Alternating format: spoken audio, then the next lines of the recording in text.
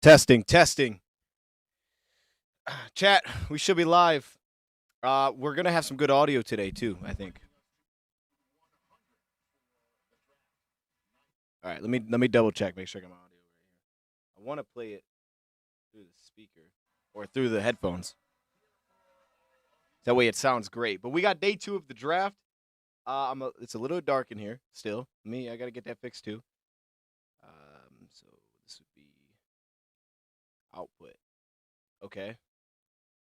Okay. All right. It's gonna sound great. It's gonna sound great. Y'all just have to let me know if it's too loud.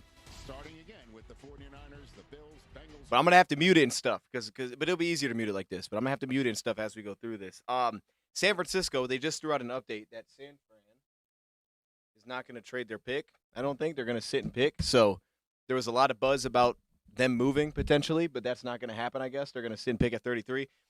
This is typically the part where trades are gonna go down. This is usually how it goes. But I guess not here. I guess we're just chilling here. This is not the right. Yeah, it is. Yeah, this is fine. This is fine. We'll just leave the draft cast on the bottom. We'll throw some stuff on the screen as we go. Let me turn on the light too. It's way too dark. Now it might be too bright. That's fine. That's fine. As long as it don't get too hot. Sounds good? All right, so let's do this then. Let me know. I'll go like, well, hold up. Let's go like, give yourself a hand. That's awesome. Let's go like right here. Like right here. This. Let me know on the balance if I'm talking at this level. I think this is cool. We welcome 32 incredible young men to the NFL family. And tonight, already there are over 260,000 I better be praying. Oh, dude, don't do me like that. Don't make me have to pray for that, man. But because you want him so bad, if we select him, I'm going to be so fired up for you. I'm going to be happy. And I'll be so pumped up for you. I'll give you that. I'll be very excited for you. To join the NFL. Many of these players with me on stage have either grown up in Western Pennsylvania. Okay, I don't think we need to listen to this. We don't need to listen to this. We're gonna mute it for now. As long as we sound good and the balance is good, we'll mute it for now. Really, not much has changed. Not much has changed since we did the little live stream earlier today. I added a player to my board that I could see potentially getting into round 3, an offensive guard. Outside of that, didn't really change anything. Still didn't put the running back list up here yet, so we'll just have to see if any. There's going to be running backs taken today. We'll just have to see who's taken and go from there. But I didn't actually put the list together yet. Oh, you can actually guess the pick on here. That's kind of fun. All right, I didn't know ESPN let you do that. So you get 6. You get 5. No, you can choose whoever you want, I guess. So you get to pick who the Niners are going to select next. It says McCoy, McNeil Warren, Terrell, Boston, or Caden McDonald. Now, they're not going to move.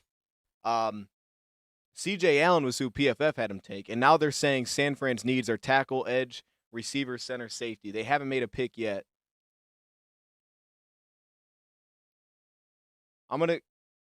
No, they won't do that here. Would they? If they're not going to trade? I think McNeil Warren would be fun for them.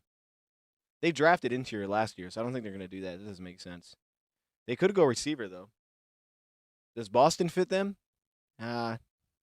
Maybe not. That might not be the best fit for them. I think Bernard would be solid there. I'm going to go another player. I'm going to guess another player. Oh, I can't pick anybody. I'm just going to guess another player. I don't think it's going to be one of those guys. All right, but they're on the clock. Now we got the audio working. We're probably going to be a little delayed, too, just so y'all know, as we watch this.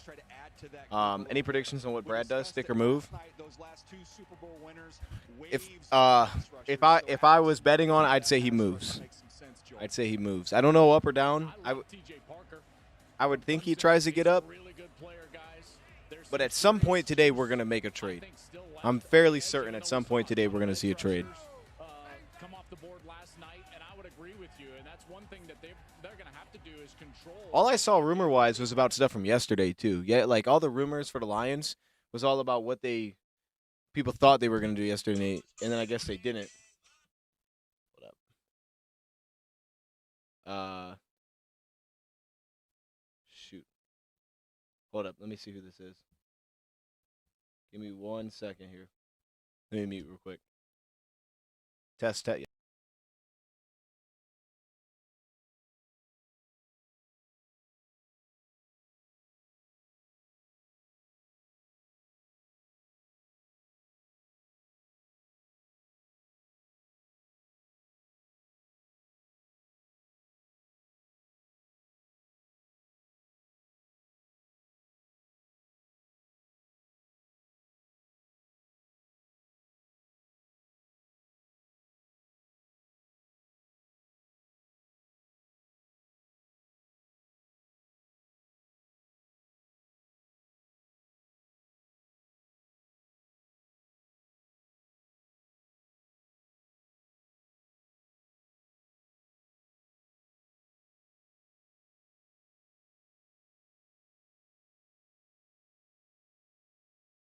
All right.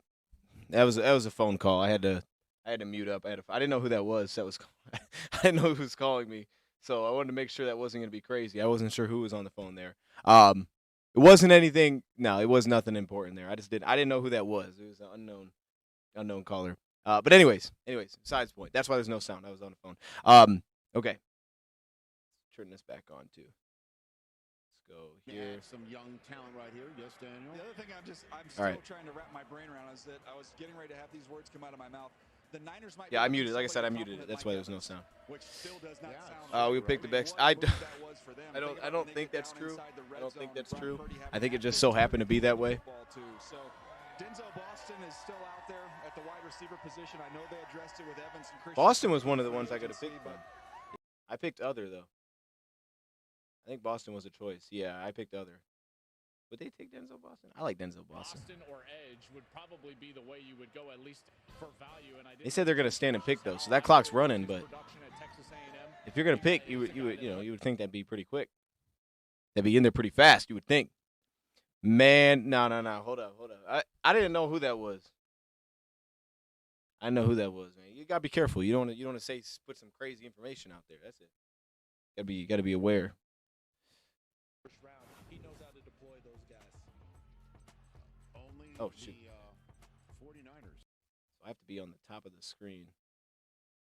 So the Jets addressed things. That's weird. David Bailey last night. That's fine. You're talking edge, Joel. Pretty much right there. I'll tell you the other move they made in free agency that I liked is the move to get Odigizua from the Cowboys to come in, someone who can rush inside. Yo, does it not look like they're? I mean, I guess if you're not watching it, it doesn't. It kind of looks like they're talking about trading. They got a sheet. He's on the phone. It looks like they're talking trades. I got to be honest. Like that little snapshot they showed us. I don't know when that's from, but it said they weren't going to trade. But that video footage looked like a trade. I'm going to put their staff as easily the youngest in the NFL. Brings back memories for you? Well, there was like 4 kids, looked like they were about age 8 to 12 in the background, so I was thinking that would probably take the number. That's what that looked like. That dude had the sheet out. I don't know if that was his value sheet or what that was. That looked like he was talking trade. That's what that looked like. I think someone's moving up here. And now, who would you move up for? It's definitely not going to be a quarterback. I mean, there's no Will Levis here. I mean, I guess if Carson Beck went, maybe. I don't think it's going to be a quarterback here, though. I could see someone maybe moving up for a corner. No, they put the pick in. Okay. All right. Houston Texans are up with a pick that they got from Washington for the trade for Laramie Tunsil. The pick is in, and John Lynch is already talking to somebody there in their Santa Clara outfit. Now I get it. Kiddos are there. Fantastic. I love that. All right, I got to mute these things, man. It's going to play music. I got to be careful.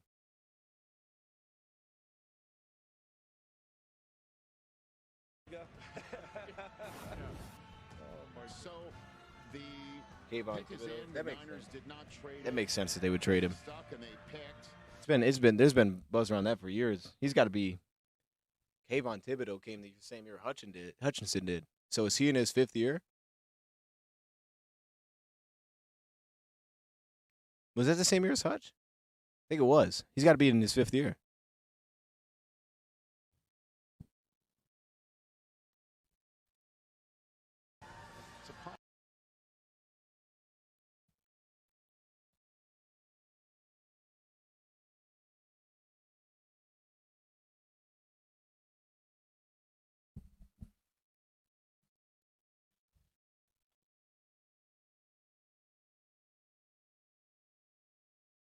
Westbrook of Villanova's coming out to do the Eagles pick, but it's Yo, the Bruno Mars in the background is way too loud, man. That thing is blaring. All right, I'm looking in right now. I'm going to say, I guess they don't need D tackle, man.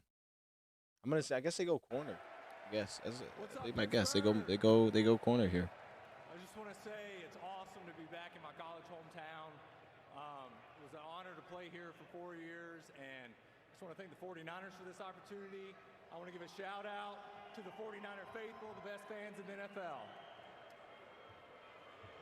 With the 33rd pick in the 2026 NFL Draft, the San Francisco 49ers select Deshaun Stribling, wide receiver, Ole Miss. Wow. Okay. Yeah, this dude got some Okay. helium late in the process. He went to the combine. That's interesting. That feels like a.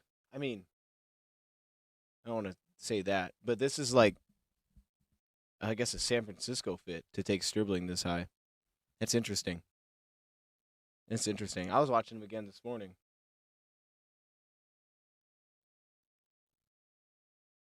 I don't know. I don't know about this one, man. You know what's weird though? Like he looks like he's built like Debo. This guy was like lead blocking for them. That was the weird thing that kind of stood out to me. And I thought his releases were kind of clean too. The way that he would get off the line. Like when you watched him, there was like a intent to it. Like his single steps and stuff, they were aggressive. He was actually shifting his body weight. He was getting separation off the line of scrimmage by the way that he was using his footwork at the line of scrimmage. He had bend. He was flexible. He's a big dude, too. Like, I don't know what his size is. 6'4", he's a big dude. Vertical speed. But he's like, yoked up. That's a big-looking dude, man. He kind of makes me think of, like, the Debo kind of build there. Three schools, guys. Washington State, Oklahoma State. I don't know that he was doing that much work after the catch, though. But he's built like that. Interesting. Arizona's pick is in. He can play. There's no doubt. 200 catches in his career. Heavy production. Well, the pick is in for the Cardinals. They didn't waste any time. Yeah, they used him like a legit tight end at times. I mean, they throw some deep shots to him, but this dude was doing a lot of work like near the line. Straight blocker. It's like a physical 6'4".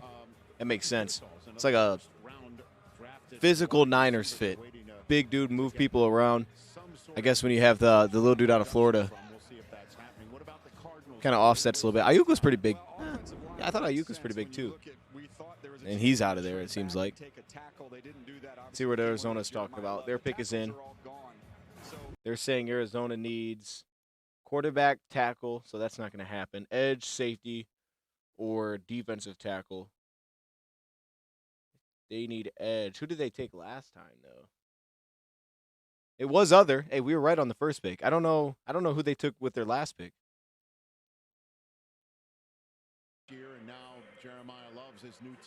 Oh, Love. That's right, Jeremiah Love. Coming out here with some nice warm applause to make the Cardinals pick. I got to think this has got to be pass rush. I feel like they haven't connected on that in a minute. I'm going to go TJ Parker here. Can I put my bet in? Or not my bet? Oh, my goodness. It's not letting me pick. Okay. Texas A&M. Oh, no. Chase Bisantis. All right, that's kind of a W. I'm not even going to lie. That's kind of a W there. That's good stuff. I actually like that. We were talking about that yesterday, kind of laughing at the Cardinals. Like, yo, you took running back, your O-line's trash. And that interior of the O-line is pretty trash. Like, it's not good, man. They don't got no dudes on the interior. They might have their tackles. Interior's a mess, though. They're kind of restarting over there, too. So get Bisantis makes some sense. Shoot, Bisantis was there when we did it today this morning at 50, which was kind of wild. But he's out of there quick. Pregnon's still there. Probably smart. You know, interior offensive line is going to be pretty thin here in terms of starters pretty fast, it looks like. Maybe a couple more. Maybe. Things going to go quick. What's your ideal pick? So 50s if everyone's available. TJ Parker? My ideal pick if everyone's available. Probably Rodriguez. Nah. I mean, yeah, it'd be hard. I don't know. Because obviously they won't all be available. I would love TJ Parker as a Lion, though. Rodriguez or Parker? That'd be pretty good. That'd be pretty good, man. I'd take either of those dudes. I still want Stokes, though. And I don't care where they do it. I still want to get Stokes at some point. If we get Stokes, I'm buying that. I'm buying that jersey, shirt, whatever that is, tonight, bro. That thing is getting purchased tonight. Fast shipping.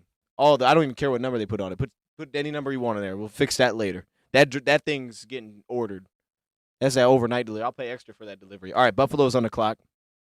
You pick me at 50? That jersey's not going to sell well.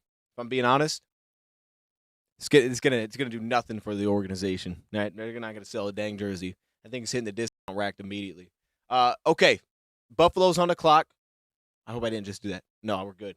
Their pick is in. It's kind of hard to keep up. I don't remember who Buffalo took either. I kind of wish they would show you. Okay, no, I can do it like this. Buffalo last night, they kept moving back. Did they make a pick? Oh, Buffalo hasn't made a pick yet. Oh, okay. Okay, I'm gonna say they go McDonald here. This one seems right down the He has to play a lot of half-court basketball. right down the middle. I'm gonna say McDonald. Let me get my bet in here. Not my bet, my prediction. Caden McDonald. There you go. Run it up. Run it up. I feel good about that. Injuries, he wasn't the guy that they needed at that point. Edge rusher could be there. The guy you mentioned before, T.J. Parker, staring them in the face if they're thinking and going in that direction. Well, they were 30th in yards. Parker would be interesting too. They let Bosa walk. I don't know that they actually really replaced that in free agency. He's pretty good for him too. Rodriguez is better in zone than man. He did a little undersized, but his zone stuff is pretty incredible. He reminds me of Alex in zone. Man coverage not as much, unfortunately, but he does remind me of Alex in zone because he's so aggressive and he takes away underneath routes and he anticipates and he's instinctual when the ball's in the air, so he's going to take the ball away. He's got a really good feel and he covers so much ground. Who's that cornerback? Yeah, Jamad. All right, let's see. I think Buffalo's got to go DT here, and they're going to feel great trading back Gabe McDonald. There was just a trade. Houston's on the clock at 36. Draft, the Buffalo Bills select linebacker T.J. Parker from Clemson. Come on, man. Come on, man. Yo, when he said linebacker, I'm like, what? Okay. T.J. Parker's out of here. That's sad. That was my top edge left. He was my third coming in. So, oh, my goodness. Let those dudes fall. Now, see, okay. Houston's on the clock, right? Houston has a need at edge maybe, but they need center, D-tackle, cornerback. If we go off of that, they need a corner? How does Houston need a corner? Does Houston just not need anything, so they're just like throwing stuff on there? They need a guard, but they – this is going to throw me off. I got to go back and look. I don't remember who they took yesterday. Did they take a guard yesterday? The Texans took Rutledge. Okay, so they're not going to do that again. I mean, shoot, they might. I wouldn't think they go offensive line twice here. That'd be kind of wild. Could they go tight end? Center D tackle. So they traded up in front of the Giants.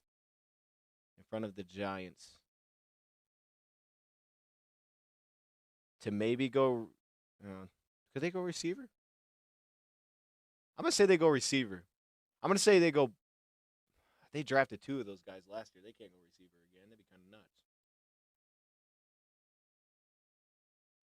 Maybe it is corner.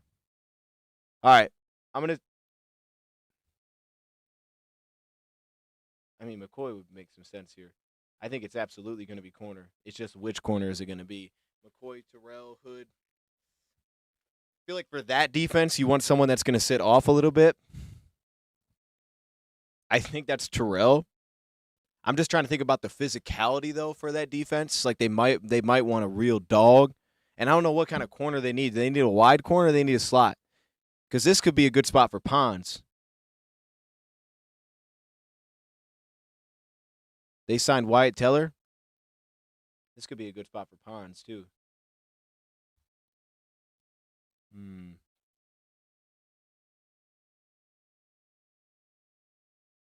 Hood would be interesting because that's developmental. They have Lassiter and Stingley. I'm going to say they go Pons here. Let me put my guess in. McDonald was wrong, so I was off on that. Let's go another player here. We will see what happens.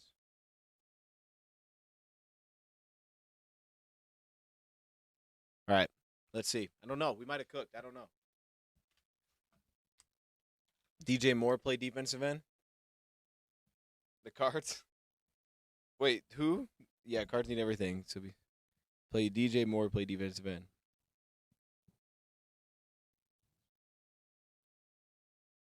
Why they throw in Scruggs in a trade if they need O-line so bad? Well, Scruggs was like moved on from basically with Houston. Like he was their guy. And then last season he wasn't their guy anymore. They went a different direction. They kind of moved off him. So like he wasn't in their eye their starter anymore. That wasn't the future for him. That wasn't the outlook anymore. So it was one of those things. I mean, it doesn't mean it couldn't have worked out there. It just didn't. You know, they went a different direction than Scruggs. You know, Scruggs was inconsistent being available too. Hoping a couple work out. It can't be that bad. Oh, let me see. What's Houston doing on the O-line? Houston depth. Oh, wait. Depth chart.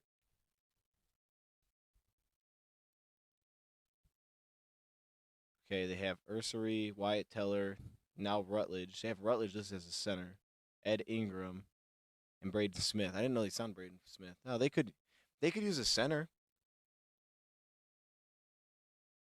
And there's a couple centers available. This might be a center, because don't the Giants need a center? It'd be kind of wild to go back-to-back linemen. That's the part that's holding me up a little bit. But they could go center and go like Slaughter. All right, I think it's either Slaughter. It's Slaughter or Pons here. That's what I'm gonna ride with that. It's gonna be one of those dudes. Let's see. Looking at their defense and what they need, and it says absolutely nothing. So, I mean, if they just want to add to the riches they have, they could do that. The offensive side, the big need was interior of the offensive line. They did that with Rutledge. So that roster's in great shape, Rich. They can literally just take the best available player. And that is... For me, it's McNeil Warren, but I don't even know where we'd get on the field with that defense. I mean, you've got a heck of a center fielder there already. Could they go up front? Yeah, I mean, you can go for one of the big guys. I mean, the defensive tackle board is all there. I've got McDonald as the top one, followed by Lee Christian Hunt Miller. and Christian Miller. Could Christian Miller fit this defense? Yeah, Christian Miller would be. Ooh, Christian Miller is like an attacking D tackle too. Nah, I take it back. All right, they're taking Christian Miller. I take it back. I take it back. It's Christian Miller. Come on, man. I should have known that. The Houston Texans select Caden McDonald. All right. Ah, okay, whatever. All right, D tackle. And now the All right, green room is empty. What a spot to go to. The Houston Texans, as you said, what do they need? Nothing. Dude, they actually do need But that, he's though. going to be more than They do need a run something stuffer in there. to be They do added need to that. mix. What he's going to do is he's going to give those edge rushers, those freaks on the edge, more opportunity to do what they do best and rush the passer, because he's going to handle the run game. They can play more than a gap now. Will Anderson, Daniil Hunter just texted each other and said thank you, and then they texted Nick Caserio, the general manager, for this pick. But those tiers, Joel, that we're seeing there, we're seeing All right, we're on different to the emotions Giants. from guys. This one feels like relief because of what happened yesterday. Sure. Being here and being around them, you know the possibility exists that you may not go. Last man still in But the it's green still room? stunning, and it hurts when you're not the guy. When you're the one left there, and now he gets his opportunity. I give the young man a ton of credit staying around Good for him, day man. 2 to accept this opportunity to go across the stage. Well, remember, he hung around at Ohio State. He was not a starter 2 years ago for that national championship team. Played in short yardage, but really a one-year starter on the interior. And Matt Patricia, guys, he used them all over the place. They would jump around in defensive structures. And I would say Tyleek. I didn't think McDonald was like that this year, but opportunities to rush the passer and blitz the quarterback was because this They do guy was be getting a lot of staying attention loaded in the over middle there. of that defense, a unanimous All-American. He had great production in the interior, 60 tackles, and that was with them keeping the snap count low. He only played 32 snaps per game. It also tells you about player development. We can talk all we want about players moving around, transferring NIL. Moment he was dreaming about quite some time and thought it was going to happen last night. The man he's hugging invited him to stick around. He accepted for this moment, and it is happening. Neat stuff. He's going to make that defense better. He's leaving the best defense in college football only to go to the best defense in the National Football League.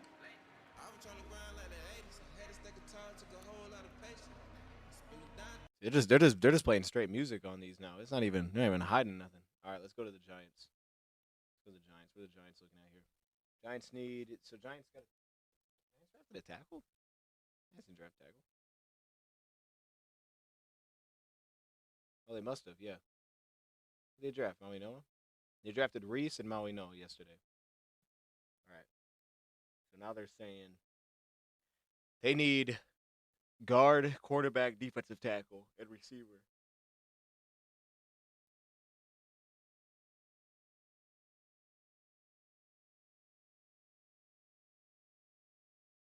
That's interesting.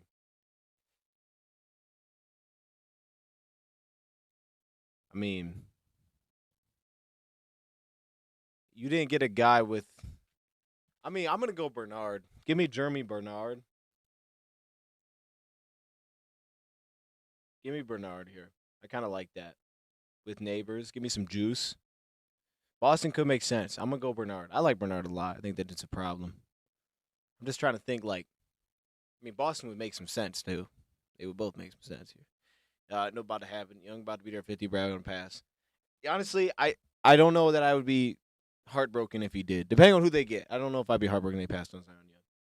That's where I'm thinking they'll go, but it's not like, oh man, he's there. We have to take. Like I don't have that feeling towards Young. I like Young, but I'm not there with him. So I wouldn't be crushed if they passed on Zion Young and he was there.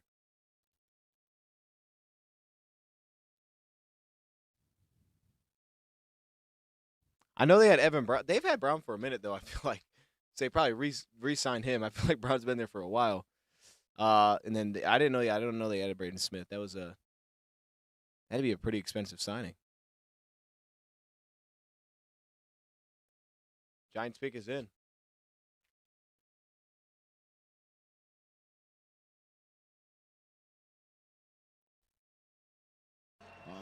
Bernard would be kind of slick here. I'm gonna be honest. Put him with neighbors.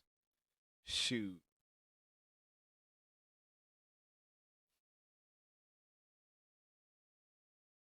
Because it's Harbaugh now coaching them. I would think he'd want to get a weapon here after getting the lineman. He could go back-to-back lineman though. He could be a dog and grab another offensive. There are no cameras. And then he came out when he got picked 22nd by Cleveland. But you remember Aaron Rodgers, every facial expression documented through all those picks. Taking care of those kids. Well, that was RG1 who was Pick 37. Here we go.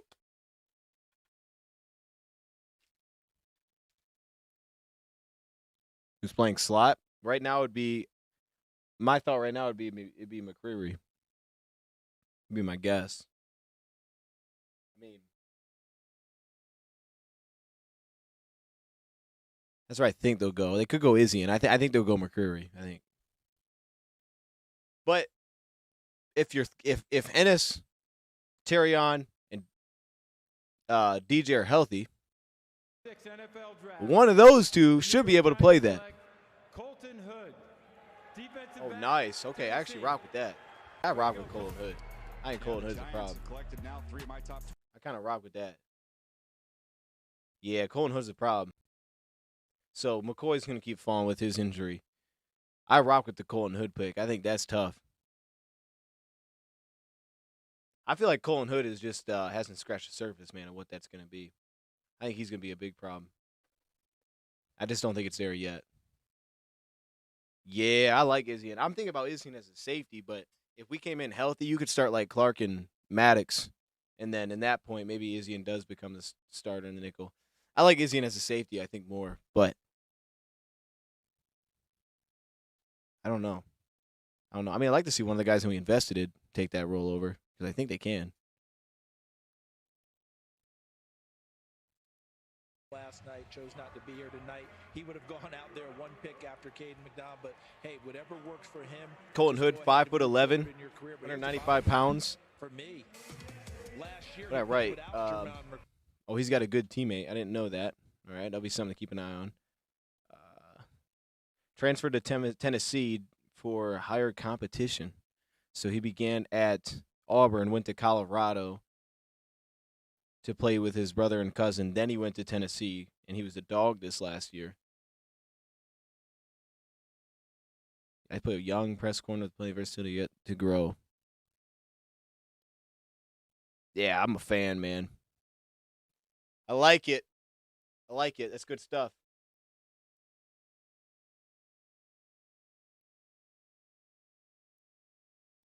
Let's do this, too.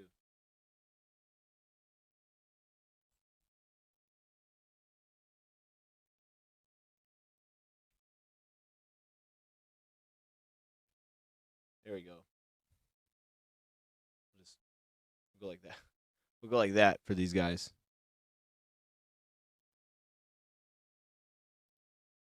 Oh, pick is in for the Raiders. So the Shoot. Raiders Okay. are celebrating. Wait. Raiders have need a receiver, tackle, corner. They just traded back.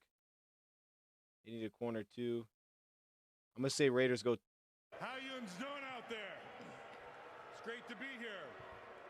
I'm gonna say Raiders go Let me just Terrell. say, No, they just I would drafted be their remiss quarterback. They're gonna draft a without bringing up the receiver, I late, would think. great Willie Brown. I think they're gonna He would tell draft a all of receiver. you Happy Mother's Day. to I'll go Boston. remember This will be the your time for mother Boston. on Mother's Day. This is coming right up. This is a good All time you for him. guys, take her to dinner, grab her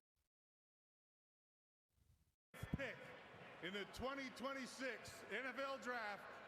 The Las Vegas Raiders select Trayden Stokes, Oh, defensive back, Arizona. Well, I mentioned the risers and the climb. I hate that. Come on, man. Come on, man. Oh my gosh, bro. That's tough. That's so tough. That actually hurts, man. I'm actually sad. Now I don't really want to watch the rest of this draft.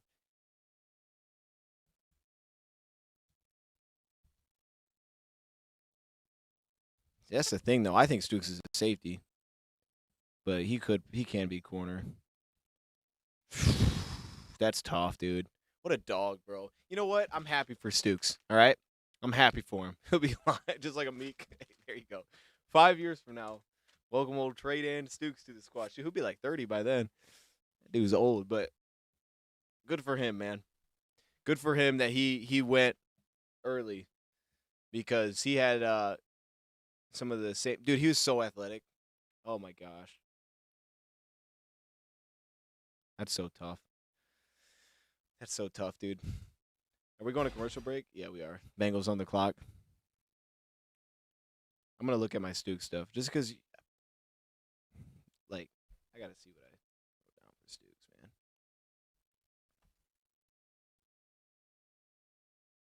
Gosh, dude. No, because this is actually crazy.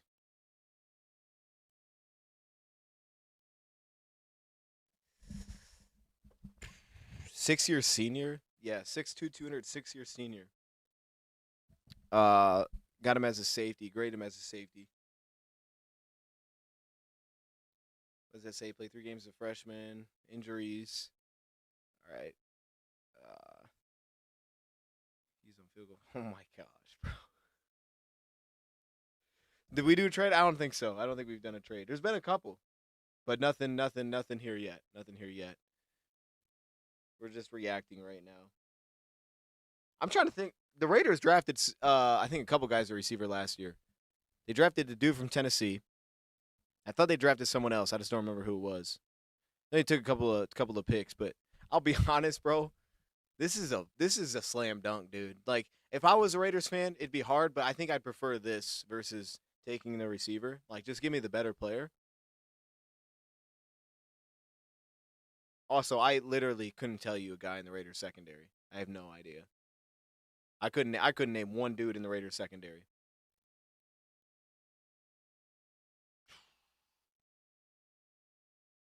Jack Best, that's right. That's right. Did Best do a lot in his rookie year?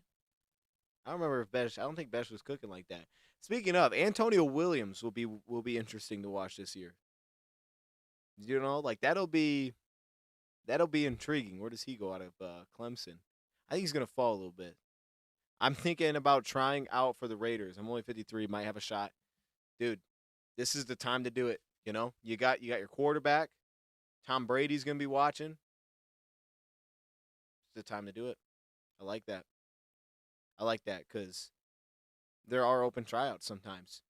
Looks like I'll be running routes. You know what? I was icing my leg while you were saying that. I'm feeling good. I'm feeling pretty good right now. Like I'm ready to go. That's the truth. I'm ready to take off. So if they want me to, just see what happens. I mean, realistically, if you're trying to be trash anyway, which I don't know the Raiders are, what would be the worst? But anyways, pick wise. So right now, outside of Reese, only one linebacker's gone for me. It's my top linebacker. The tackles are pretty much straightforward here. Both top 2 quarterbacks, top 3 safeties are gone. Wait. So So hey, what did they list Stokes as? They put him as safety or corner? Because I have Stokes above McNeil Warren. And Stokes did go before McNeil Warren. That's pretty awesome. I like that. Yeah. Okay, Raiders. Yeah, that's what I'm talking about, dude. They deserve a little clap for that. Okay, pick is in for the Browns. Let's see what they're talking about. For somebody. The Browns need everything. They got a receiver and a tackle yesterday. Don't mess around and take Carson Beck right here. They need a guard. Yeah, they do. Pregnon. It's got to be. They need a corner. Well, actually, I'm going to go Pregnon. Hello. What's up, Pittsburgh? You got to get your line right, bro. We are here Well, they took Fano yesterday. Yeah, I'm going to go Pregnon. I feel like after last year, they're going to go line. NFL draft, the Cleveland Browns select Denzel Boston. Nope. I'm wrong. Is that the second receiver? Is that their second receiver? Because this thing said that they already took a receiver. I think they unless they only had one pick yesterday. Cleveland took Fano, and then they took Casey Concepcion. So they took Casey and they took Boston. Hey, that already tells you how trash that receiving core was. They're allowed to do that. Most teams, you're not allowed to do that. All right?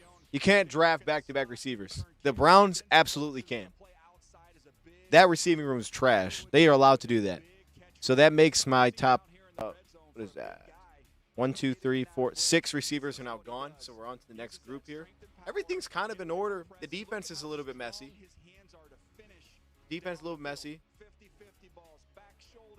Everything's kind of down the line, except for corner. My corners are in a way different spot here.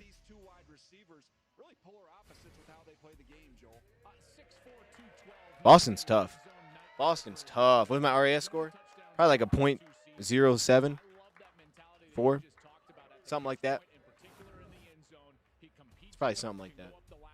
It's not bad. Ooh, what do I have here for Boston?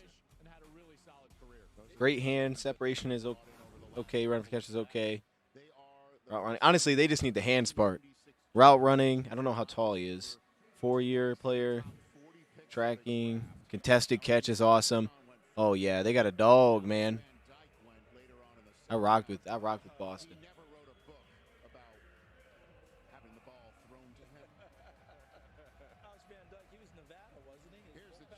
All right, let's go. Kansas City.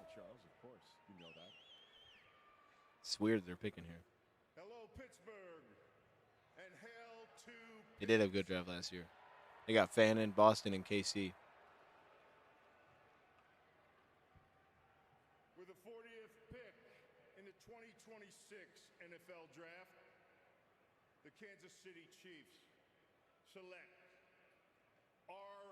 Mason Thomas, Oh. defensive end, Oklahoma. I'll tell you what, this Chiefs team. Oh, this is dumb, dude. With how they played defense last year. Dude, I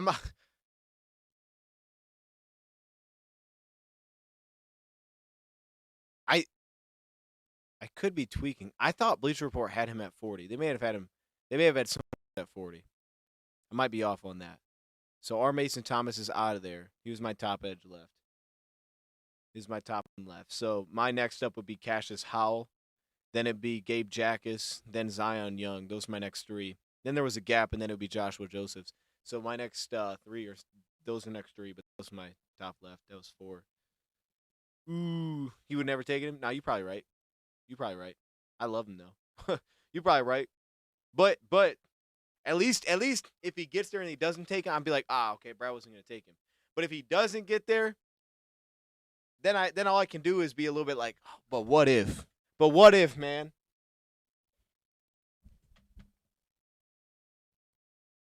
Kind of like what they're doing. Cincinnati's pick is in. This is Cincinnati's first pick.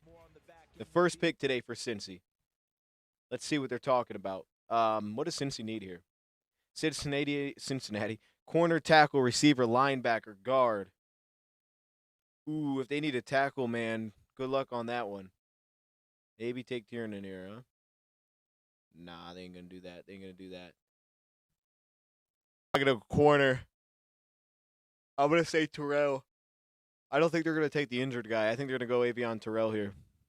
Injuries. He's had some injuries in each of the last 3 seasons, but when healthy. It's who is the guy that I wrote that reminds me of DJ Turner? Did he get selected yesterday?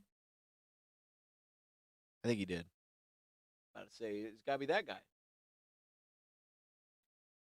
It's got to be him.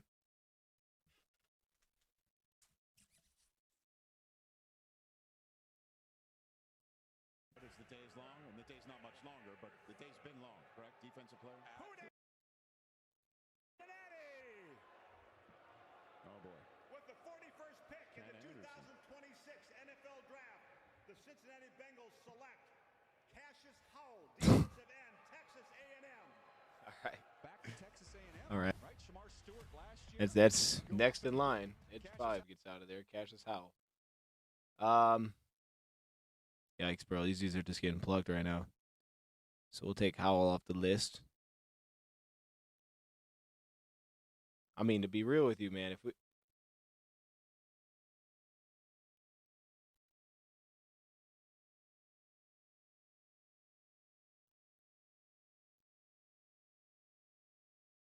if we're gonna take an edge, we might have to trade right now. We might have to go now, man. We're gonna have to go make that happen. These dudes are not gonna be there. But they might just have their eye on these two. Which look, those two are the best fits. All right, those two are the best fits for them. So if that's what they're thinking, that's fine.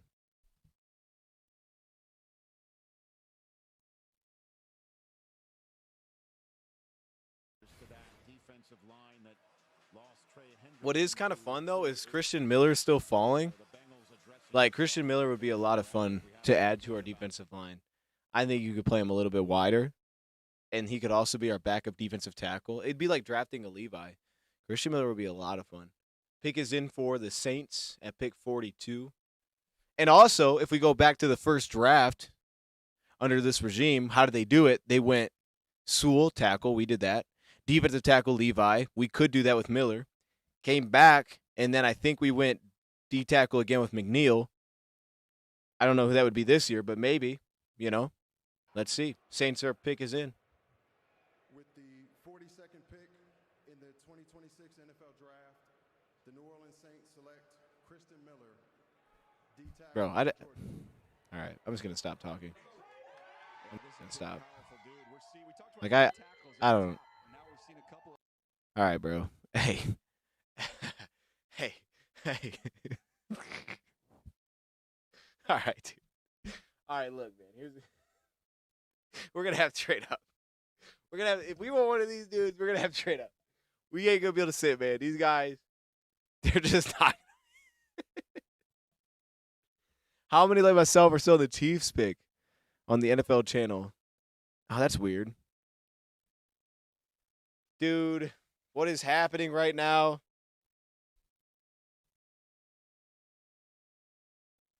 Okay. I'm cut off. Okay. It sounded good, though. I was spitting for a second. No. I'm going to make one more prediction. I'm going to do it. You have two guys still there. And look, one of them's going to be there. One of them's going to be there. All right. You got two defensive tackles, Lee Hunter and Dominique Orange. Lee Hunter was a 3-team player. He's a 5-year senior, Auburn, UCF, went Texas Tech, 6'3.5", 330 pounds. It's a big dude. Smart player, great body control, legitimate hand usage, powerful. To me, as an older prospect, I think if you ask him to deal with a little bit more like two-gapping mindset, which is kind of what we do, like our gap and a half stuff, Lee Hunter would fit. You could do it. They might have their eye. Hey, if they're not going to trade up, they might have their eye on one of these interior guys for sure. So Lee Hunter's still there. I think he could be interesting.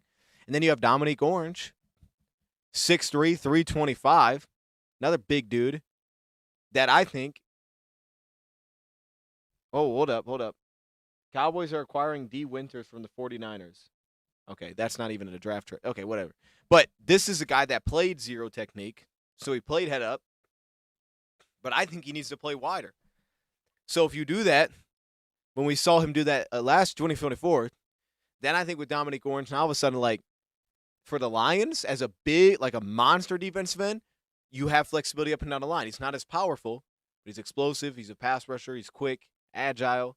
A little bit different with Orange. A little bit more shake. A little more shake to the game, man.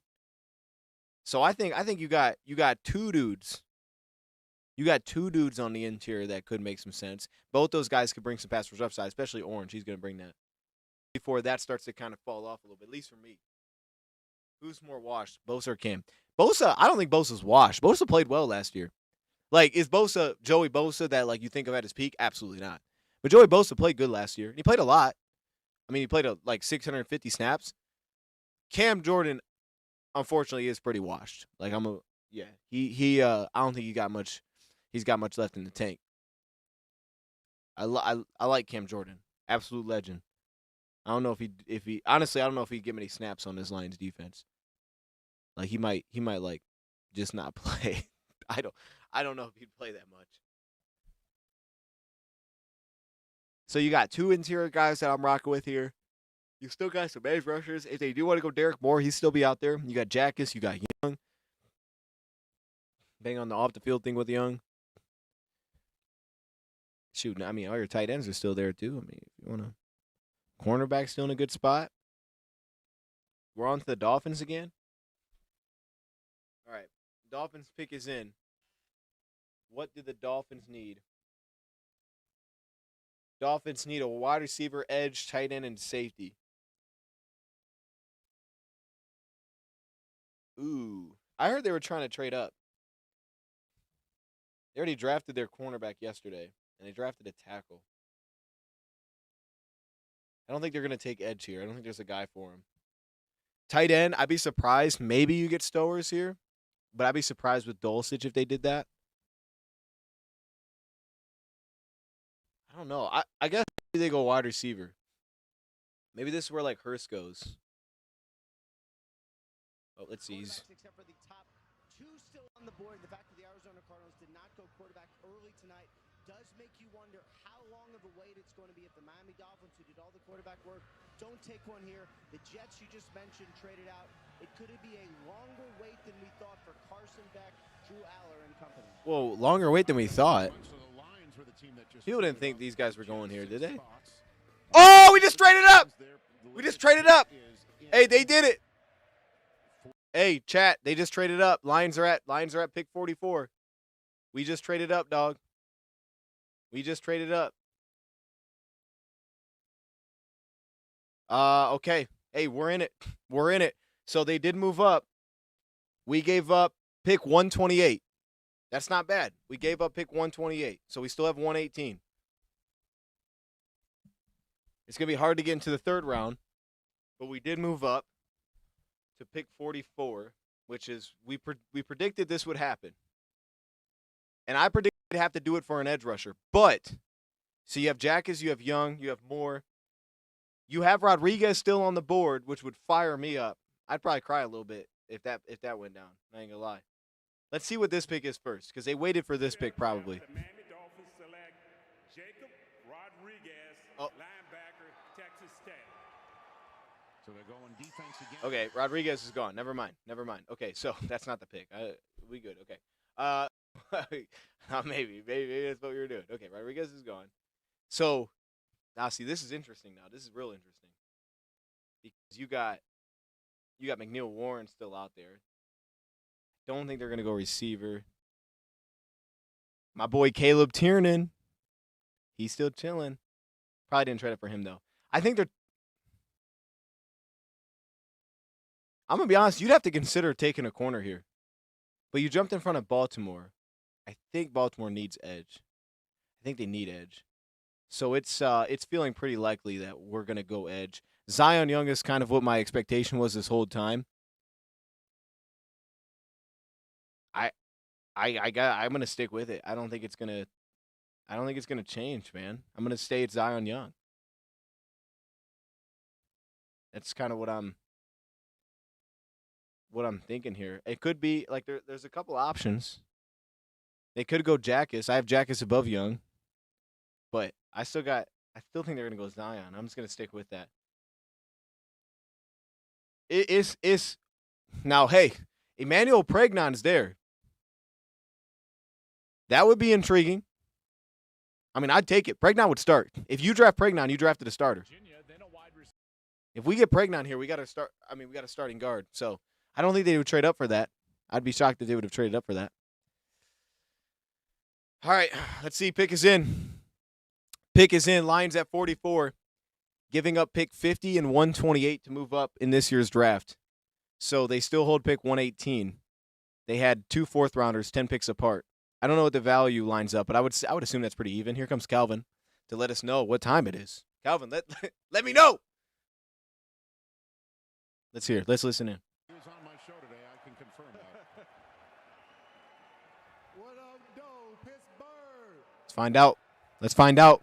With the 44th pick in the 2020 I'm a little fired up. NFL draft, the Detroit Lions select Derrick Moore, defensive end, Michigan. They did take more. Okay. Honestly, this is like this is crazy.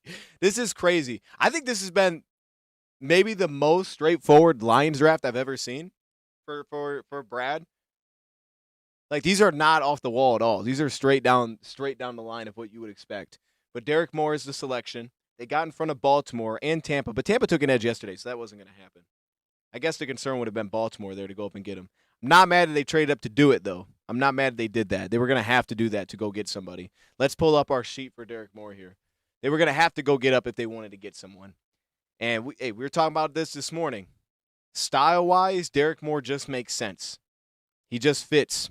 It's starting to pour right now outside. Hopefully that doesn't pick up here as I try to record this. But stylistically, like, this guy is just what you would think for the line. So I'm going to pull up my report. So this stuff is not, as you'll see, obviously this is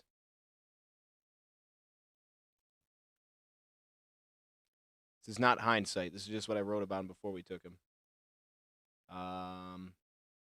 Derrick Moore. Here we go. All right. Let me pull that up. I got to make myself smaller, too, here so we can actually look at this. Boom, doom. Shoot. Hold up. Oh, my gosh. Let me click the button. Okay. All right. Let's read through this. Let's read through Derrick Moore's profile that I had here. So Derrick Moore listed at 6'4", 255, which, again, that was kind of the first indicator that stylistically he would make some sense here for us. You can see the grades. I have him good first step, good play strength, nearly good in terms of pass rush too. So good across the board here. Smart player, good body control. So everything's in a good spot. Nothing below average for me here. Let's read some of the stuff that I wrote down. Run game. Squares downhill accurately. Run his legs for drive. Pad level is good off the ball. That's good. That's leverage. Stout lower body that battles in the run fits. Plus hip lockout strength. That hip power, that snapping hip power, that's what they talk about. Body control, pass blocks to find the ball. His lockout hand usage needs improvement for me to find and create space. Needs to stay on his feet for tackle attempts. He does fly by. I do remember watching that because he was a pretty good athlete at Michigan, and they had a little rotation. They had Guy in there. He was the guy. Derrick Moore was their guy. Derrick Moore became the guy for Michigan at defensive end, but they had a little rotation going on at points for that defensive end room, so they would typically be pretty fresh. And he was one of the more athletic guys. You'd see it when he was unblocked. He would crash down, but he would fly by and miss some tackles completely. Pass rush, I got a lot more here. First step timing is very good and consistent. That's always where it starts. Got a good grade, so that's good. Good depth of field on strides, plus closing speed, short area quickness is very good. Easy acceleration, covers ground in a hurry. Good launch off the ball. Not a ton of twitch on entry and short area, which can, I guess, throw off some of the shake bull, that kind of thing. But also can show up in some of the agility as well, where probably I listed it. Two-handed punches set on edge sets are effective. Smooth athlete to work through rush lane, shake bull, rush, go-to, a skill set well built. So I guess that's his go-to. Convert speed well into entry, speed to power. Quickness through push-pull, smooth lateral footwork, crossover footwork is efficient. In and out step has great pace. It feels like from reading this, it's not as much about the shake to his game. It's a little bit more about the fluidity and being a power piece, and that's kind of his game. I don't know what his arm length is. I'll have to look that up here. Doesn't open up pad leverage with footwork well, so that would be creating your openings with your shake, selling vertically, that kind of thing for me. Lateral agility, pace is good, so that's going to lead to efficiency as a rusher for inside counters. Just winning efficiently, maybe not overly there. Quickly gets into a spin counter. Footwork could be a little bit sluggish early. Okay, what else we got? We got gather entry slow, push-pull looseness below average. Upper body does not get very skinny in crossover. Maybe lacking some looseness upper body. A dip move is a touch stiff. So some stiffness, a little bit more of your power piece. First punch doesn't create much knockback. Powerful core and contact, balance downhill. I always think about that for like stunts and stuff like that. Like Lions run games where they crash guys off the edge. Speed to power of explosion is a bit underwhelming. Drops inside shoulder for bull rush leverage. Pretty strong base on contact, leveraging an inside arm. Inside hand placement for bull rush. Stays very well leveraged bull rush entry. Hands get trapped inside in bull rush. Okay, so that needs some work just across the board there. But overall, like I'm looking at this, everything's pretty middling in terms of shake and those kind of things. But he's powerful, good first step. So explosive, powerful, and he controls himself well, and he's a smart player. So I don't know. It feels like a double again is kind of what the pick was here. The style makes sense. You know, someone was saying as we were watching this, but like it wasn't going to be the Howells or the R. Mason Thomases. That's not the style the Lions go after. So that's where I was kind of at the Young and Jackus, and in this case it's Derrick Moore. That style just kind of fits us more. I will say, again, following the way that the board is going right now, this is the right way to play this, which is go get your edge rusher now, because if you don't, you're not going to get him. And it's similar to what happened yesterday with tackle. It was like, go get your tackle, because if you don't, you're not going to get him. So I think their strategies made sense to this point, and that part has actually been predictable, to be honest with you. Player-wise, you know, I don't think they've been crazy, but like it's been predictable to think they're going to sit and take a tackle, and today you're going to have to move up if you want a front seven. If you want a front seven piece, you're going to have to move up, and that run has started to happen. So they jumped in on the action there to go get their guy with Derrick Moore, and that's how the Lions do, man. They take their guys. So that's the pick. I don't know. I mean, as of now, we don't have another pick. And we have 120, 118. So you could potentially move out of that. But not having 128 is going to make it difficult. It's really going to lean a lot on that future valuable asset that the Lions would be able to package if they wanted to get in round 3. So you'd almost have to guarantee you'd take an extra second to get in. I don't know if they'll be able to get into this third round at this point. But I do think that because of just the positions that they went, they don't have to get into the third round. And now it would be more like if you wanted to move up, you're moving up for value, kind of like we talked about earlier today, because the two priorities, they've connected both of those. So that is good. And with DJ Wanham, Derrick Moore, you're probably getting some similar things that can kind of work on and off. Like what, you know, those guys can kind of bring similar things to the table, pressure pieces, powerful collapsers. Like those two guys could kind of work out pretty well here together. So there you go. Derrick Moore is a Lion.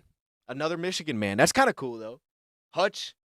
And Zion Young just went. So yeah, Lions jumped the Ravens. The Ravens went Zion Young. Now, there was some off-the-field stuff there that came up late. That was the concern with Zion Young. So that's fair. And again, Jackus was a big defensive end. I mean, he wasn't like your typical edge. He was a big D end. So even him, you know, it could have been a little bit like maybe too big.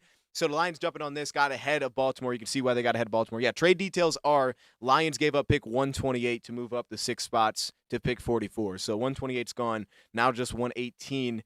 No 128 now. So I don't know what the value is. We can check on that. But I'm going to leave that here. Derrick Moore's a Michigan, or I messed it up. Derrick Moore's a Lion. Welcome to the squad, man. Let's check on the value of this, because I don't know who won this trade. Trade value chart. Let's check. Trade value chart.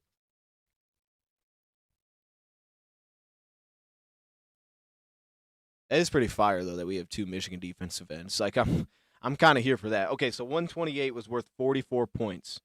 So you move to 50 to 44, 400 versus 60. So the Lions won the trade based on the Jimmy Johnson value chart by 12 points. They also made the trade with the Jets, so it makes sense too. There's some connection. They won the value by 12 points. You using your connections to make it happen. They got it done. So there you go. Let me mute that. That's going to hit me with copyright. All right. Pick is in for the Bucks. Bucks already took their DN. Yeah, so it wouldn't have made sense for them to be worried about the Bucks. No. They even cheat. Hey man, I'm cool with the cheating at this point. You know what I mean? Like I've grown to that level where it's like if you gotta cheat, you gotta cheat. You know, you gotta do what you gotta do. I don't got no problem with it. That trophy's still there. Do what you got to do. Josiah Trotter goes to the Bucks. Ooh, I kind of love that. Kind of love that, man.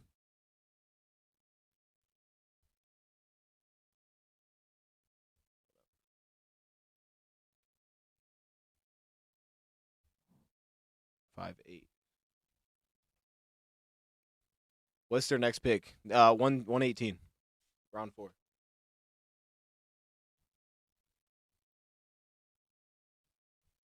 So, got a little wait here, my guy. We got a little wait.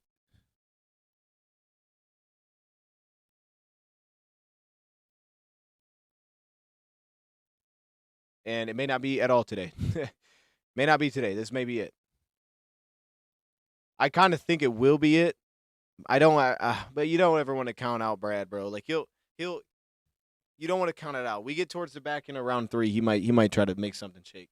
But I mean, last year they surprised us when they took 2/3 to go get their guy. I just think it's gonna take a lot. So I think any kind of high 3rd round pick is not gonna happen. 118 is tomorrow, yes. Any kind of high pick I don't think is gonna happen in the 3rd round. Could be something towards the back end, maybe. No, I think it's a real shot. We're done. We might be out of here. Could be it. Steelers are trading up to 47. All right. Steelers just traded up.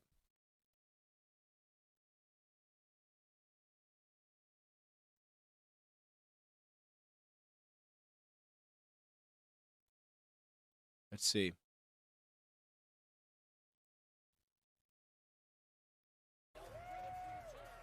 To move down these 6 spots and delay their first pick of the draft, and all the Steelers fans who are here of all ages, all excited, waving those towels. So the Lions are done? Yeah, with what they have, they're done. You never count Brad out, you know. He might do something. Like I said, I think if he does, it'll be towards the back end of round 3. I don't think it'll be anywhere early in round 3. I think it'll cost too much. So I think it's, yeah, we might be done. We're going to be done for a while at very least.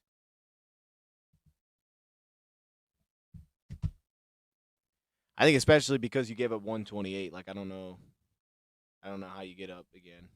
Which I don't think they have to be honest with you now. Because now the only reason I'd be moving up is for like a backer that kind of slips, and you're like, I want to make sure I get him, or maybe a tight end. It'd be like that. Maybe a defensive back that kind of slips through. But because of the positions they hit on, there's definitely no it's not a requirement that they have to go trade up at this point for anything. Because they got the 2 positions that they were going to have to sit and pick. Like they couldn't really wait on they couldn't wait on getting a tackle. And same thing with edge. Like if they were going to go get him, they had to go get him. I also wonder too, because the Ravens it didn't work out, but they did draft Ojabo if they thought maybe the Ravens would have taken him. I do wonder. Oh, Jeremy Bernard goes to Pittsburgh. Nice shot. Wide receiver out of Bama. I think that's a good. Fans all waving their towels. They were trying to get Lemon yesterday. This makes some sense. That was my next receiver up. Now I'm on to Chris Bell will be after Jeremy Bernard for me. So that one's kind of straight down the line here. Everything's been kind of in order so far, I would say. The only standout guys that are still there by their position would be Pregnon, because I had him above Bisantis, and Rutledge went earlier than I would have thought. And then tight end wise, there's just nobody getting drafted. McCoy because of injury, and then Terrell. Outside of that, I guess Gabe Jackus, but everything else is pretty straightforward here. That's pretty much it. It's the only things that are off balance for me as of now. I have a feeling we are going to go Keyshawn James Newby. Is that New Mexico State? NMS. Did we just trade Monty and pick 50 for Derrick Moore? Is that what we got? Is that what we got for Monty was 128? Well, we got Scruggs.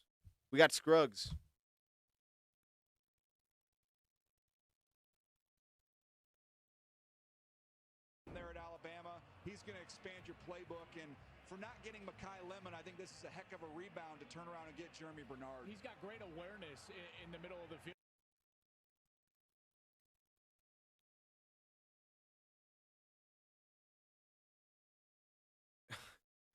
Oh man, now that is true.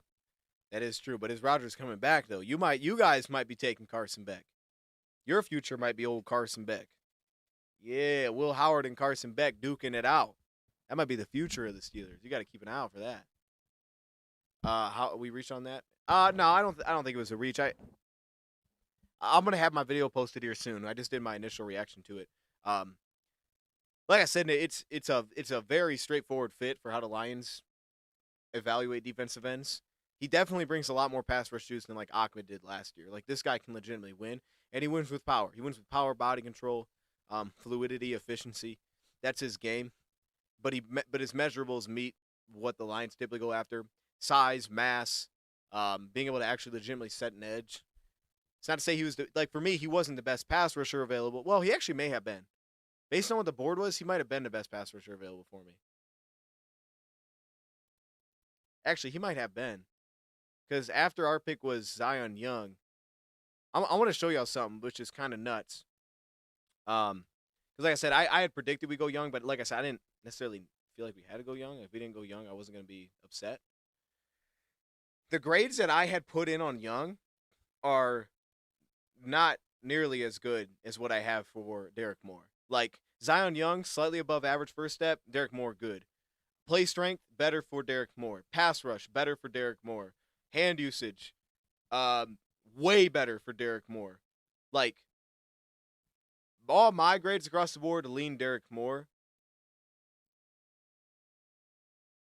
Body control, better for Derrick Moore. Like, everything did for me. So, and then there was the off-the-field stuff. So, he might have, I don't know if he was my best pass rusher left. I think he was better than Jackus, though. He probably was. To be honest, like, as an edge, he probably was. Because Joseph's, I don't have graded that highly. Maybe Joseph's was. Yeah, my grades weren't even that high for Joseph's. It was like you got to bet on him beyond the grades. Joseph's might go here pretty soon. I wanted McNeil, Warren, or Hill, or Brandon. The thing with McNeil Warren for me, and we'll see how far he goes. Like I said, I don't think he's great in man coverage, which for a Lions fit, I like him. I just don't think for a Lions fit that's a easy projection. Brandon, love the upside, could absolutely whiff in the NFL. Like there's no doubt he could whiff, but he is so fun to watch. You would have to find a spot for him too, which is a tough part. And I just wasn't as high on Anthony Hill. But that said, I mean, if you get to round 4 and Hill's still there, now maybe something's interesting. I had a lot of linebackers personally above Anthony Hill. I have one. Well, Rodriguez has went 1, 2, 3, 4, 5. I have 5 linebackers above Hill.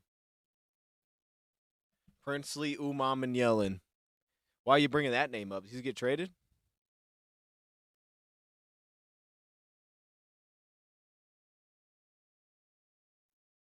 I feel like that dude hasn't done anything in the NFL. How far does McCoy drop? It's coming soon, man. I would think somewhere in the 50s. Somewhere in the 50s probably he goes. I don't think he's gonna be up there much longer.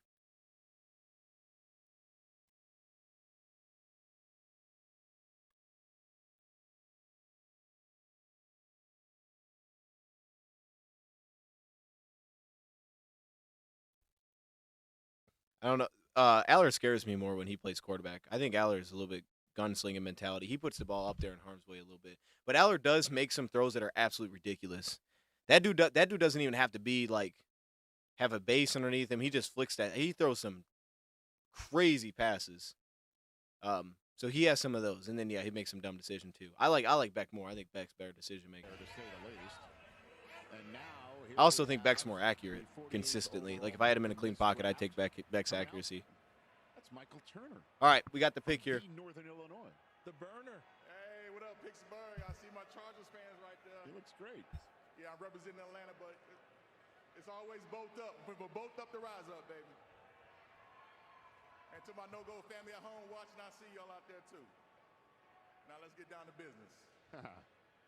With the 48th pick in the 2026 NFL Draft, the Atlanta Falcons select from the bloodline, Avion Terrell, DB, Clemson.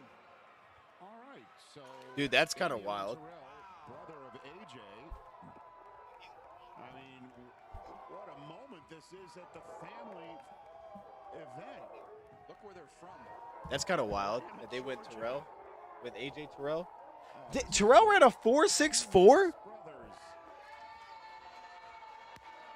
Everybody else celebrating because I did not know that. one less plane flight for them to try to have to That's maybe crazy. split up on Sunday. That dude look way faster than that. One place now. Don't have to wear a All right, Terrell's out of there. just one jersey. I like Terrell. That's crazy. He's also pretty darn good. He is a good player. He's my top 50. That's kind of crazy.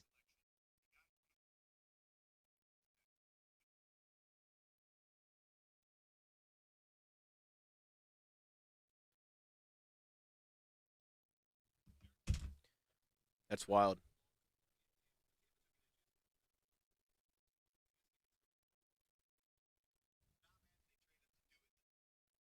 Trade Panthers trade Vikings trade up.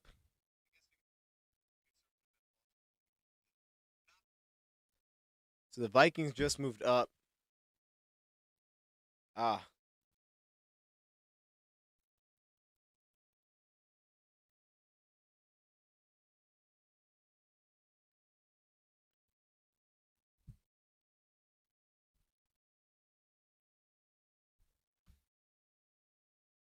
Uh, 4.64 is a concern though. If you're healthy, you run a 4.64.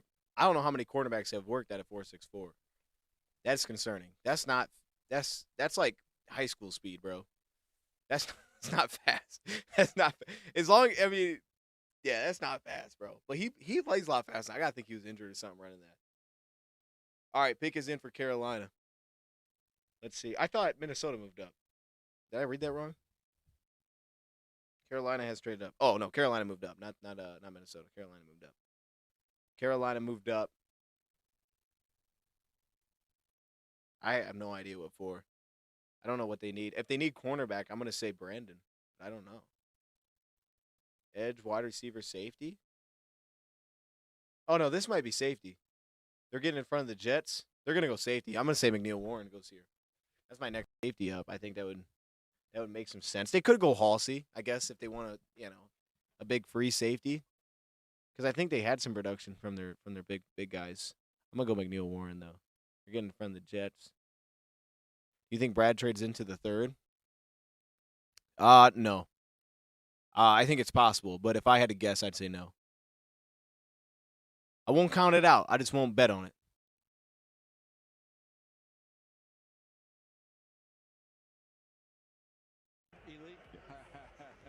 It seems like the party was in the front there too. All right, so here comes the Carolina Panthers pick. Jake in the house, everybody. All right, let's see what the Panthers are talking about. For some Cajun. Good evening, Pittsburgh. With the 49th pick in the 2026 NFL Draft, the reigning NFC South champions, Carolina Panthers, select Lee Hunter. Ooh. Texas. But why get in front of Minnesota for Lee? Or I guess the Jets. They got in front of the Jets. I'm tweeting. They got in front of the Jets. Lee Hunter's out of there. Okay. Now the D linemen are starting to go. Lee Hunter was my next up. So again, this is kind of straight down the line here. I don't think there's been a lot of shocking picks so far today. I think it's all been pretty straightforward. Yeah. Let me see. It's all been kind of straightforward today.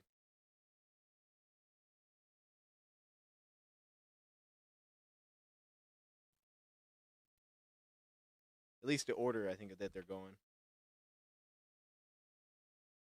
So Lee Hunter's out of there. Lee Hunter goes to the Panthers.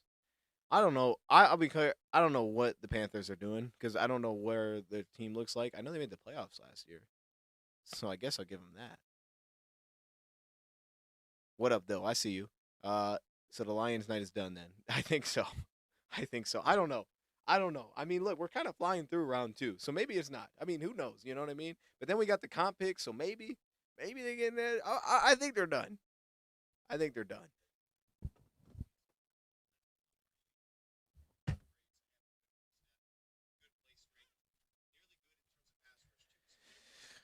What up, Spencer?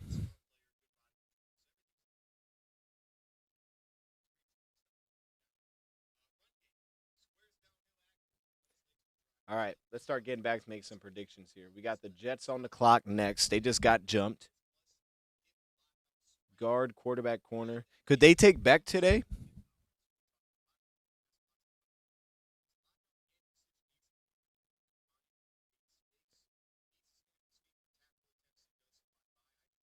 This might be a McCoy spot.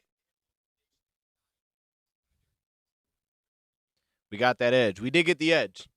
We've gotten the two most important things so far, which is fun. That is fun. That it does. It honestly takes a lot of stress off of the rest of the draft for me. Because realistically, this draft was going to be more important to get early production, I think, than what we've seen in a while. You're good, man. I'm gonna post my reaction here soon. I recorded it, so I'm gonna post it here in a little bit. But here's what I'll say. All right, we were looking at who was left. Um, Based on my grades, Moore actually would have been higher than Young. I thought they'd go Zion Young, and then I had Jackus that's still on the board, but he's a little bit different of a style. I love the fact that they traded up for one. I'll be honest with you. Um, I love the fact that they traded up for a defensive end. That's the first thing. He was on my radar. I just didn't do a video or anything for him. Like, and I have the report for him. I just didn't do a video or anything for him. But I like the fact that they traded up for him because I think that was necessary to get him. Stylistically, he's exactly what you would expect from a Lions defensive end. Powerful, edge setter. He's kind of a thick build, high energy, closer off the edge. Smart player, and those always connect. And then to me, as you'll see as I talk through it, he's a plus player across the board for me. He's good. You know, I didn't have him elite anywhere, but good. He's a good first step, good strength, good pass rusher. He's good across the board, efficient. You know, his footwork's in a good spot. He's going to get inside wins because of that. But his way to win is he's a pocket collapser. That's his game. It's about leverage, getting a shoulder inside, pushing guys backwards. So the style is much more like they were saying this earlier in the chat. I had Howell and R. Mason Thomas up there above him. But for the Lions, those guys just aren't types of defense ends the Lions draft. They don't draft those guys, right? They draft guys like Derrick Moore. That's the kind of guy that they draft. So I think that the thing here is like it feels a little bit less as a like when we took Pascal, we talked Big DN. That dude didn't have much of a bag as a pass rusher. I'm not saying Moore has the deepest bag as a rusher. I think he's good there. So it's not like he's elite there. But it's more than what Pascal had. Pascal was like, this guy might have to go to the interior. Like, and that was going to be his role if he would have stayed healthy. But that dude didn't have that juice as a rusher. He didn't have juice as a rusher like at all. So Derrick Moore is going to fit in. I think his spam usage was fine. I have it close to good for me. I think his shed ability could use work, to just improve as a defender. I thought he needed to finish better. He missed tackles, but he complimentary, yes, because of his play style. And I actually think realistically he fits in nicely to like what DJ Wanham already brings. I think those two are pretty similar, probably to what they can both bring to the table. So you should, in theory, have a nice little rotation between those two. And more than anything, probably more of a pressure piece than anything. Maybe not like a huge sack guy early, but maybe more of just kind of a pressure piece that you can ask to hang in there and take on the job against a run. So I think he's like his ceiling for me feels like at best he's a good number 2 rusher. Probably doesn't become a number 1. I don't know that he has the upside in terms of agility or explosiveness or the freakish measurables where he can ever be something like that. But at best, legit number 2. And I think that's why this feels like a double. It's like it's not a slam dunk. You're not taking a big shot. Maybe this is amazing. You got a guy that's solid, probably makes an immediate impact, probably can play day 1 for you. And that's how I was saying. This is one of those drafts that feels like, and we haven't had this in a minute, but it's like you kind of need these dudes to help you early. You got 2 picks, both in the middle of your first 2 rounds, which is not normal. You might need these guys to impact you immediately. Obviously, your tackle's going to have to play. That's the thought. I mean, maybe not, but you would hope that he can help you early. And Derrick Moore is probably going to have to play early too. But we need that. Like, if we want to get back, the Lions were able, I think, jumpstart the process of a rebuild because they got so much early production. And a lot of that, too, is you had higher draft picks. Well, you got back to the middle of the round. You need some early production, I think, from these guys. It's not to say, like, you can't do anything if they do. Like, if Moore's not that dude right away, you're in trouble. Like, you have him on him. And if Miller's trash, Borum can start. But if you're gonna take off, You need both those guys to be good players this year. Don't be elite, just be good. You need above the line players. Maybe Miller can be better than Bourne right away. And then the same thing goes for Moore. Maybe at some point this season he becomes better than DJ Wannaman. I think if you can get that to at least the point where you're comfortable rotating those two similarly, then that will give you a chance to get back to kind of jump starting, getting back to becoming a playoff team again. I think that's where this draft is at. D'Angelo Pons goes to the Jets. Love that for the Jets, by the way. Love that. Moving forward. I don't think it's bad because I think if you sat, here's what we know. The Baltimore took at 45 Zion Young. So if you were cool with both of those, there's no guarantee you would have gotten both. Tampa Bay wasn't going to take him, but then there was a couple picks as well. I didn't predict that we'd take Moore. I predicted we'd take Young. But I did say, and I put this on BR, and I can show the clip if I have it over here. My predictions for the draft were offensive tackle is going to be the first pick. That one was pretty straightforward. We all could have guessed that. And then it was we're going to move in day 2 to get a front 7 to get pass rush help. Like, you're going to have to move in day 2. You can't sit just because it's not going to be there. And if it is there by some miracle, maybe then you can move back because there's multiple guys. But you're almost moving back because they're just not there and you didn't move. So you might as well move back anyway to just get more picks because now you're on to what's likely going to be looked at as a different level of player. And we saw Ron Christian Miller went, and the DNs went. Like, that position that position's just not that good this year. There's buzz always around edge because it's edge. The edge rusher room is not very good this year, unfortunately. It's not. It's not that deep. At this point, it's already incredibly thin. And if you want a guy to immediately help you, there might not be another one on the board. Maybe one of these guys surprises us, but there may not be another one on the board. Now you're looking at, can they make the roster, I think, for a lot of these guys. Josephs could. Jackus could in a rotational role. That's probably it. Outside of that, maybe you get a surprise in there. But realistically, I think that's all you're banking on at this point. That position's just not deep. Jake Golday goes to the Vikings. Long, yeah, super long. Super long. I don't like that we have to deal with that guy. That's going to be annoying. As like a blitzer and a coverage piece. All right, real quick, let me update this. So we have Pons off the board. That was my 4th corner. We just haven't seen McCoy yet with the injury, but Pons was next up in line, so that makes sense. Hunter went, so that was in line. That made sense. And now we get, who just went here? Golday. I had Golday a little bit lower. This one's a little bit different for me. Oh, well, Trotter already went too. Trotter went too. All right. So it was, and then Vikings changed it up. Linebackers, I think linebackers got some depth to it, but I think the issue with linebacker is they're just very different styles across the board here. Very different styles if you're going to get one. So, yeah, you might work your magic long, get Brad to trade back for McNeil Warren. And McNeil Warren might go here. He might go here. He's a better zone player than a man player. And if you're Green Bay, they haven't picked yet. Green Bay might take him.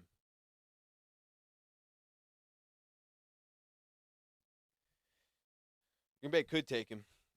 They're saying they need corner, tackle, edge, linebacker, and guard. I don't know. They just paid a guard. Did they go Pregnon and try to get 2 of them? Cornerback, tackle, edge, linebacker, guard. Jackus would kind of fit. I think we all think it's going to be DB. Maybe Kilgore gets jumped up in here. Smart players that play a little off.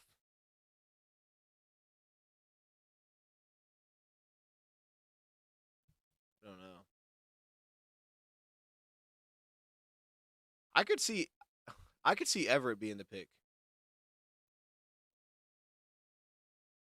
I'm gonna go Dalen Everett is the pick from Georgia. They do well with their Georgia guys too. I'm gonna say Dalen Everett's the pick here. That's my guess. Where's Lawson projected at for linebacker? For me or for like everybody else? I think for everybody else, there's some that have mid-hundreds, early hundreds, which would be like network. Others have him as like 7th round. I have him as 1, 2, 3, 4, my 5th linebacker left. I have him behind Kyle Lewis, C.J. Allen. I don't think C.J. Allen went yet. C.J. Allen, Anthony Hill, Bryce Boucher and Lawson. That said, though, I like Lawson a lot. I like him for the Lions. I think he'd be great. I had him in my predictive mock to us, so I'd like Lawson as a Lion. B Monies. Also, been watching you since before 2020. Love the growth you made, bro. Always had good head shoulders, bro. All love. Appreciate you, B Monies. My man. I appreciate that, dude. Thank you. Where's Lost? Oh, I already read that. Good trade in that. Usually Brad overpays. Hey, yeah, we won this trade. We won the trade value chart. How about that? I think Everett makes sense here. I mean, McCoy would be sneaky because he just keeps falling.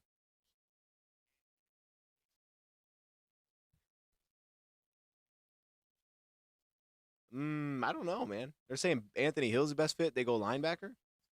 I guess they could use linebacker. They moved off the Georgia dude. C.J. Allen would fit them like a glove, I think. Is C.J. Allen still on the board?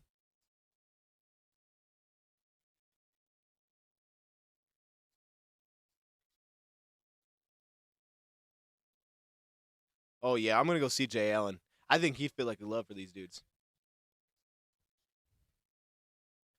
Allen or Everett. One of those two. Well, both Georgia guys. How about that?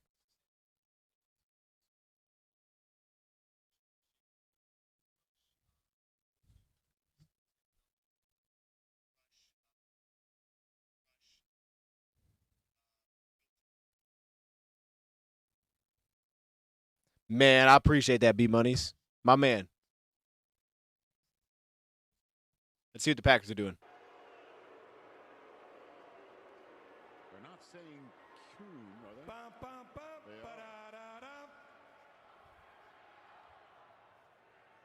It is my esteemed pleasure to make this second-round pick on behalf of Ed Policy, Brian Gutekunst, Matt LaFleur, and the millions of Packer fans across the world. With the 52nd pick in the 2026 NFL Draft, the Green Bay Packers select Brandon Cisse. They did take Cisse. Okay, I didn't think they would do that. So the run on DBs continue. That's surprise. So I mean, it's a new defensive coach in there. I didn't think they'd take Cisse because I thought they would want to go much more. I don't say conservative, but much more. We think we know exactly what we're getting. Cisse was my next cornerback up beyond McCoy. What is that? Cornerback 1, 2, 3, 4, 6. Cisse's a fucking dog, dude. What I don't like about that is, dude, Green Bay's got some athletes defensively. Now, Cisse would get cooked a little bit, but Cisse, oh, dude, they got athletes, man. That dude, Cisse could be incredible. Like, he legit could be incredible. Yeah, I'll move it. Yep. Let's go here. That dude could be incredible. Cisse might be the most fun dude to watch. He and Trey Dan Stokes are like freaky athletic. Cisse was crazy athletic. 41-inch vert. That's dope. Good for him, man.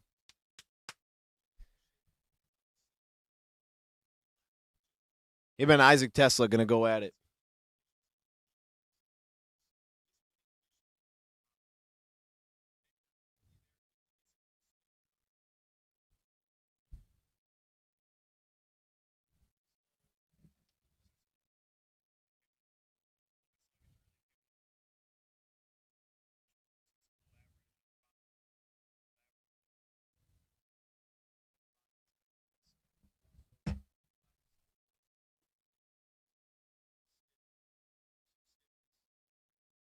Sadiq, I just didn't put Sadiq. I never ranked Sadiq, to be honest with you.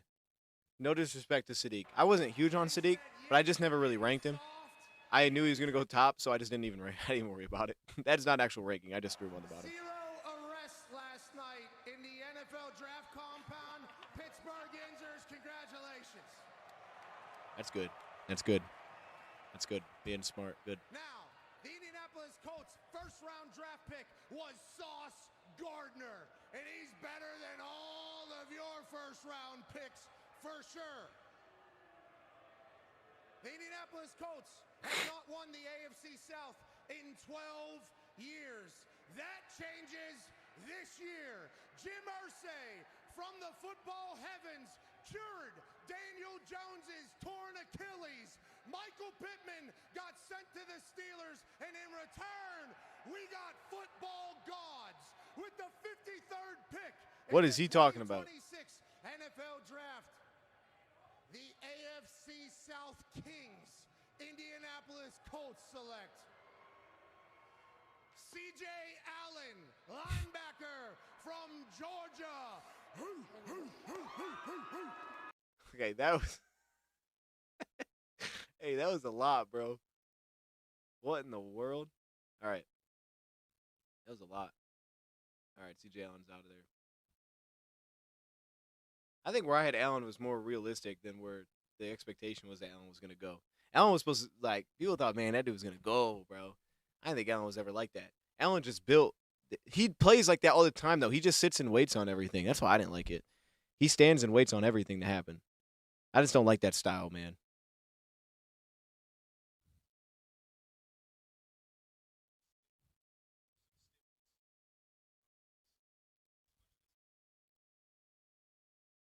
Patriots are on the clock. Whoa. After Philly's pick. They moved up with the Chargers.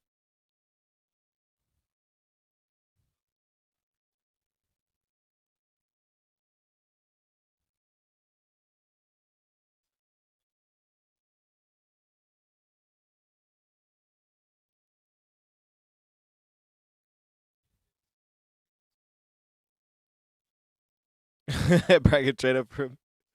That'd be fun. I'm here for it.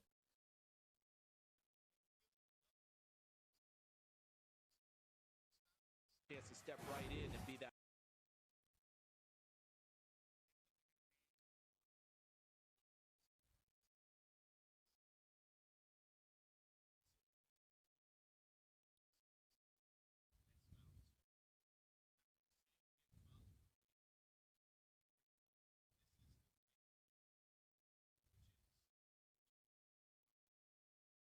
All right, let's see. Philadelphia's pick is in. They made a pick yesterday. They went up and got Mekhi Lemon. Back in the Commonwealth.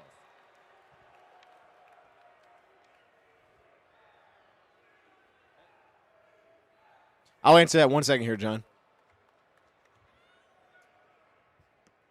With the 54th pick of the 2026 NFL Draft, the two-time champions and reigning NFC East champions, Philadelphia Eagles select Eli Stowers, tight end from Vanderbilt University.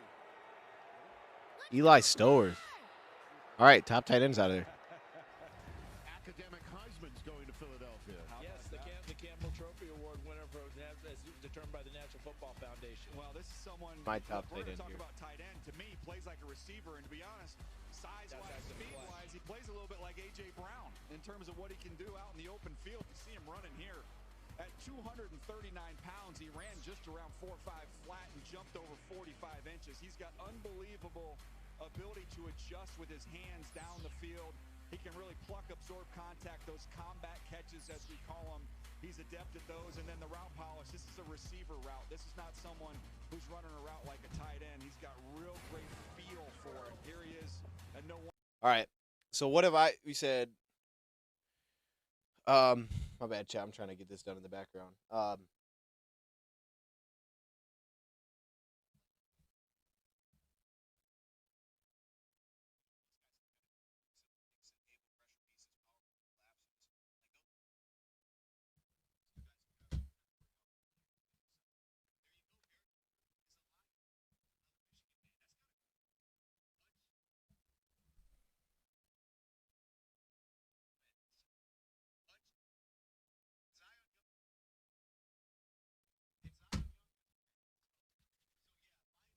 So if I was at pick 17 and 44, what I would have done,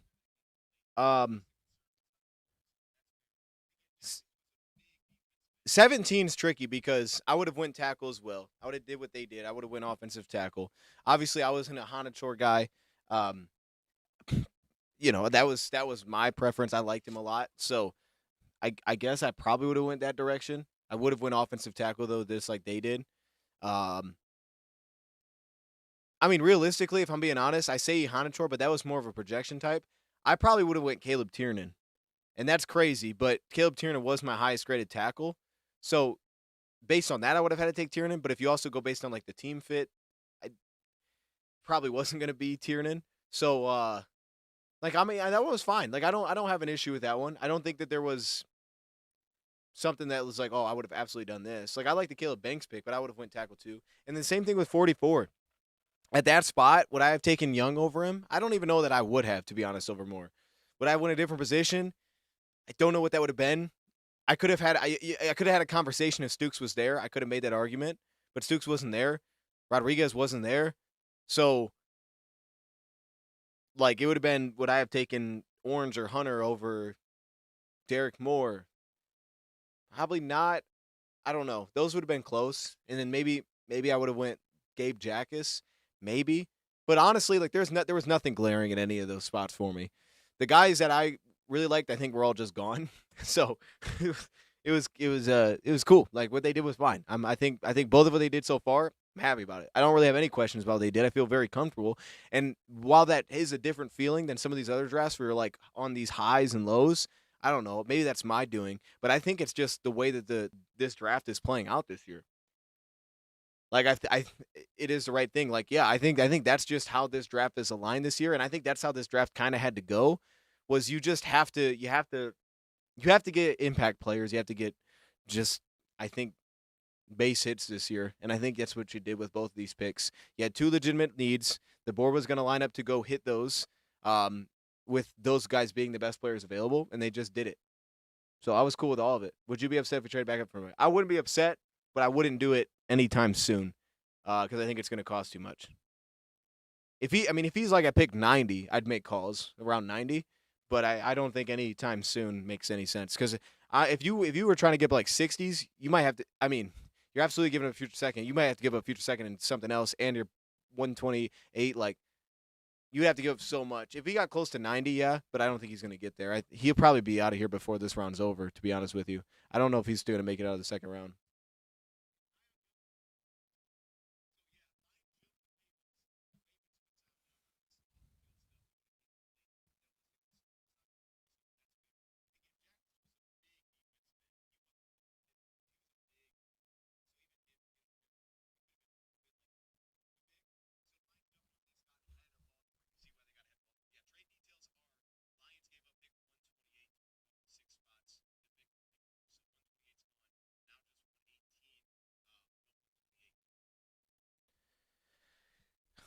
And yeah, 2027 picks are going to be super valuable. I'm with you on that. But they would have to be. Like, there's no way you get up in round 3 without giving up a future pick. It would have been tricky, honestly, to move up, even if they had both of theirs, into the third round. The Vikings just traded Jonathan Grenard for their third round pick and a third round next year. 4-year, $100 million deal.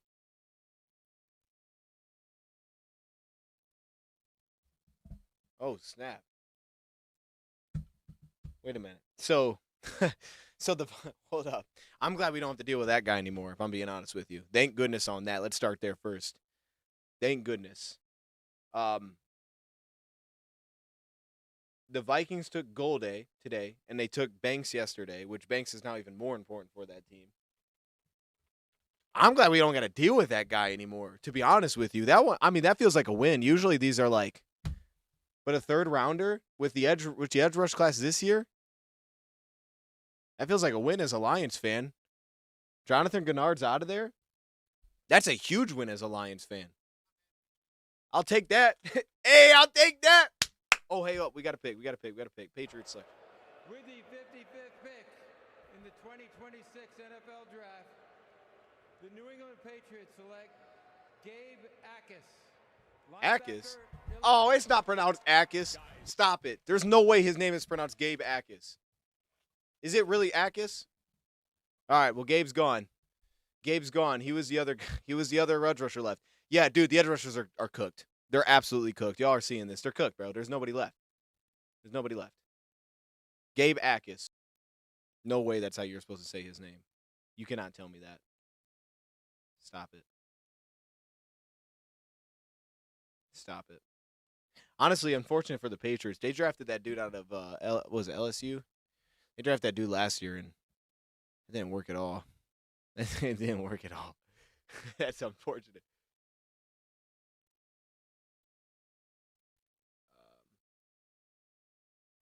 How do I spell this? Edge.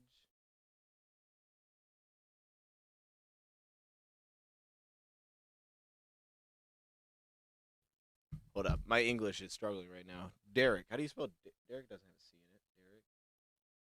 Yeah, it does. Derrick. Yeah. I gotta stop. I gotta lock in, dude. Need to lock in.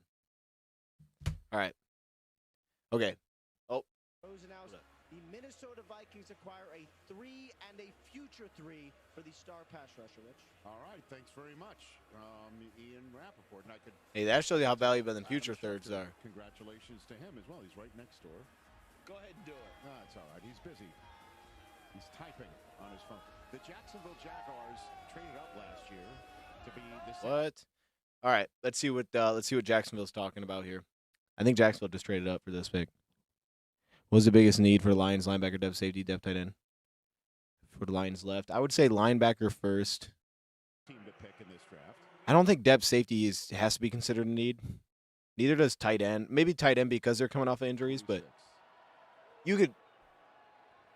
I would say linebacker, defensive tackle, With the 56th pick, and then 2026 NFL draft, the Jacksonville Jaguars maybe. Nate Borkacher, tight end. Wow, Nate Borkacher like that? Well, we always connect the Jags He's like that? because of the connectivity. Hold up. Now, they've done this before. They took that dude out of Penn State. Nate Borkacher went like that, though? I was a fan. I didn't think he'd be going round 2.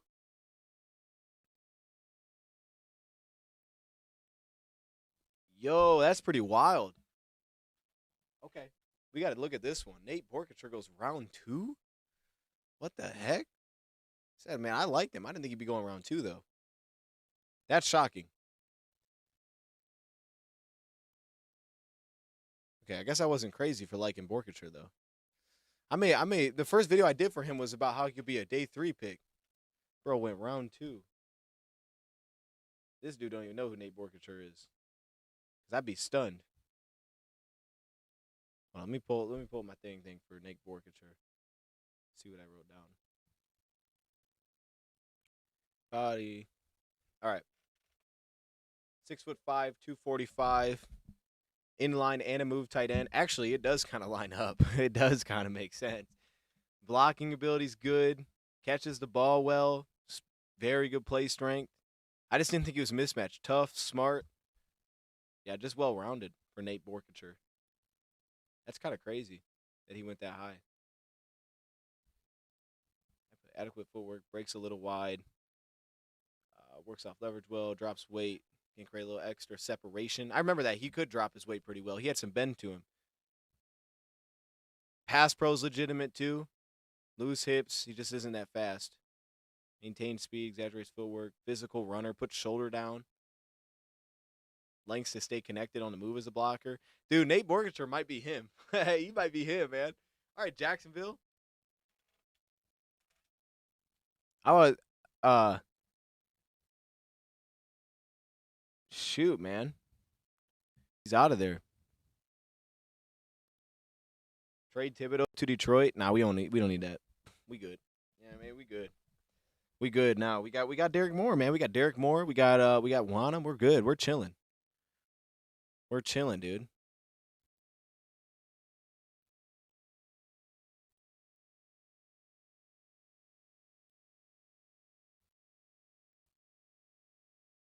We're good now, dude. I mean, we can go trade for a little DT or a guard.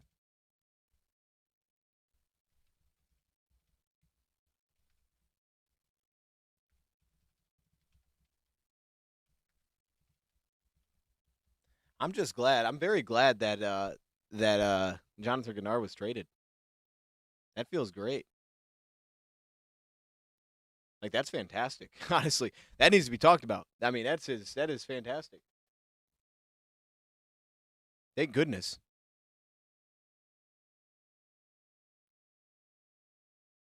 Sick of that dude. But 2/3, like, is that enough? Maybe it is. Maybe it is. I mean, they got the third. What was it, last? They got the third next year. Probably gonna be the value one. Met linebacker for Campbell support and tight end for Laporta when they was out suffering. This is true. No, this is true. I think you're right. I think both those positions, and I think both of them can be filled this year. I think both those positions got the depth to do it. The I think like based on what we should have going into week 1 though, I think you have to put linebacker higher, and then I would have to put defensive tackle above tight end. I think I would have to, because right now your backups would be Wingo and I guess Levi, but if Levi, I don't know if maybe Levi. So, I mean, it just depends. Joey Bosa's still in play. I think he's still in play. Yeah. I mean, it's not a must now, but I think he's in play. I think it was Charles who said running back Coleman. I could definitely see that. I could see running back too. I think that's very possible that we could see us go get a running back here. Not here, but at some point. I personally don't want to take one that early because I like our running backs, so I don't want to do that. They give up a 7th too. I don't want to do that, but I could see it. Anthony Hill's coming off the board soon. Who's my guy? Where's Gavis at? He was praying that we'd get him at 50. We can go on Chris Smith. Oh, snap. I forgot about Chris Smith.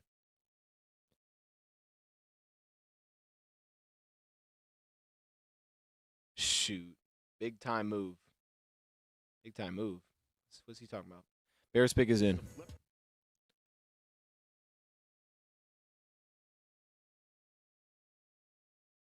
Here we go. Bears fans are fired up. As we know, love themselves some pass rushers in Philadelphia.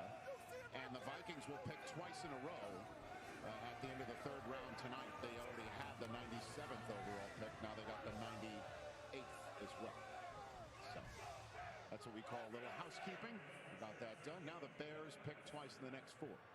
Yeah, offensive line, to me, I thought they might look at tackle because of the injury to Ozzie Trapillo late in the season. Corner? You can throw corner in there. Big-time injury, so I'd go nickel first. You can throw corner in there. Look at with one of these 2 picks. I think schedule drops 3 weeks after the draft. I think that's what I heard, 3 weeks. Also, the thing is with safety, too, though, like having Dan Jackson, Avonte Maddox, Chuck Clark, Thomas Harper, Christian Izzian, that's outside of Kirby and Branch. And Lauren Strickland. That's going to be announced shortly after the Bears get their pick in. And it's going to be announced by Pittsburgh Panther with his own. I feel good with Maddox starting. I'd like to see Dan Jackson get some tick too. With the Bears' latest selection. Let's find out. Gold Jackets up there. Hey, Pittsburgh, what's going on? Where's those Bear fans at? I don't know this guy. I'm going to be honest with you. I don't know who Jim Covert is. I think they're right there, Jimbo. Right there on your screen. I'm liking those cheese grater hats, my man. Grate that cheese right up. I love it. All right. 57th pick in the 2026 Okay, NFL Draft, the Chicago Bears select Logan Jones, center, Iowa. Logan Jones, okay, Chicago. Iowa's producing an offensive lineman. Where have you heard? That's the replacement for who's the guy that retired? I can't think of dude's name. Bro that retired, man. All right, let's get Logan Jones out of here. Jones is. Oh no, he's right here. 3 centers really in a row. Pregnant still on the board?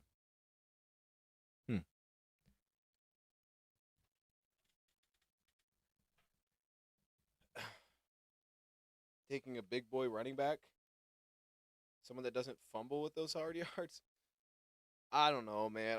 I'm okay with it. I don't I don't want to draft like a big dude that runs on like. I wouldn't want to draft. I don't think like if the vision is like, oh man, he about 220 and he just kind of runs people over on like 3rd down and 1. Like I don't think I want to draft that guy very high. Like I don't want to use that draft pick very high. That doesn't mean, though, that you can't look to acquire that guy. Like when Derrick, not Derrick. Chris Brooks came out from BYU, and he went like round 7. He was undrafted. Like that guy, He's a dog. I think he was 7th round. So, like, I wouldn't want to draft that high. I'm cool with taking a running back. I also don't think the running backs are that good this year. Like, like Mike Washington's a power back. He's good short yardage.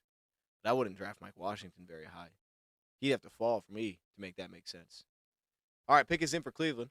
Players still floating around out there. All righty. Tom Pelissero wanted an I answer believe why Joe he wasn't Hayden's back credited. for return engagement.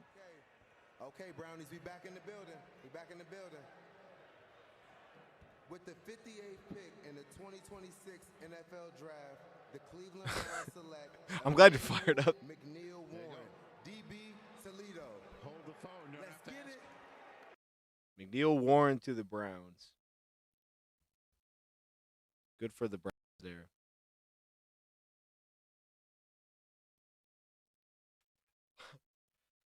Browns low-key cooking. Browns been cooking. Browns cooked last year too. Someone said that earlier. Browns do be cooking a little bit in draft time. They've been on a heater a little bit. They just need to draft Carson Beck to make it all come together. Dahlman, yeah, Dahlman retired.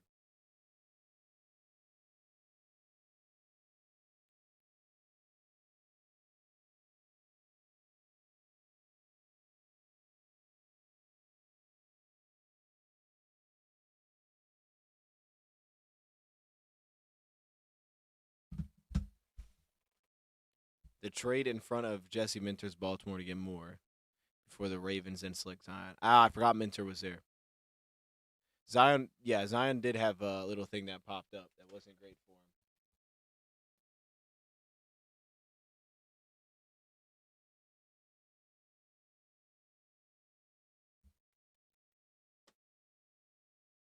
That's he did have something that popped up. Brett has 1 4th-round hit, and that's Saint. Barnes kind of meh. I mean, I'll consider Barnes a hit, especially for 4th round to get a second deal. Vaki, absolute hit. Dude just needs to get the ball. Manu might not be great. It might not be great. You know, it might not be. It might not be. All right, pick is in from Houston.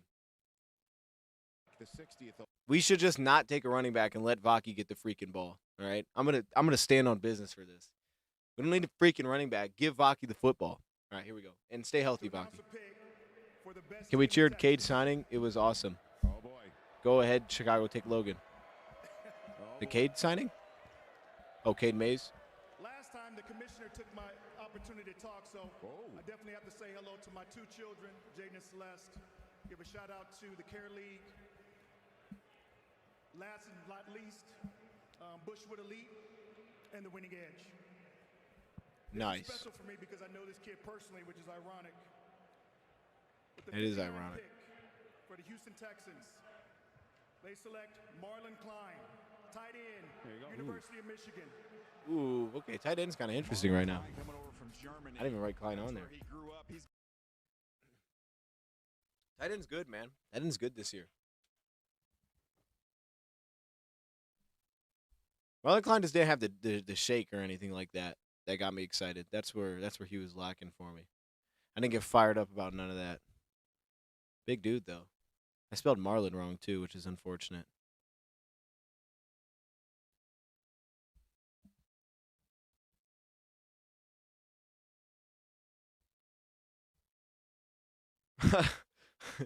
Is our IPP spot open? And how early would you take? Oh gosh. Okay. Our IPP spot? What is that? Personal protector? I don't know what IPP is. Trade. We got to trade. Pick is in. Titans are on the clock. What are you doing? We got to trade.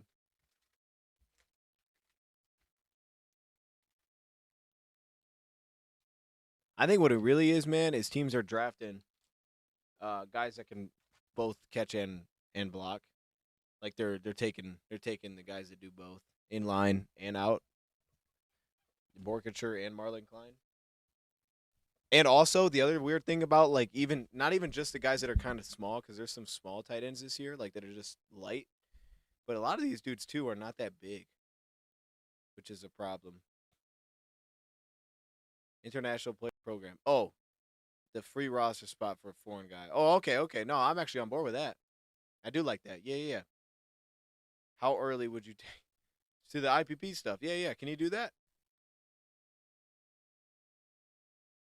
Has anybody from that actually made it like a team? Like, has anybody stuck around ever? Like they were international pathway program and then they like played for that team. Has that happened yet? It's definitely becoming a bigger thing now. You know, it's a little more juice behind it now. We're about to wrap up round 2. Round 2 felt like it went pretty quick here. I'm just a little disappointed we don't have a pick in round 3 because I don't have anything to get excited about. I'm kind of just like watching. I know Tiernan is chilling. And that's cool, man, because like someone have to decide guard or tackle. I don't know. I think he's a guard. He's gonna fall. But Pregnon's still there. Heck's still there. We ain't gonna take Heck. Pregnon's still there. And Tiernan. There's a couple interior guys. Brad's at the podium right now. When did this happen? Did this just happen? All right. Can we watch that? Or has this been going on? We had that guy from Africa we drafted. We cut him for the season. From Africa? Oh, shoot. I didn't even know that. Hold up. Has this been going on for a while? We got to check it out. Okay. You had to make sure you got somebody in that cluster. Yes, that's exactly what we're doing. Yes. You guys lost a lot of production. Hey, straight up, you had to do it. Be honest. Yeah. Is it too much to ask a rookie to? I'm glad you asked me a question, Carlos. Too. That's what I'm here for. Well, I feel like when you don't, I feel like always just kind of just waiting. Yeah, just waiting. I'm like, yeah. All right. Tiger in the tall grass. Go ahead. Sorry. Yeah, so just when you lose that kind of production, is it unreasonable to expect a rookie to come close to double-digit sacks? Do you expect that to come elsewhere? What are your expectations? Double-digit sacks? As a rookie? Yeah, look, he just needs to come in and be who he is. That's not the reason why we drafted him, Carlos. He ain't doing that. Like, he has to replace Q's production, and no, it's not that. Like, if he does, great, but Man. that's not why we drafted him. We do expect that he can become that player, to meet that kind of production in time, but that's not why we drafted him. But I will say, him coming on board, he's going to add to. Oh shoot! Why did that stop? Was that click? Overall production of our defense of just adding more sacks and pressures and getting to the quarterback. How do you think Al-Quadin had like DJ 3 sacks though as a Derrick spy. Moore That don't count. complement That each don't other, count. Like maybe slightly different physical probably profiles, statures. How do you see those two guys, Wanham and Derrick Moore, complementing each other? Yeah, I think they are good compliments because they're both physical players.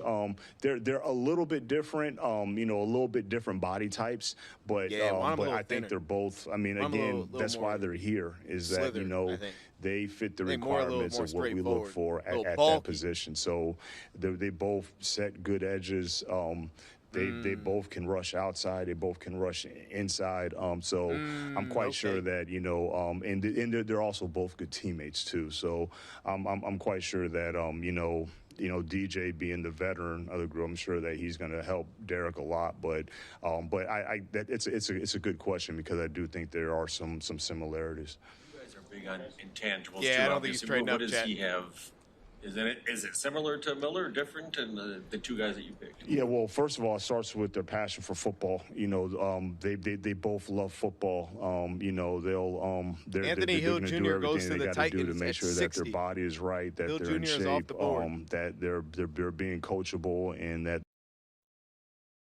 My fault. I could have left that on. I'm gonna leave it on. My fault. The passion for football is numero uno for us, and so that's where they're very similar. They both love football. Coach's impact in your overall scouting process. I know you bring them in kind of towards the end of the process and get their opinion. So, Coach Rogers and Shep, how did they maybe help you land on this player, if at all? Yeah, they're a huge help on the vision aspect, and obviously, they evaluate the players, and we have good meetings, we have good dialogue, because there's some guys that we'll see differently. There's some guys that maybe that I might like the football player, but just not really sure where he's going to fit, So, but I will say this, what's been cool about Shep is his open-mindedness in terms of that. He pulls off a trade if a guy has a skill set or let's call it a superpower, he's not going to be rigid and say, well, he doesn't fit in this box, so he can't, this guy does this well, then we're going to find a place for him to do that. So, but they're very helpful with their evaluations, their experience, and then just fitting that vision. Were you nervous Baltimore was going to grab him? Is that why they were right after you guys, the Ravens? I don't know if they wanted him or not, but kind of got a sense that they were in the edge rusher market, though. Yeah. But just about us getting on you a little bit about getting a defensive end. Was it beyond, I know getting him was the most important, but just to get a defensive end, is that nice to get us off your back? Oh, my goodness, bro. No, that and produce. Well, then now you're dealing with something else, So that's what the hope is for Derrick, and we feel good about it. Do you think there's maybe still an opportunity to be active tonight? There's still 36, 37 picks. We're probably done. I'm not going to hide anything. I'll go back. I got my phone in my pocket. If someone, I'm not going to turn anything down, but, I don't foresee us doing anything else for the rest of the night. How well do you sleep on a night like Oh, this? all right. I guess we're done. The trench is really addressed and settled. Very well. Very well. Yes. Good question. Just, it's not just, yes, the trenches are so important, and, Yo, it probably is like that, though, too. Building it from the inside out, but it's just, when you get the guys that you love and they happen to play in the trenches as well, that's just a little bit added bonus. But we'll definitely sleep good at night.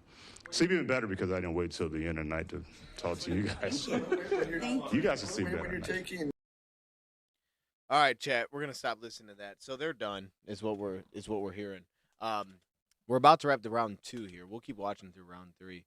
We're going to see what this pick is. Then I got to go downstairs quick, and I'll come back up. I don't know. But I guess we're done, so now we're just watching. That's it.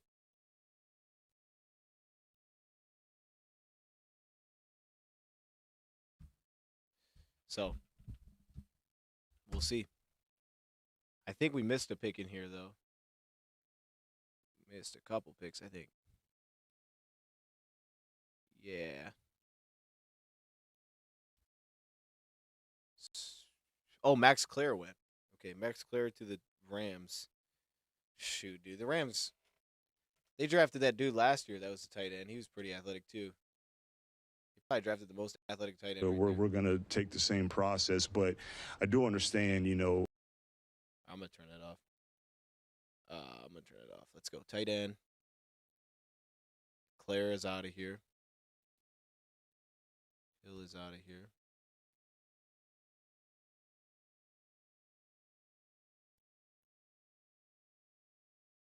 Okay.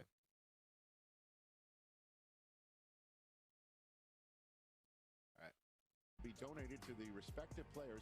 I got to mute that. Another team could want to make a deal still. They could. But that would be weird, though, because that would be a team calling the Lions knowing that they're not involved and be like, hey, you guys want to come up? And it's not like we're not, close. We got a little gap between our pick and the start of the 4th round. So it'd be kind of strange for someone to call the Lions for that. Sounds like Rodriguez wasn't on Brad's list. Maybe not. He was also gone, though. But I don't know. Rock out. What's up, Rock out? Let's see what the Bills do. Oh no, we still got 2 picks left in this round. I was thinking 62 for some reason. Let's see what we got for the Bills here. Round from the 3rd round to make this Advantage of the opportunity to come up here with a legend, Penn State and Buffalo. Maybe they want a bundle of late picks for some reason. With the 62nd That's what they got. I mean, 2026 NFL Draft, the Buffalo Bills select David Igbinosun, DB. I thought it was Davison. Yeah, it's Davison. Igbinosun looks like a receiver, bro. He had 30 penalties in college. They say too many penalties. He had 30. I don't think that would have been the pick for me. I wouldn't have done that. But also, I'm looking at it. The next 3 corners were all slot corners. Actually, my next 4 were. So Igbinosun actually does make sense because he's actually like an outside corner. So I guess that does make sense to do that if you want one to go that route. CBS sucks. Great pick for Lions. I missed it. Lions only team skipped. Man, forget CBS, man. Yeah, I'm watching NFL Network. I think that's the best one. I think that's the draft coverage.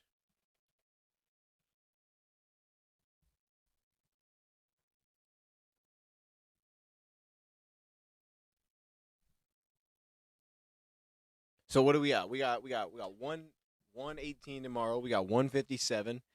We got 183, and then we have 3 picks in the 200s. 205, like 212, 223 or something like that. Okay. Chargers are on the clock. On the NFL Network. Yeah, man. The NFL Network's where it's at. I don't even mess with ESPN no more, man. I think theirs is pretty awful, too. Actually, no. ESPN might be better now. At one point, it was weird. I don't know if they're still doing it like that, but it was like the college commentators were doing the draft. Like, I don't know why. Like, I'd rather listen to Mel Kiper. Like, if I'm gonna do it. There's a lot of quarterbacks. I mean, I don't say a lot. I mean, I like Beck. So if we could get Beck, I'd be fired up. I'd be fired up for Beck. But I said I like Klubnik. Nussmeier would fit behind him pretty well. I actually think Taylor Green would be a fun swing. Not because just because he runs, but I actually think he actually has some ball placement stuff that's pretty fun, like underneath. I mean, he just throws ducks in terms of like shot plays. Those are ugly, but I had a Klubnik, so I'll stick with that. Soon after 50, I guess he did go soon after 50. I mean, you could take that one. Is Malcolm our only weak side linebacker? No, I mean you'd have Damone Clark behind him, and then I think it's just Damone Clark. I think who else? I guess you could say Trevor Nowoski. He could do it too. Probably Damone Clark. That's right. So the 2023 Niners and 2023 Browns did not pick until the 3rd round. There we go. Both of them. McCaffrey and the Browns. Chargers pick is in. Sean Watson and Elijah Moore.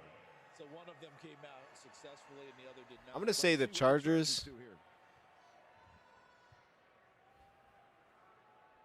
Wait a minute. Something's not right.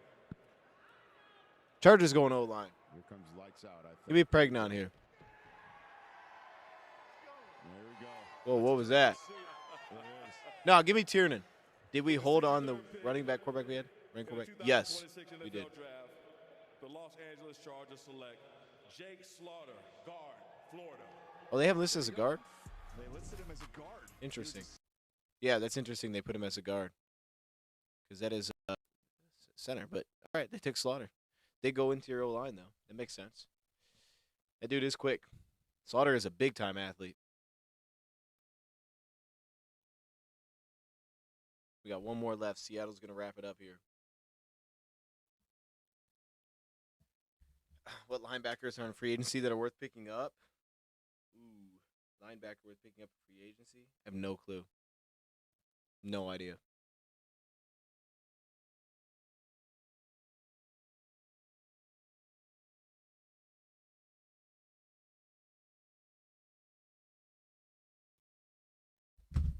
Pregnant medical? Maybe. It could be. I had to check on that. I don't know.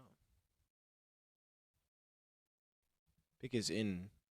Manuel Pregnon. Let's see what I had. And he's a 5-year player. He transferred 3 times.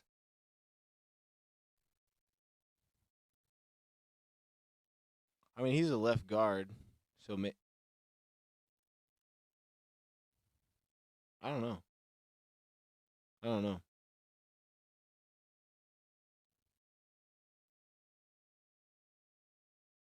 It might be. That makes sense.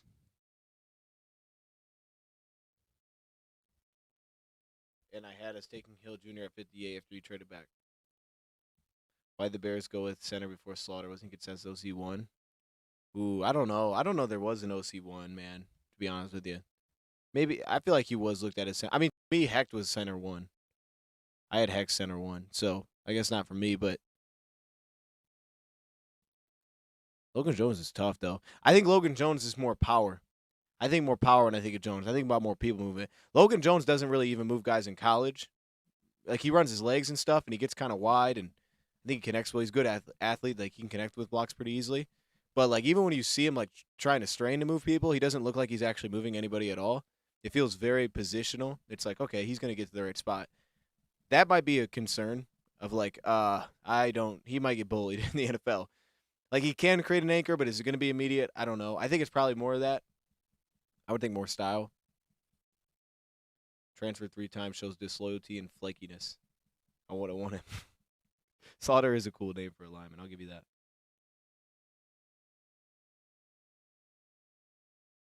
They did.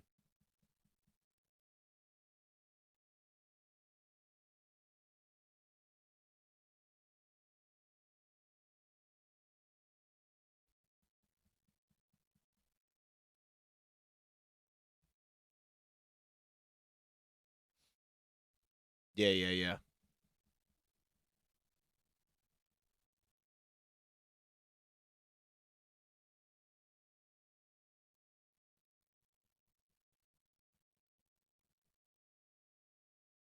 Who did the Chargers take? I don't think they picked yet. It's their pick. The Chargers took Slaughter. Yeah, Chargers took Slaughter. It's Seattle's pick.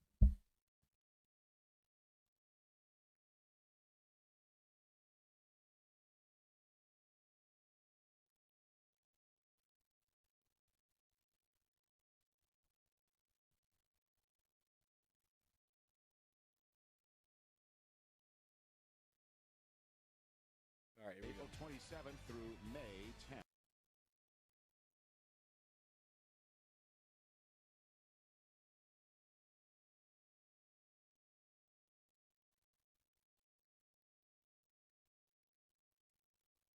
Only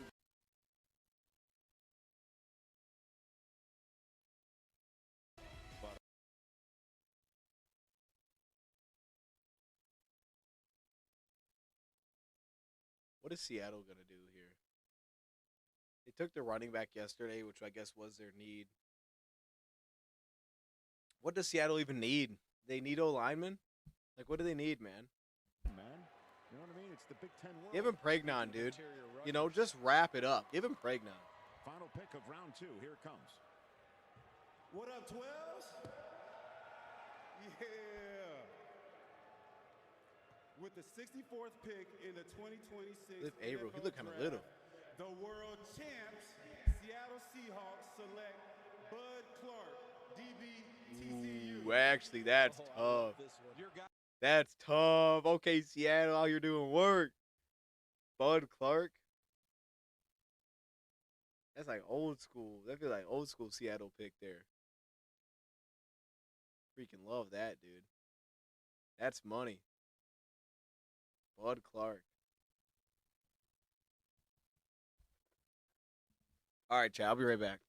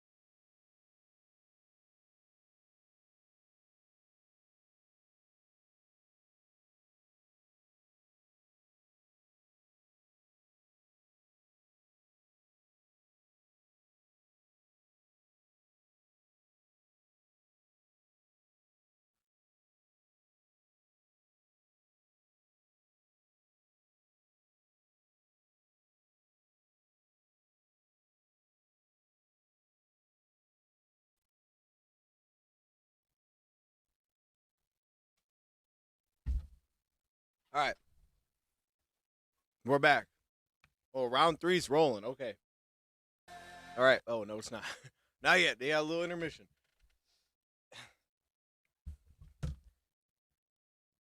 Let me see what they're talking about. My favorite draft moment in the 7 years been watching draft was calling the exact pick and player when we traded up for Gibbs. That was wild. Anyone a fan of Kilgore like I am? Lines have shown interest.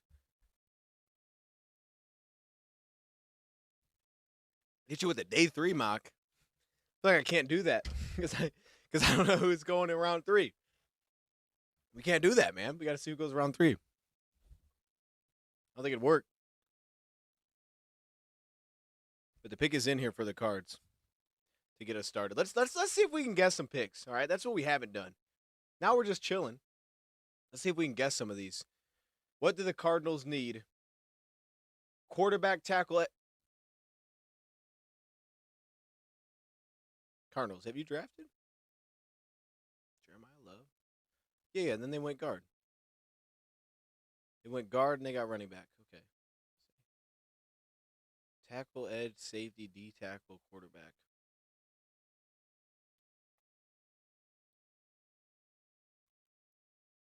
Tackle. So for me, Tiernan would be a no-brainer here. Tackle, edge, safety. Oh, could they just take McCoy? Dude, if you're Arizona, you could just take McCoy and then have him and Will Johnson. Right? Here, Joel. Aller's got that injury, so Beck's got all the experience. We shall see. Here it is. With the 65th pick in the 2026 NFL Draft, the Arizona Cardinals select Carson Beck, quarterback, Miami. Okay, there it is. Love it. Love it. Beck is the first pick of the 3rd round. Love it. He's the 3rd Dog. quarterback. Dog. I love it for them, man. That's the future right there. Well, I don't know if he's the future or not, I'll be honest. I do like it for him, though. I like Carson Beck. I was a Carson Beck guy for a while. Last year, we did our QB rankings on Draftaholics. I had Beck as quarterback 1. No. Got clowned for that a little bit, but and he wasn't quarterback 1 this year. That's fine. I mean, top of round 3 is pretty good. That's pretty good. I like that for Arizona. Him and Brissett. They needed that. They may have got it. May have got their guy.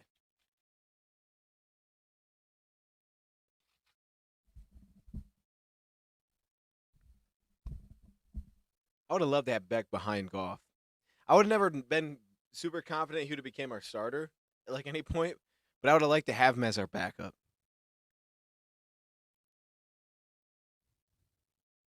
I see his body language? No. You won't believe me, Dose. I was typing in Cards going back as they turn around. It's all back on the TV. I believe you. I believe you.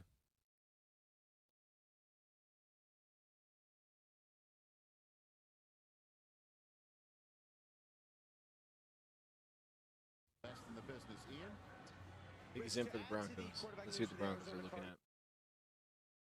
They say Broncos need a DT linebacker, tight end, and a couple offensive linemen. If they need a defensive tackle, which I do believe they need a defensive tackle pretty bad here. Pretty bad. Well, no, I mean, they probably need a nose then. Or did they lose? They the one that lost Allen? I don't know if there's a guy. Orange would be cool, but I don't know. Linebacker, tight end. I don't think they're going to go linebacker. They've gotten good stuff out of that. I don't think they'll go tight end. They have Evan Ingram. Unless they go something different than Evan Ingram. Feels like it's got to be O-line here. O-line or orange. That's what this is shaping up to be. Welcome to the I think. Denver. Offensive line or Dominique. Bronco country, what's up? Yeah, let's go. AFC West champs. Hey, on behalf He was mad?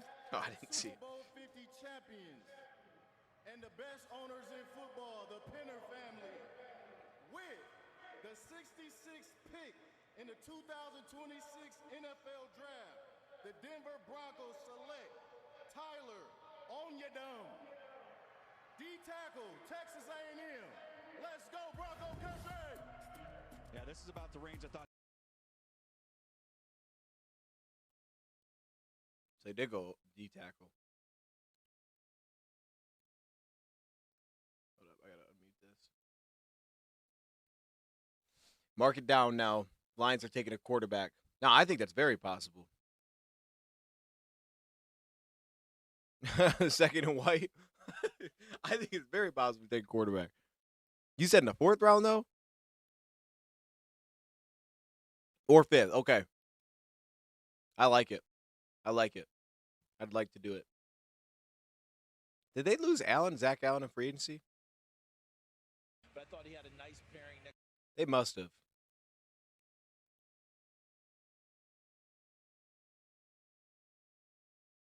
I don't know. Must have. I don't know.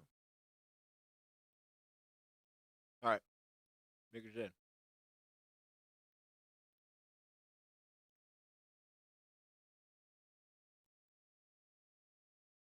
Oh, whoa, whoa. Oh, I gotta get my oh, we gotta get our life right. We're struggling over here. Braden Stokes.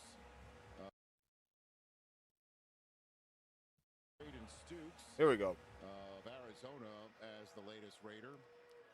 Tonight, now here's round 3. They've got 2 third-round picks. Here we go. With the 67th pick in the 2026 NFL Draft. What in the world? Raiders select Keiron Crawford, defensive end, Auburn. Actually, I think that makes some sense with where that position's at. Keiron is probably the best available. I don't even think I put Keiron on here, which is so disrespectful. I think this is about the range that when Seattle took Derrick Hall, I think Derrick Hall went about the same spot in his draft. That's probably right there. I think that's good for them. Keiron Crawford, I like it. That's also probably the eventual replacement for, I think they re-signed him, but their defensive end that came off the serious injury. I can't think of his name. I don't know his name. Do you think the Lions would draft a quarterback or trade for one? Do you think there are any quarterbacks better to trade for? I don't know, man. I don't know if I trade for either of those guys. It's like we have a backup, so I'm just looking for someone to develop. I'd rather have someone with the entire 4 years. That way I don't have to pay him. Like, I don't want to keep having to redo his deal. I'd rather just have the 4 years there. So I think they probably will draft somebody, but I'd rather just have the 4 years. Hall was 37. Hey, that was too early. You know what I mean? That was probably too early then. I think Keiron's a little bit slimmer than Hall was. Turned into the Eagles. For real? Oh, that stinks. Is that legit? I thought they drafted a tackle yesterday. I guess not. That's disappointing. Everything King, I see you. What's up, man?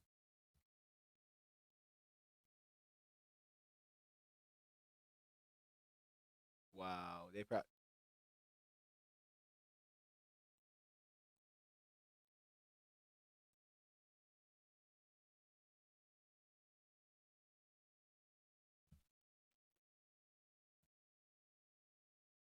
Oh, that's your prediction. Okay.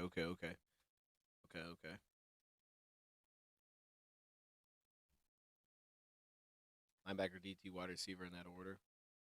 I wouldn't put wide receiver up there. I go linebacker. Linebacker. I don't know. Honestly, after defensive tackle, you could go slot corner. You could go safety. You could go guard. You go running back. It just depends, I think, on how you feel. Quarterback. Honestly, probably I'd go linebacker, defensive tackle, quarterback. Just because we don't have a third quarterback. That's how I would order it, I think. I like that. Has Brad ever drafted after he did a presser? I don't think so. I've never seen it. Guessing orange goes to an orange team. Okay, I like that. It's a good little prediction. It's an interesting way to look at it.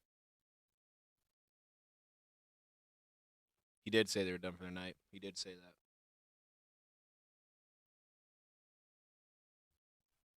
He thinks so.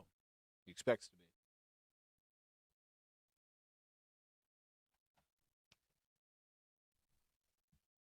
All right. Who we got? So we got Philly. Says they need pass rush. With Crawford gone,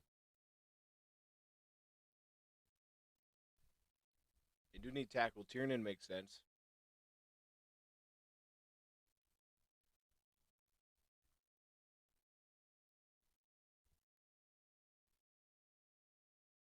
Let me give him Halsey here. Let me give him the LSU Halsey. That's what I'm gonna predict. Need a safety. Another outside receiver. I mean, I guess you could.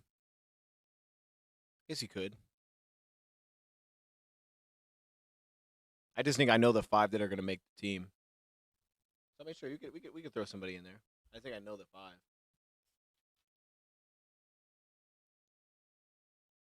You know, it's gonna be Tesla, Dortch, Love. I guess maybe you could have somebody compete with Lovett.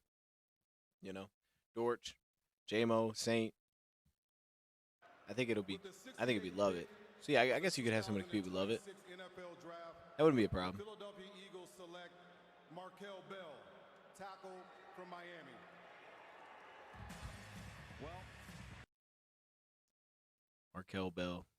They just be having big offensive tackles, huh? That's just how Philly does it. Let's just add massive human beings and make them play offensive line. That's a Philly thing right there. I'm forgetting somebody though. We'll pull up our Markel Bell stuff here in a sec. Lions depth chart.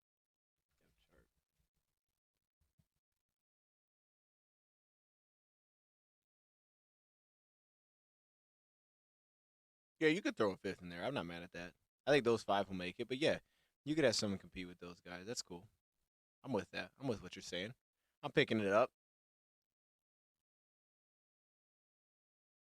Who's our kick and punt returner? Dortch.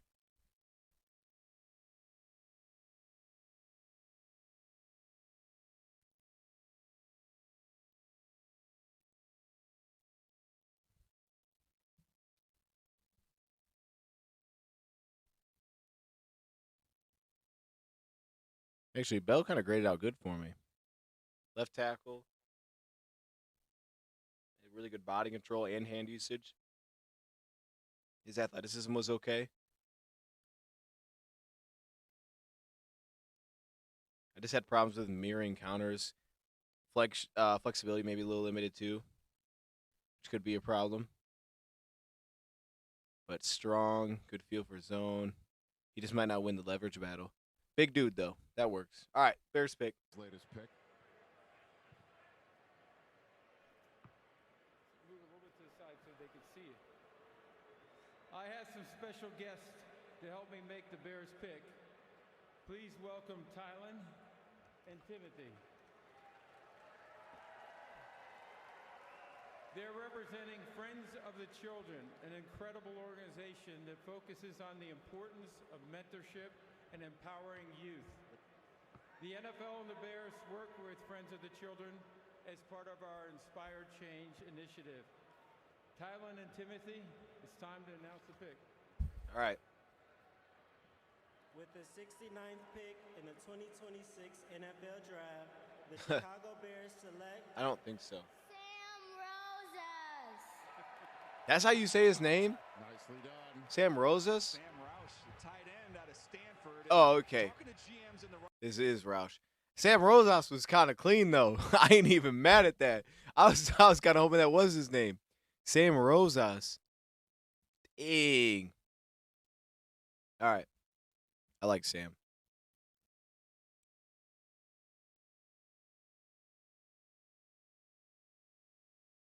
Why did I not put Sam on there? I was tweaking. I didn't put Sam on there? That's crazy. Huh. He would have been high on there. Because he's strong.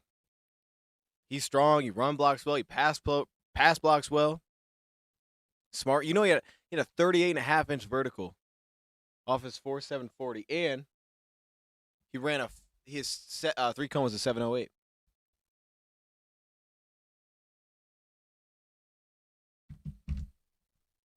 At 6'6", 267, which is crazy. Wow, he's just not very agile. Run after catch is limited too. Doesn't get off the line that well for me, but Sam Roush, dog. I love it. I don't know why I didn't put him on there. Huh.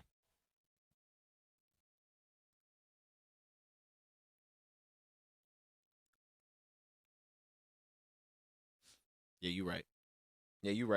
Hey, I didn't see it. Rosas was blending in. I didn't see no Rosas on there. All right, that's fine. San Fran, let's see what they're talking about. Oh shoot. With the 70th pick in the 2026 Who's this guy? NFL Andy draft, Lee? Oh, the San snap. Francisco 49ers select No. Romello Height, Mellow defensive Height. end, Texas Tech. You're seeing why a lot of these teams are in the playoffs. We just had a Miami tackle, which was the second. That's like when San Fran drafted that That's about right here. That's when they drafted that edge rusher that was like real bendy. It didn't work.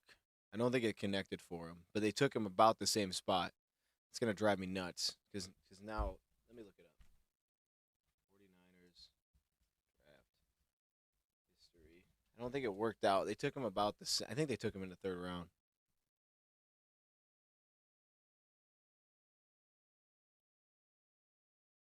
I think.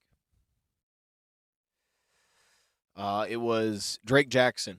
Yes. Oh no, pick 61. They took Drake Jackson. I don't think that worked, but that's what that reminds me of. Them taking Drake Jackson. Maybe this one works here. Romello Height. Maybe. He does have a cool name. Agree. Barham to Washington.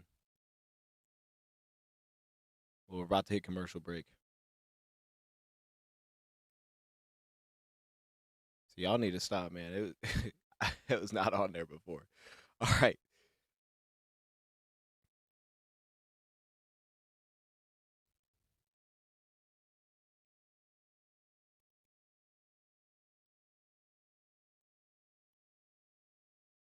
Logan Jones will receive a lifetime supply of ketchup. What?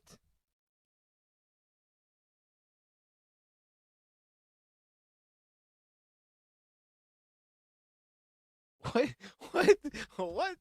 So wait, Hines is gonna give him a lifetime supply of ketchup for being the 57th pick? That's crazy. Like, what if he's terrible? No, let's be real. If Logan Jones is a absolute bust, like this dude's garbage, he's out of the league. He don't even make the team this year. Is he still getting that?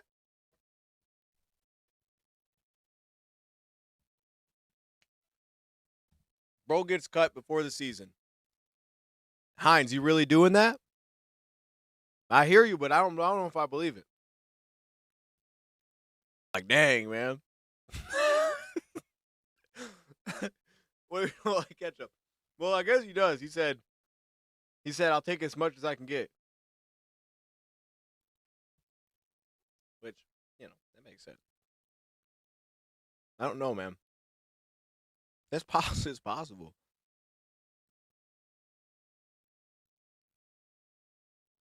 All I can think is Nicoya's injury.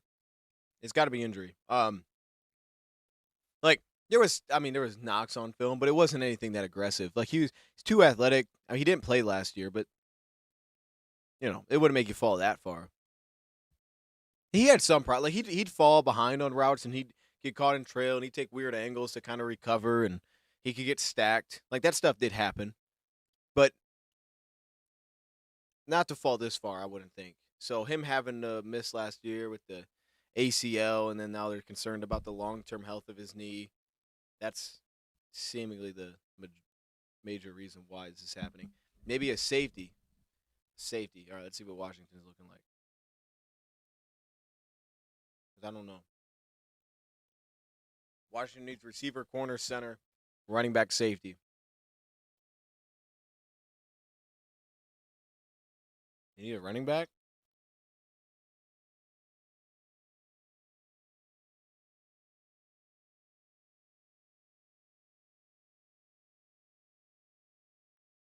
I mean, if they need a corner, they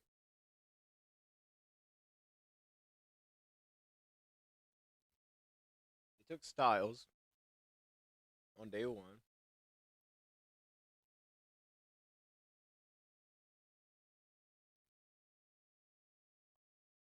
That was their only pick.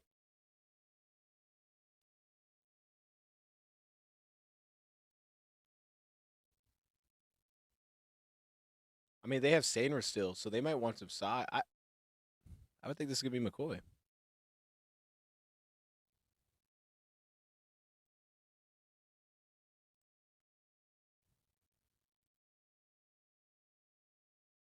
I mean, unless you go Kyle Lewis, maybe that gets in play. Should be a good spot for McCoy. Pittsburgh, how are you tonight? Yeah.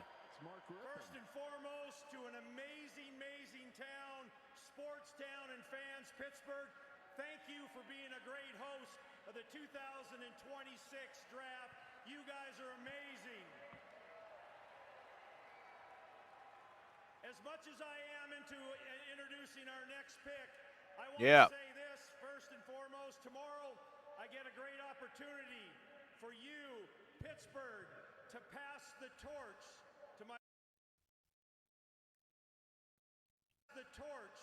myself and my fellow crew in Washington, D.C.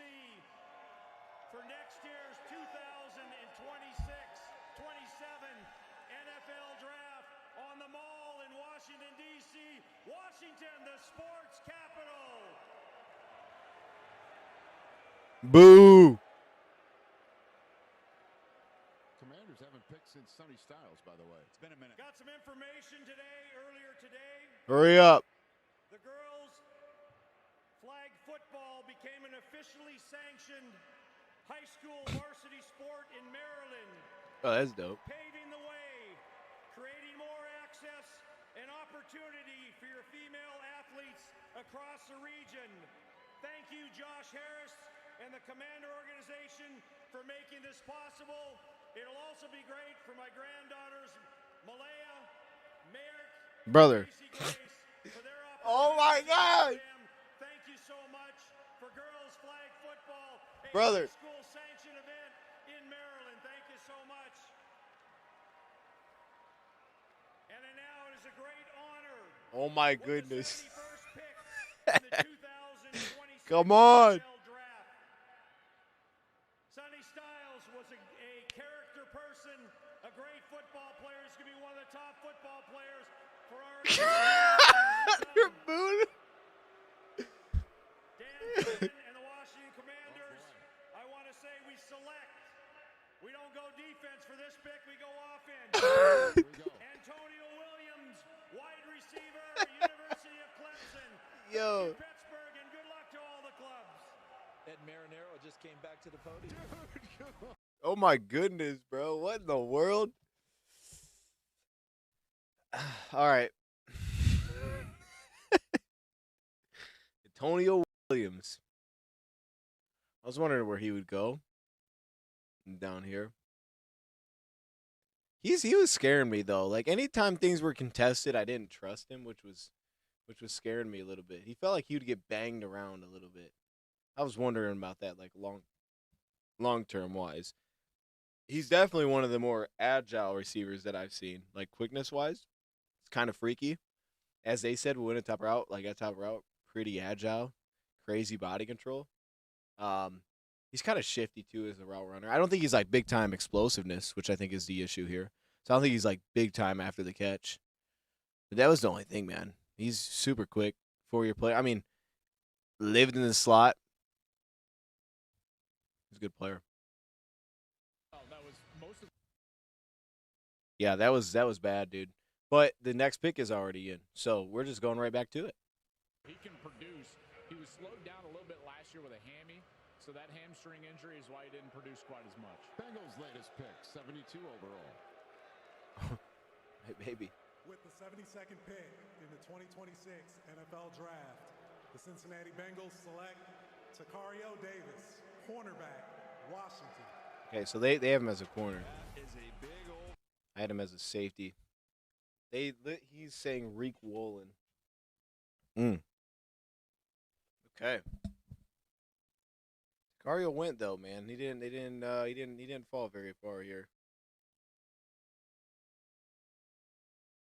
Get him out of there. Yeah, McCoy's still there. I mean, again, the cornerback room is basically all small corners.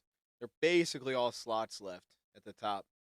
So I guess that makes sense why Tacario would have went here. Tacario moves super well too, like really well. I mean, he was like overly physical like that, and I thought I would get flagged and stuff, kind of unnecessarily. But he moved really well for a guy that's that big.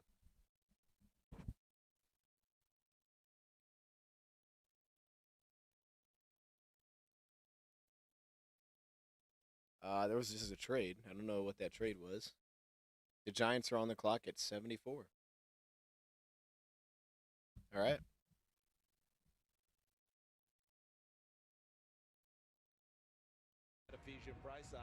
Who's similarly constructed another huge corner that we expect to see during the course of this draft weekend. So I'm getting some information here as the Saints' latest pick is in that the Giants just traded up back into the third round. They didn't have a third-round pick. They traded 3 picks, including one from next year, to move back into the draft after this choice. Oh, what'd they give up? With the 73rd 4th round next year, 105 and 145. Draft, the New Orleans Saints select Oscar Delp, tight end, Georgia. Yeah, Delp was gonna go. The weird thing though. So wait. Okay, so they gave up 105 and 145 to get the 74. So let's say if the Lions hypothetically wanted to move up, say to 80. If they gave 118 and 157, right? That's the next pick. And then a future 4th, maybe they could get up in like the 80s. Or maybe a future 3rd would probably do it. So I think that's probably what it would cost. 128, 150, whatever they have. And then a future 3rd probably would get them up like right now. And then a future 4th maybe a little bit later tonight. Giants going O-line because they got in front of Miami. Miami got Proctor yesterday. Could use another one. I don't know who Miami drafted last. Miami could also use tight end. And we're seeing tight ends kind of roll. I'm going to say it's a tight end. Give my boy Trig here. I'm going to say it's tight end. That's what he said. That's what he said. He said he had his phone on. So, we're going to talk through it. You never know. Crazier things have happened. You know what I mean? All right, let's see. So what just happened? Traded in from tomorrow. They had a 4th-round pick, 105, 5th-round pick, 145. They traded both of them and a 4th-rounder next year to move in to take this player. So that's a pretty big pick, one would say. Next time we hear from the Giants is the with the 74th pick in the 2026 NFL Draft, the New York Giants select Malachi Fields, wide receiver, Notre Dame. That's a big. Has Miami taken a receiver? They may not have taken a receiver yet. Maybe that's why. I don't know if they have. Okay. They might not. Fields out of there.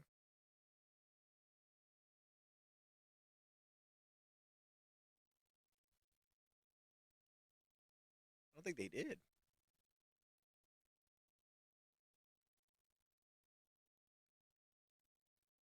Proctor. No, they haven't. Okay. Okay, that does make sense then. They might need to get one here.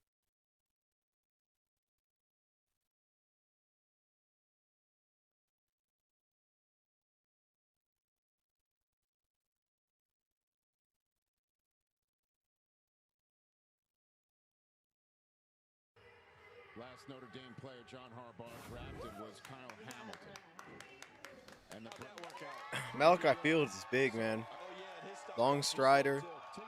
I don't think he has much short area quickness. He transitions well. As you see Malachi Got some flexion.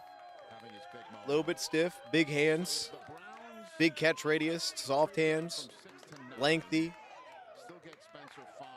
I guess that's opposite of Neighbors. Got your vertical threat instead of going like the Boston route earlier. Whoa, whoa, whoa, whoa.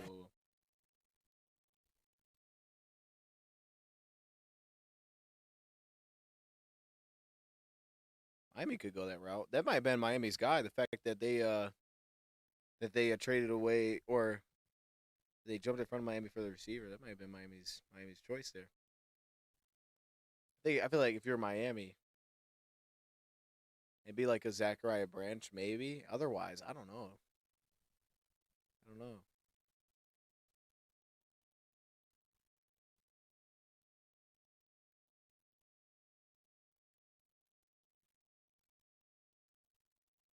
Must be non-existent. Hey, for real, dude. That stinks, dude. That's awful. Because it's kind of wild. Like, I mean, it's injury, so it's different. But like the COVID year, I mean, everybody missed their there was most of the top players missed their last year, and then they played the next season. So that stinks. Yeah, I don't know. I mean, it said we know it's a torn ACL, but how torn was it? You know, did they have to clean up other things? I don't know. I guess it's scary what he's going through, which is awful. Plus, we haven't. I mean, it difference, I guess, because you haven't seen him since then. I don't know what it looks like now.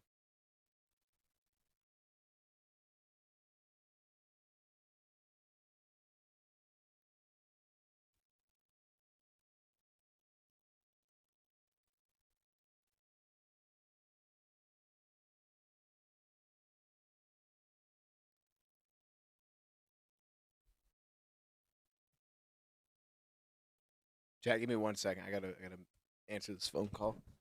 I'm gonna mute for a second here. I'll play the draft sound though. I'll play that.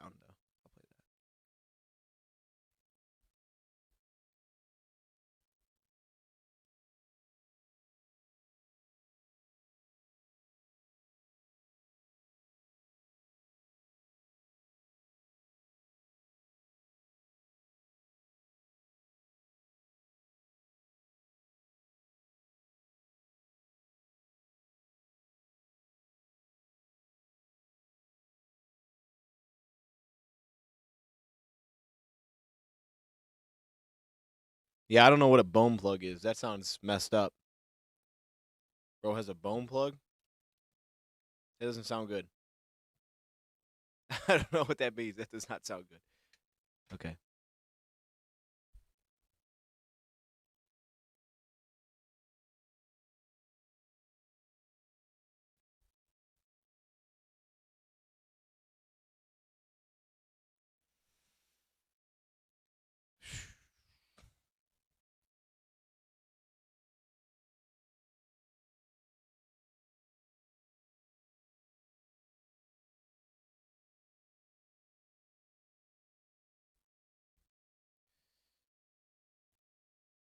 All right.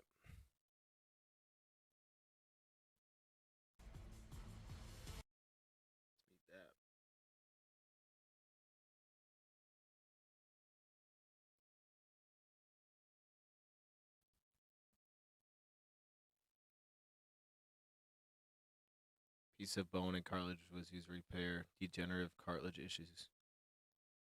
There's a thought process downstairs.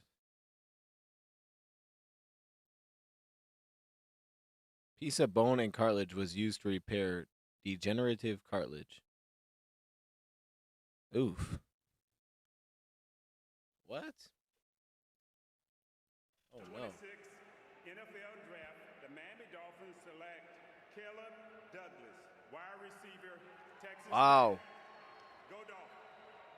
Caleb Douglas ran a 4.39, and we actually got that. That's crazy. Bucks gonna take a chance on McCoy. I don't know if the Bucks need a corner like that. Maybe they do. I don't know.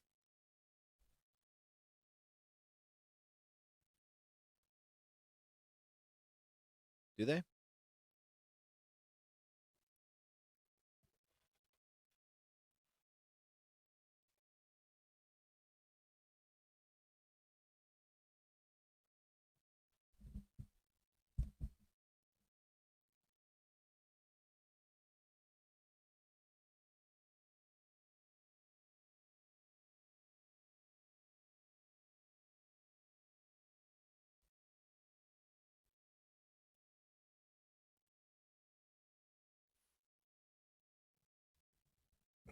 They do. They do like their guys that can run fast. I was thinking Zachariah Branch there, but all right.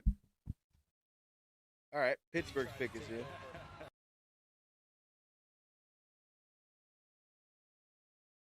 They need line, quarterback, safety, D tackle.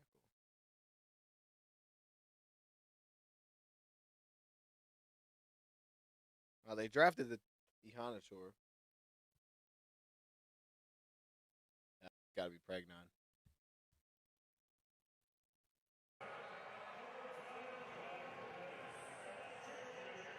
The Porter family.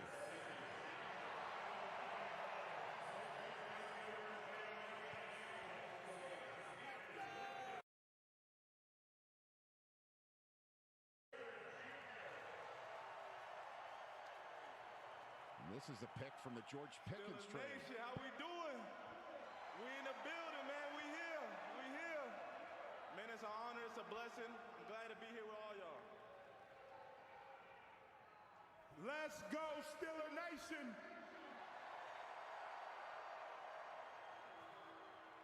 With the 76th pick in the 2026 NFL Draft, the Pittsburgh Steelers select Drew Aller, Penn State quarterback. All right. So Hey, that's kind of fire. a bit of a double whammy here. That's UCD. That Drew Aller gets drafted by the Pittsburgh Joey Steelers. Porter's team, baby. It is his former That's kind of cool. teammate at Penn State. He's probably hype. Porter Jr. Ooh, they got the hype music going? What? I kind of rock with that. It's kind of fire a little bit. Drew Aller's built like Ben Roethlisberger. I kind of like that. That's kind of hype.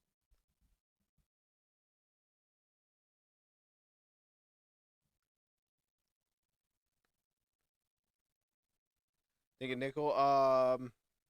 Yeah. I think so. Someone said, wide receiver too. Yeah, that is interesting. I think that does make sense that could be in play.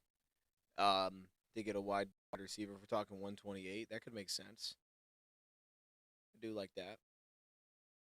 So yeah, I'm with you. I think, or defensive tackle maybe. I think you wait on defensive tackle probably beyond 118. I don't know if the dude's gonna make the team, to be honest with you. So maybe D tackle. I like where tight end's at still. It's still pretty deep. But I do like the idea of the nickel corner. I think that'd be fun. I think that'd be a lot of fun. Linebacker's kind of been picked apart a little bit here.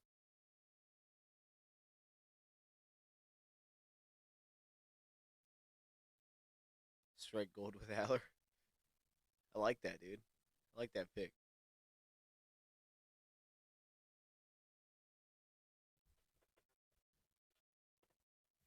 Chat, we might not stay live for this whole thing, I'll be honest with you, because tomorrow's going to be a long day, man. And we got a lot of picks to get through tomorrow.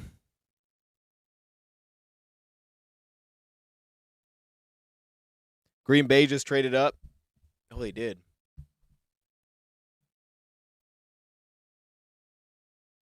Okay. That's interesting. Green Bay traded up. He says they need tackle. Why would they need a tackle? Edge, linebacker, guard. Oh. In front of Indy. I'm going to go Tiernan here. Tiernan's finally going.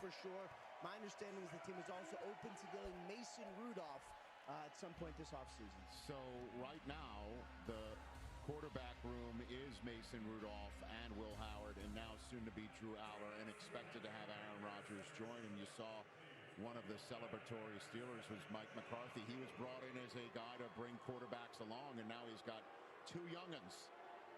But Drew Aller creating a buzz here in Pittsburgh. With the 77th pick in the 2026 NFL Draft, the Green Bay Packers select Chris McClellan, defensive tackle, Missouri. Nah, that's kind of clean. About the A&M tackle and said, we'll see Chris McClellan come off Yeah, the he board did say soon that. because McClellan does get after it.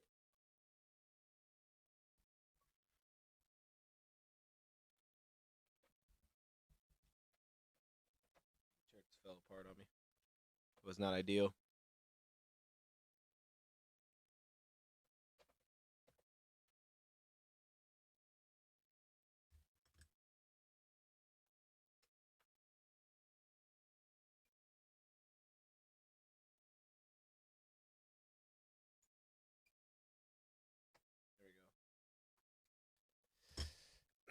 Now, McClellan's good too. Yeah, I like him. For where the interior is at in terms of pass rush, it's not much left out there. Go the Missouri guy. 6'4", 313. He can legitimately rush a passer. Moves well. Agile. I think that's pretty good. That actually gives you some upside to rush the pass a little with Carl Brooks in there. They lost one of their dudes too.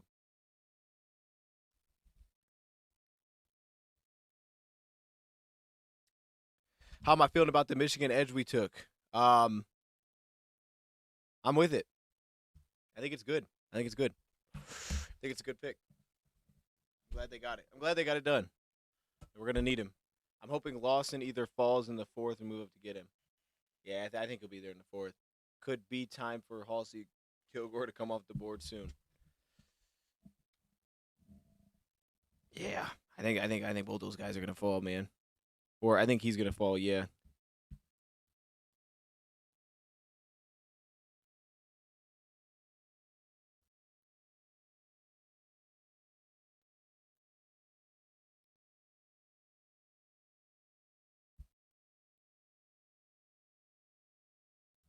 What is this?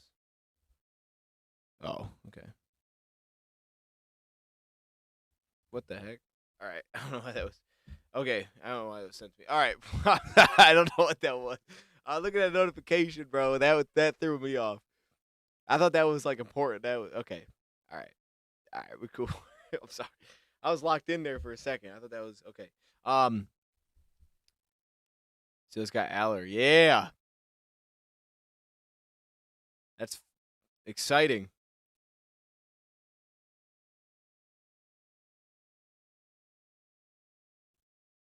That's exciting. I like that for you guys. That's the future.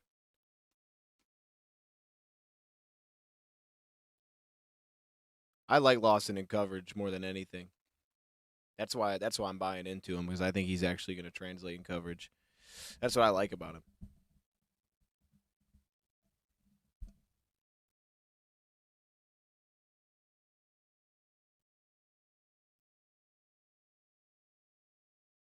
Now that's facts too. That's cool, man. That's cool to have two Michigan dudes on each side. That's pretty fire. You can't get much better than that. That's pretty sweet. No. Drew Aller is your Ben Roethlisberger, dude. He's the future there. What is this? Oh, okay, it's commercial. What in the world?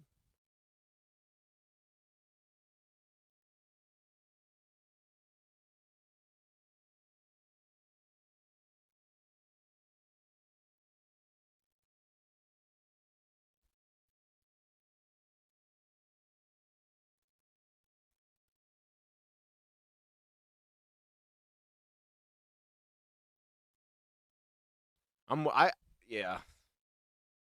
All right, let's see what Indy's thinking. Like a house of fire, with Daniel Jones as their quarterback and Jonathan Taylor looking like an MVP, offensive player of the year type, and then it all fell apart with the torn Achilles from Daniel Jones, and that was right when they traded 2 firsts for Sauce Gardner, so fortunes kind of changed. Now here's their second pick of the night.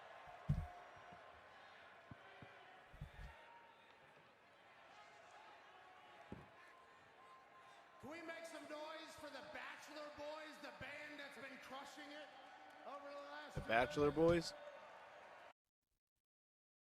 Negativity about the Indianapolis Colts.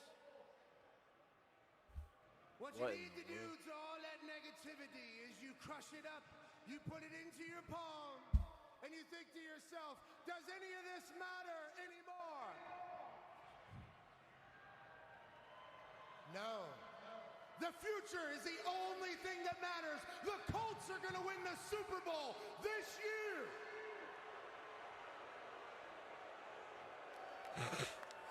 What is happening? Way better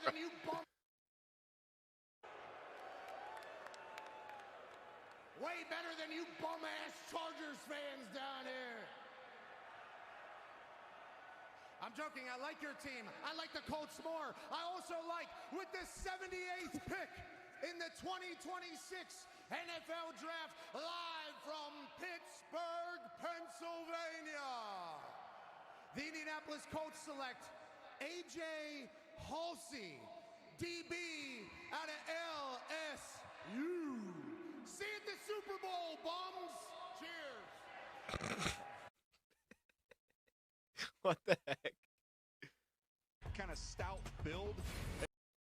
They got Daniel Jones, man. They got Daniel Jones.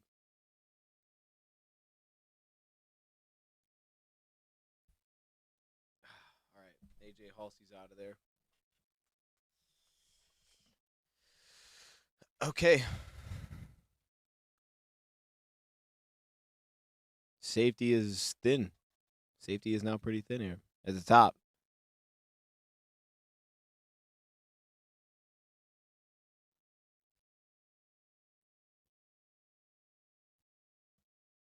It was weird when Halsey was getting like first round buzz though. I think that was kind of strange. That was a thing for a minute. It was kind of weird. But just how rare it is for a safety to even go that high, it was kind of weird. Okay, pick is in for the Falcons. They're going to bite his pups. So he played well early. They go to the SEC to get a CJ and an AJ. Now here's the Atlanta Falcons after drafting. There are no more Terrell siblings, correct? Hey, I hear y'all out there. ATL, what's up, baby? We still here. All right, we're going to keep this thing rolling.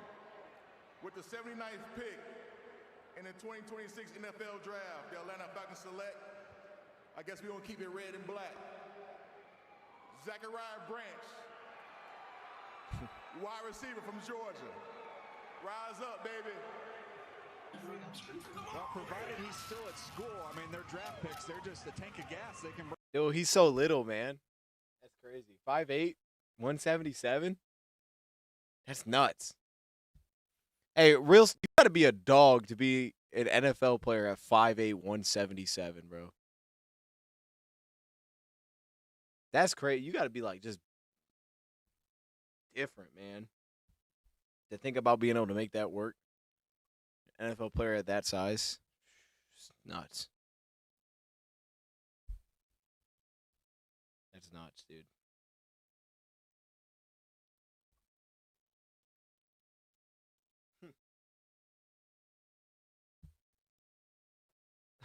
It's great. He looks so little. That's kind of sick, though. Did they move off of Well, I mean, they always got a good receiving core. I'm trying to think of that one dude that they had in there, but I don't remember his name. Pond's true. Pond's built like that too. There, but two. Yeah, Meek's different though. You know, Meek's different. What was it called? They had like Russell Gage, not Gage. It was someone else. They had someone else that was doing work for that team. Anyway. The Baltimore Ravens.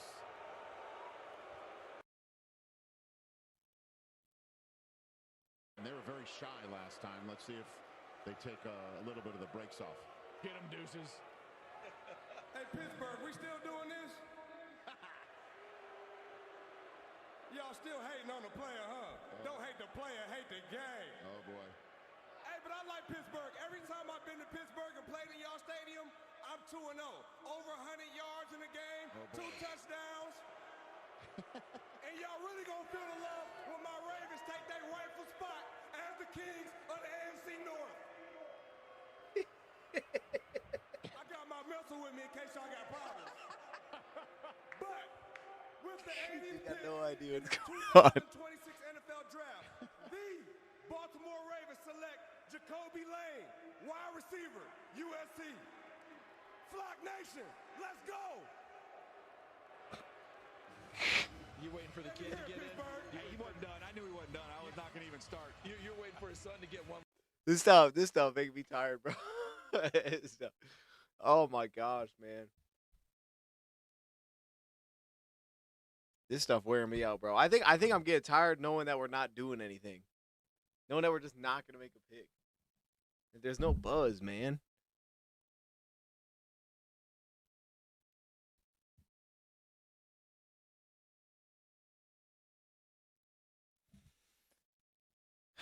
Okay.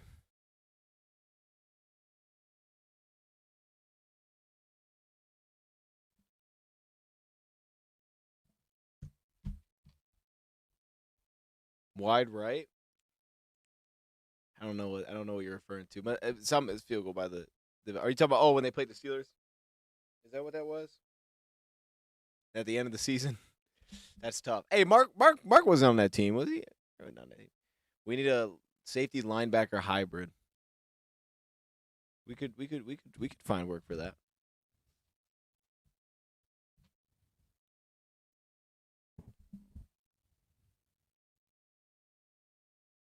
All right, we need our CD Deuce, our Iffy Melifonwu is what you're saying. That's what you're talking about. So we got 128, 157, 181, 205, 213, 222. I was reading that. Okay.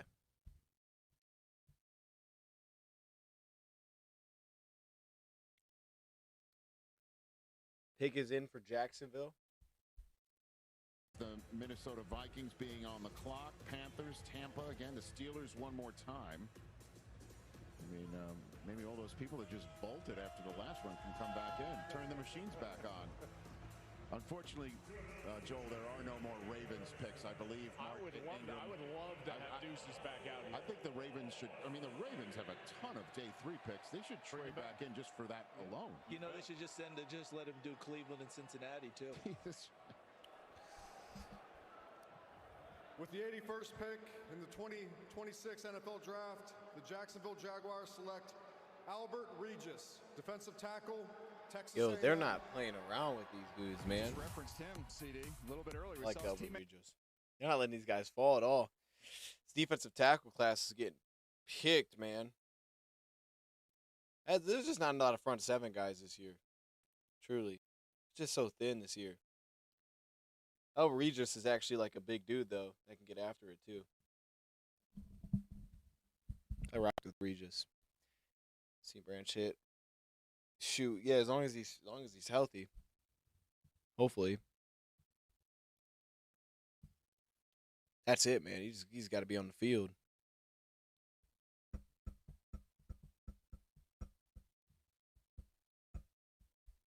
We got to get that guy paid.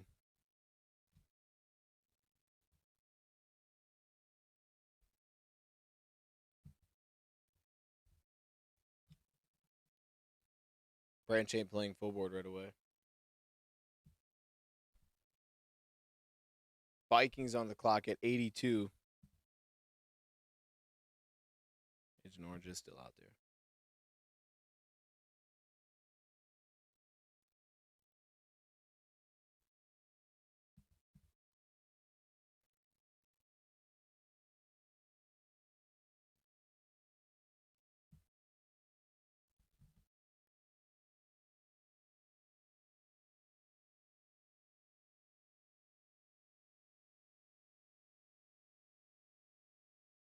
Ah, shoot. I messed that up. All right, whatever.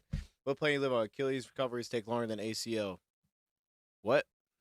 I don't know. I don't know which one. I've heard Achilles takes longer, but I don't know. I have the ACL one. I don't know about the Achilles one. I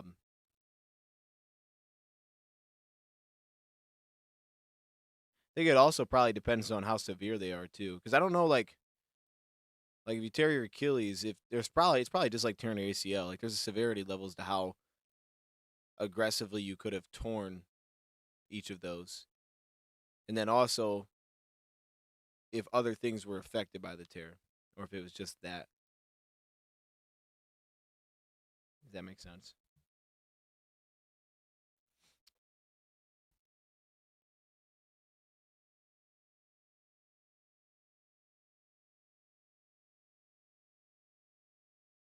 We do need to pay him though. Like, we can't let that dude not get paid, man. He needs to get paid. We got to get Branch, and this would be a good time to do it, I guess, with him coming off the injury. We can't lose Brian Branch now. We can't do that.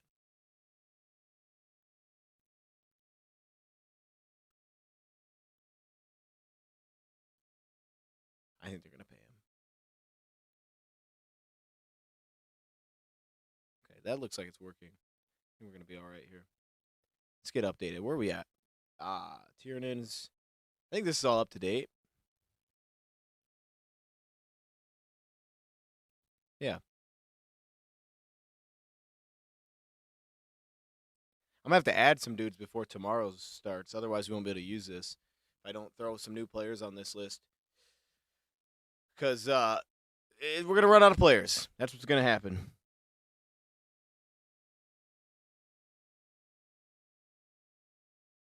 Kind of curious to see what these other teams are thinking.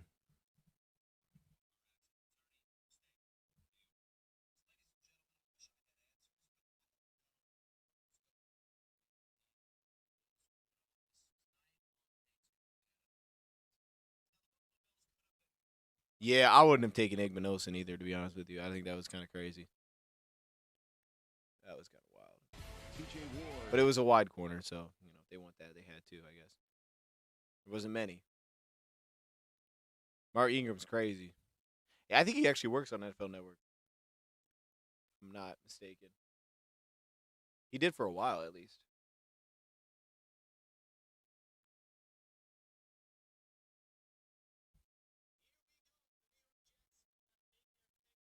Oh, I know he was fired up about getting D'Angelo Ponds. Whoa. What did he say?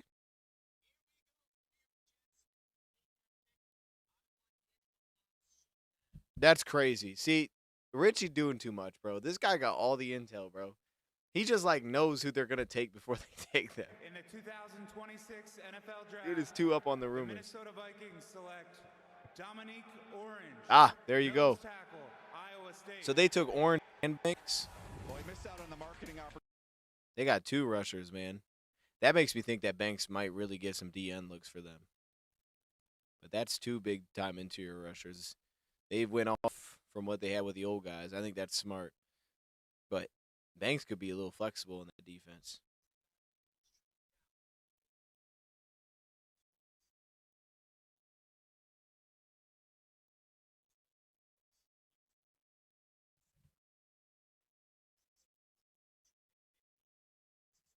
Agent Orange, man. What I have for Dominic Orange? So yeah, 6'3", 325. He probably ain't gonna move much. He's too big. But he's a good pass rusher. Smart, motor, toughness, super agile. 12 games as a freshman. Actually, no, I had him go playing wider. He might play wider. Lived in a gap. Dude, honestly, the Vikings, man, I rock with the Vikings draft. I rock with what they're doing. They're all upfield players, but with that defense, man, I rock with what the Vikings are doing, bro. They already had a nice little DT in there, too. They had one guy. Last year, they were kind of terrible on the defensive line, but they had one guy that was pretty good. I don't remember who he was. They had one dude that was pretty solid.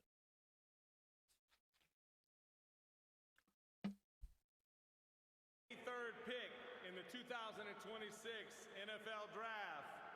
Once again, your reigning NFC South champs, Carolina Panthers, select Chris Brazzell, the second, wide receiver, Tennessee. Who was that guy last year? They drafted Ingram Dawkins last year. He'll be back up. They had a good player last year, though, on the defensive line. Just don't remember who it was.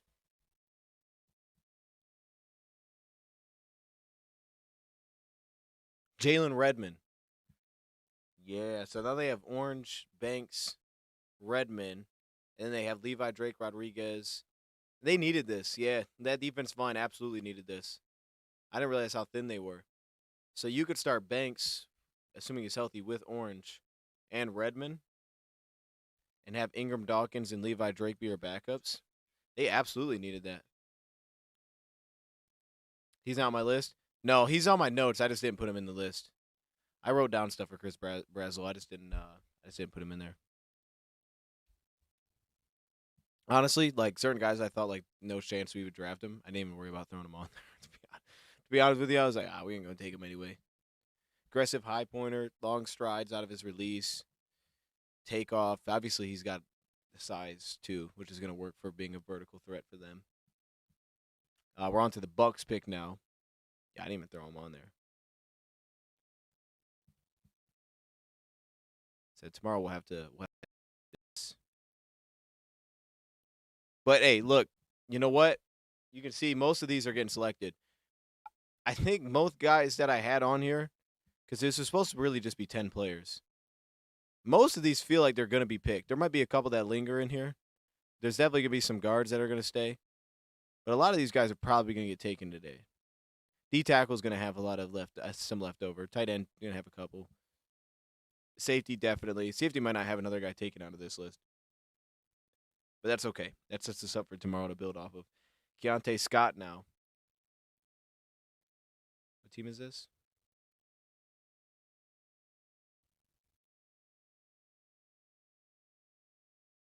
Oh, no, wait.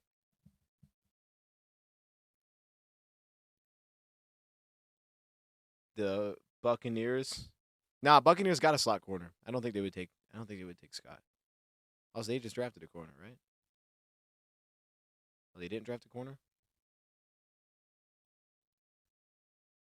Someone said earlier, give me McCoy. Give me McCoy now. It's time. It's time. Honestly, though, if the Bucks go with big corners, out of this list it'd be Demings, but they go with big corners. They could take Prysock out of Washington. Demings would make sense. I'll lean Demings. Small school, long corner. I'll say they go Demings.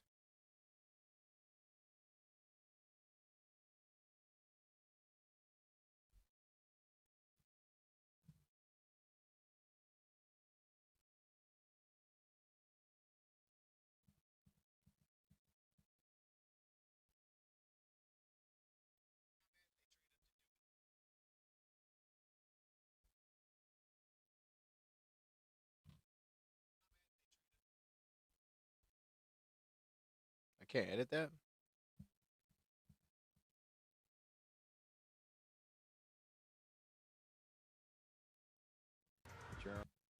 No way. No way this actually is real. That's crazy. The baby picked the Jaguars for Albert Regis, and he got drafted by the Jaguars. That's actually nuts. That's actually nuts. All right, pick is in for the Bucks here. From the Tampa Bay Buccaneers. Whoa. Calm down the music.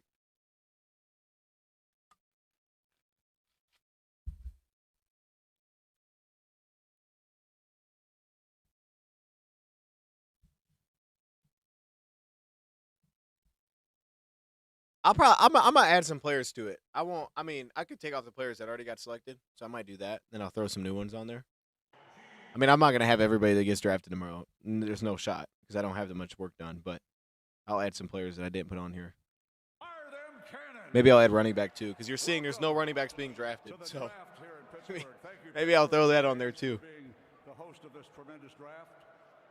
I'd like to thank the late Malcolm Glazer and the Glazer family for providing me with the opportunity to broadcast not just one. The Browns are on the clock. Super Bowl championships. 105, 146, and 206. Super Bowl 55.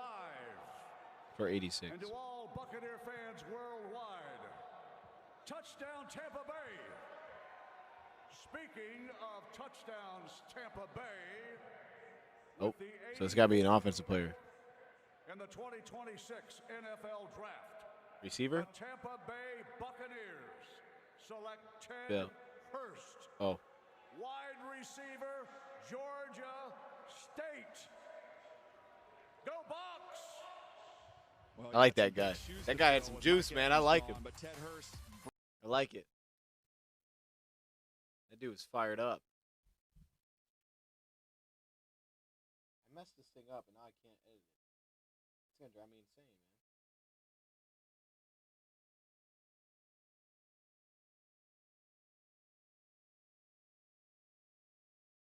How do I edit this thing? I feel like I gotta delete it, huh? Oh shoot. So if I post a video on TikTok, I can't like edit the title and stuff. Y'all know? Oh no, I can. Okay, edit post. I found it. Never mind, I found it.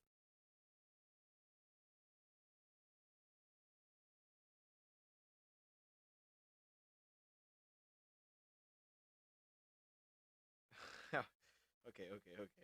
Now we're good. Now we're good. Pick is in for the Steelers, and then Cleveland just traded up. One more All right. time tonight. Pittsburgh is looking at O-line, safety, tackle, defensive tackle, and then Cleveland moved up. So it makes me want to believe it's an O-line, but they already took one. And then you have the Cleveland Browns jumping in there. I don't think the Browns are going to go D-tackle.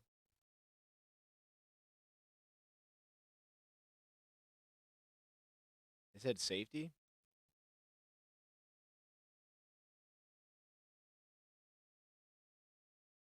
I don't know who you would. I guess they're getting in front of Miami. Miami could use a safety. I don't know who's going here to Pittsburgh. I'm gonna go Cage Casey to Pittsburgh. That feels like a Steeler. Cage Casey, let's do it.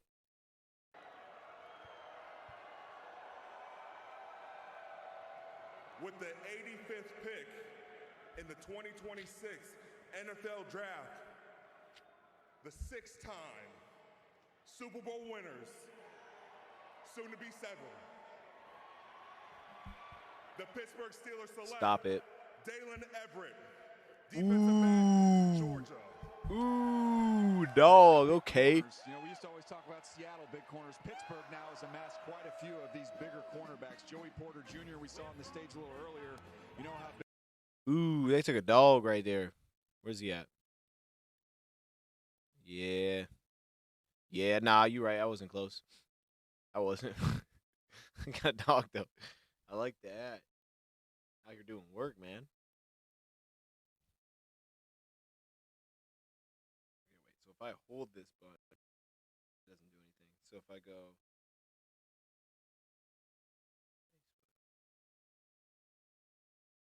If I click this, does it just take you to TikTok? I don't want to do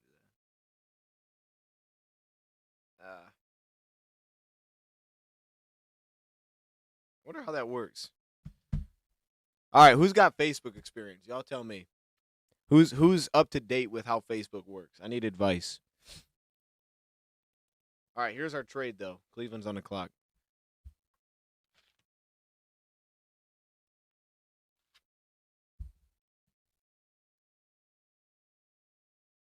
Here we go. My Cleveland Browns card looks like a 19. I feel like they got in front of Miami, but I thought Miami still hasn't drafted a safety. Oh, okay, tackle, I guess. Austin Barber. Okay. Is their choice.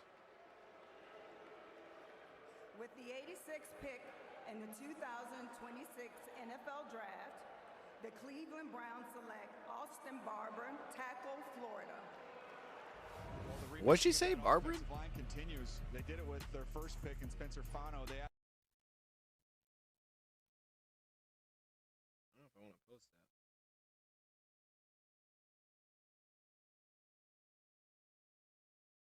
This thumbnail is tragic too. That's not helping. All right, I don't know what I'm doing. I'll be honest. Don't know what I'm doing with this. That's fine. So we have 1, 2, 3, 4, 5, 6, 7, 8, 9, 10, 11, 12, 13. We got 14 picks left tonight. Deshae has done a good job, it feels like. He's done a good job with these DBs. It seems as though he's done a good job.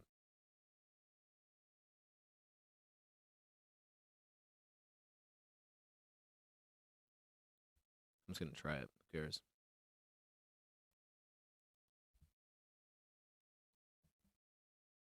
What does that mean? just post it. Okay, I did not do that right. Oh, yeah, I did. I don't know. All right, pick us in for Miami. I'm curious with Miami. Did you take the card out to talk to Blue? Let me guess this one. Miami has taken a safety. They also say they need edge. Safety would be for Minka leaving. They could use corners, though, like crazy. And then we just got to tackle that one.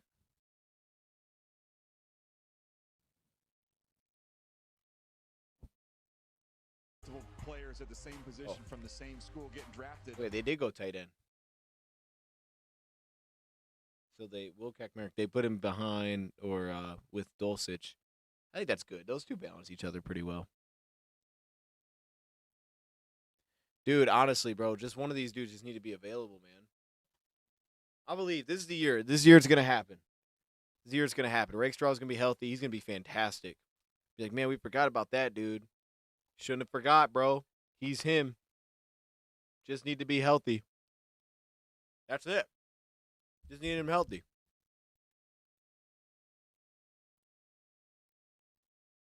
That's all we were missing. I'm pumped up, dude. I want to watch him play. I feel like I haven't seen him play at all. I feel like the guy hasn't even started as a Lion yet. It's crazy.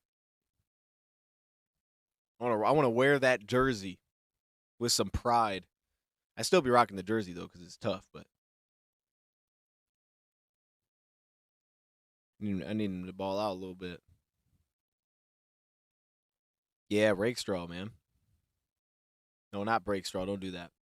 Don't do that. Replace Taron Arnold? Cooper has been a dog. Can't replace TA, man. TA was doing some good stuff. He's just in the same boat. He also needs to stay healthy. He's trending the right direction, though. At least Taron is trending the right direction. Rakestraw isn't even trending a direction. He's just stuck in place, unfortunately. Honestly, I think the biggest disappointment for me, it wasn't TA, it was DJ Reed last year. Reed was the biggest disappointment. Reed was like balling, and then he got hurt, and it was like, ooh. And then trade is now complete. Jalen Phil. Oh. Wait, what?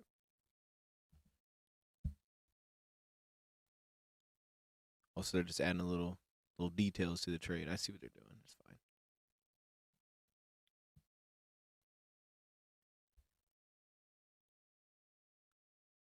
I'd like to add a B to a jersey and no.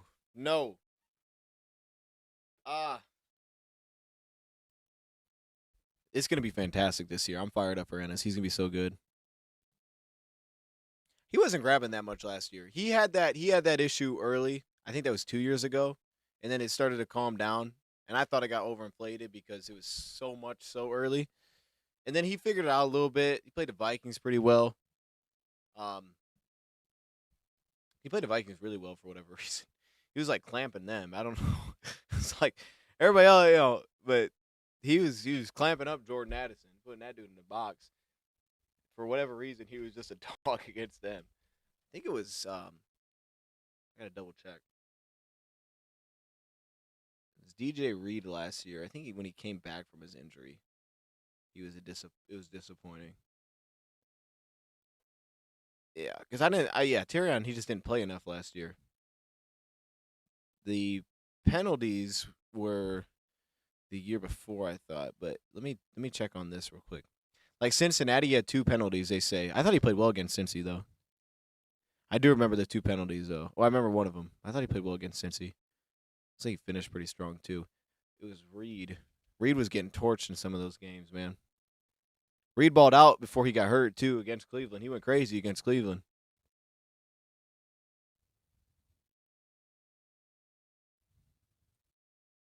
We're going to be all right. I'm looking at this, reminding myself, we're going to be all right. Emmanuel Mosley. You know what hurts more? I'm not going to say hurts more. Right? Mosley was so disheartening because we signed Mosley, and I went to that Carolina game when he came back, and then immediately, boom, done. Like, maybe a play, maybe. Was it like a play or something? And then he was, like, hurt again? That was awful to have to witness that. I was so pumped to watch Emmanuel Mosley play. But the one that hurts me is Quentin Dunbar. When the Lions were full rebuild mode, and they signed Quentin Dunbar, and he didn't even, like, he had off-the-field stuff they had to deal with. And obviously, you know, that takes priority, but it's just like that one hurt. That one hurt, I think, the most. Pregnon just went finally to Jacksonville. I think Jacksonville's doing a little bit of work here. Kind of rock with what Jacksonville's doing. But yeah, that one was disappointing because obviously he's gonna have a wide open role for us. I thought he was gonna be good.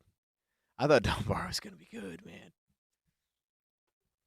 I was about to get a Dunbar jersey, dude. I'm about to get a Quentin Dunbar jersey. That thing's gonna go crazy. Nope. Yeah, that too. I saw that goofy stuff, and a lot of times like that goofy stuff will pop up and it's nothing. But that one, like, that one might be something. I hope not. I don't know. Hope not. Wait, so this just doesn't have a John Pennicini? John Pennicini? Hey, Pennicini, though, like, he had a little run with us. He wasn't just bad. Like, he had a little run, and then he had, like, they said the golf balls on his shoulders. What is, I think he's a coach now. Isn't he a coach? I think Pennicini's a coach. Chicago Bears pick is in. When Price went at 32. Could be wrong. I think he's a coach. Long drop after that, and boy, was he correct. Here's Jimbo Covert back in. There's Daniel Jeremiah's right here. Massive drop after Price. Crazy, actually, to not have a running back in day 2. If this lasts, it's insane. Jimbo Covert. With the 89th pick in the 2026. Shoot, my fault. I got to get the draft cast back up. 16th taken. Xavion Thomas. Wow, dude, they took Xavion Thomas that high?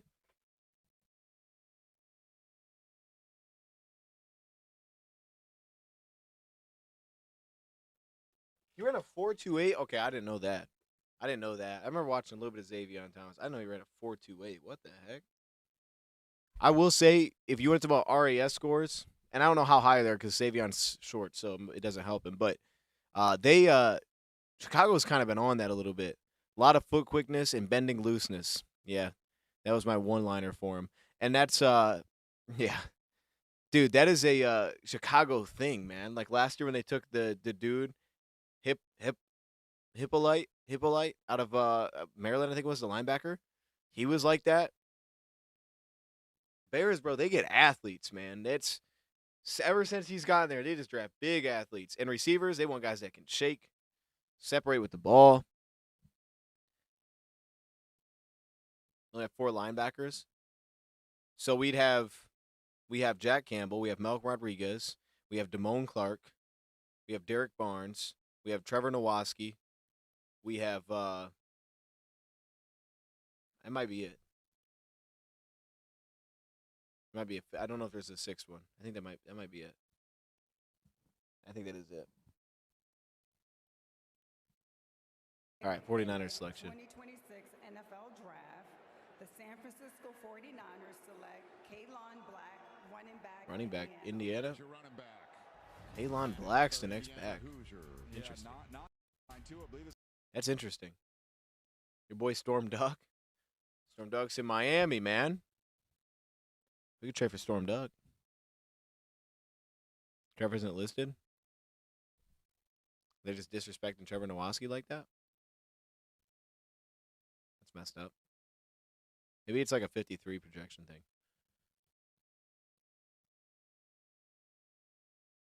Yeah, it's those 5. They might list him as a DN, which would be kind of weird, but they might.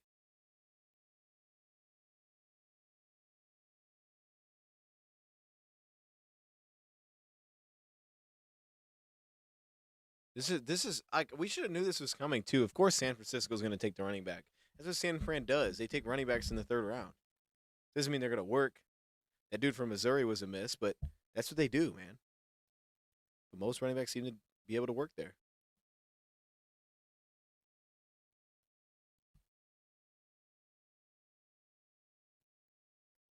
Raiders, Cowboys, Rams, Dolphins coming up. Pick 91.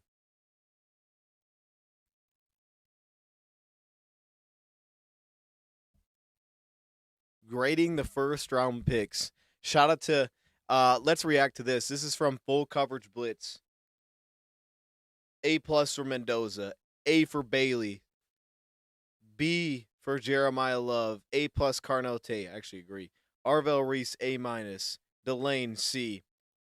Trading up for someone who probably been there at 9. Okay.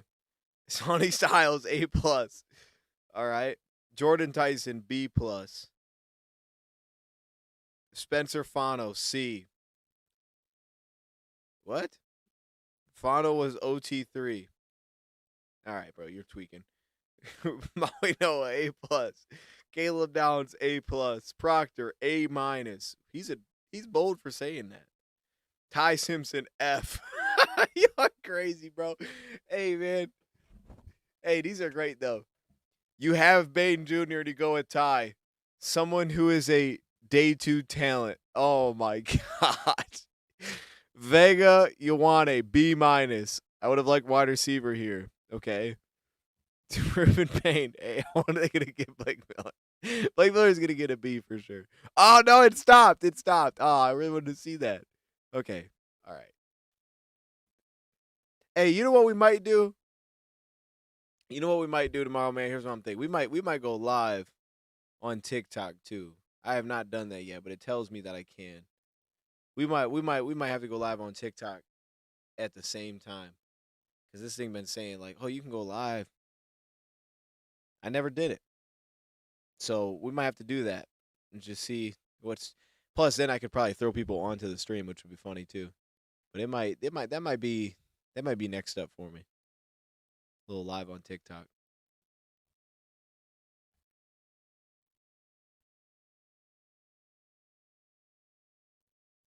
What position doesn't he play? A guy named Storm Duck, corner. He plays corner, yeah. He's actually kind of good. he's actually kind of good for Miami.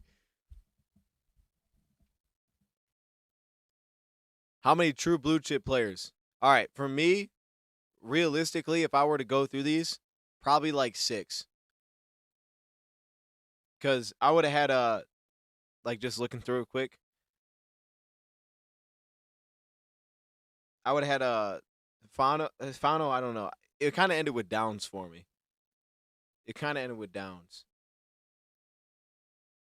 I've been like Downs, Arvell Reese,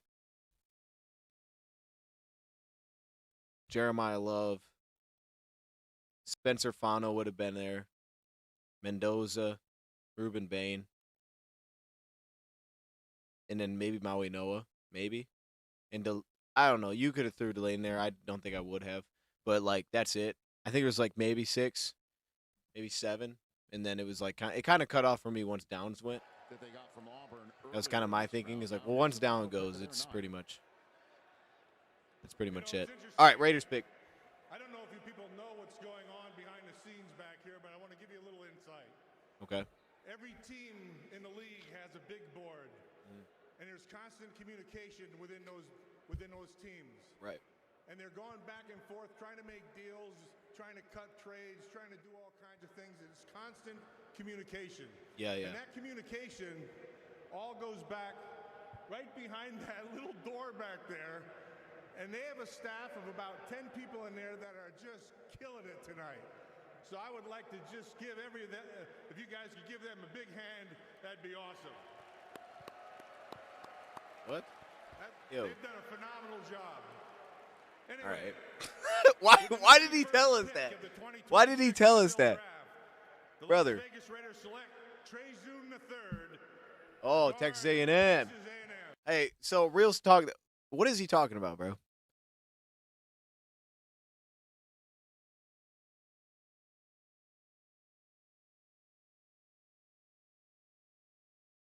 Like, what is he talking about, bro? Hey, maybe I didn't get to see every part. I was at the dang draft thing last year.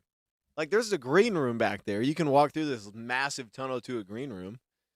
And the green room is, like, cut off to the side, and it's just the players sitting there, and then there's families there, and there's like some media, and then there's keep walking media room, which is where Radio Row is. I don't know what he's talking about though, unless he's just talking about the Steelers specifically, like where their offices are. I don't know what he's talking about. I don't know. Pick is in for Dallas. We are pushing up on round 4. Jermod McCoy still on the board. They're showing it now. Keontae Scott, Kyle Lewis, Caleb Tiernan, Jennings Dunker, Sam Hecht. Hey, yo, I ain't gonna lie, man. We could just go get Tiernan tomorrow. We won't do it, though. That's the thing, man. We won't do it, though. But I would love it. I would love it, dude. All right, let's see what the Cowboys are talking about. They're picking here at 92. And here's Drew Pearson, who lit up Philadelphia in the Commonwealth a few years ago. Here we go. That bro was trying to tell us a story. I don't know what he was talking about. Their first pick since last night. Nice. Let's go, Dallas. All right. Here's Drew Pearson. How about them Steelers? All right. He's talking about the Cards? Bro. 26 NFL Draft. Jennings Donker, he could be a Campbell guy. 2026 NFL Draft, the Dallas Cowboys select Shaquan Barber. Jayshon Barham. That's a University of Michigan man right there. Michigan. What the heck was that? Joel, he's really good. Bro said that's it. Yeah. No, they got to run it back. Those dudes need to go back up there. I like that. That was the I don't know what the first guy said. The first guy, bro, I don't know what he said, man. That was not the name of the player that was drafted. I don't know what he said. All right, Barham gets off the board. Man, I was hoping I would like Barham when I was watching him. I didn't like him. Honestly, it was weird this year because usually I would think I'd come into it and I'm like, oh, I'm gonna have bias. I don't love this. I'm gonna have bias. Yeah, he just made something up. I was like, I was gonna have bias for these Michigan dudes. I didn't. Like, I didn't like them. Like, I didn't care for TJ Guy. Didn't care for Barham. Like, all right. I don't know. Benny's interesting. This dude said Shaquan Barham. Oh my gosh, bro. No, that's great though. The energy was good, man. You was saying hut. All right, pick is in for the Rams. Rams just took Max Clare. Okay, Max Clare. Here we go. Max Clare here. What do they need now? Okay, they already made their pick or what? Why is it not showing me? Oh, okay. They need wide receiver, tackle, corner. They're going to take McCoy. No, they didn't. Keegan Tross, tackle Missouri. Dude, I'm so glad we got our tackle when we did. Oh, my gosh, dude. We'd be so cooked. We'd be so cooked right now, dude. These guests at the draft are out of control on stage. We'd be so cooked if we didn't get our tackle when we did.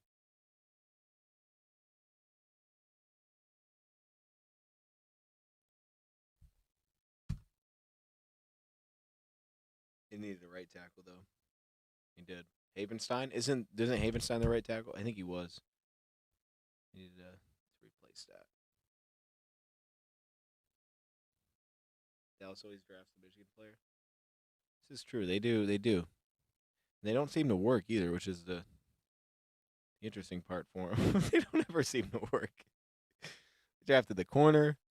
He might have worked a little. He worked a little bit. He just wasn't there that long. Both the linemen were missed. Yeah, they need to stop doing all that.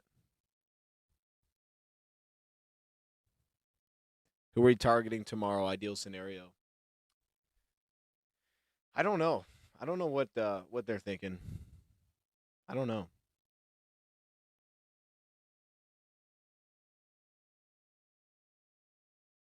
I mean, if you were like comfortable with just going to bed today and you knew you weren't going to do it, anybody that we think is borderline probably wasn't really their target. I wouldn't think. I do think offensive line has some bodies still in there. Kyle Lewis is going to be available in around 4 probably. which could be interesting. I don't think they're going to go get him.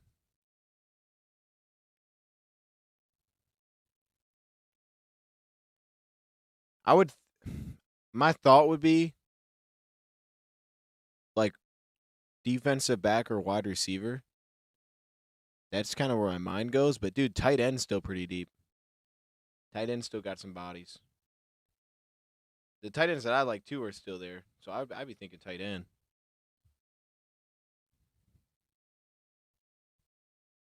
Trade. Steelers are on the clock again. Yo, what are the Steelers doing, man?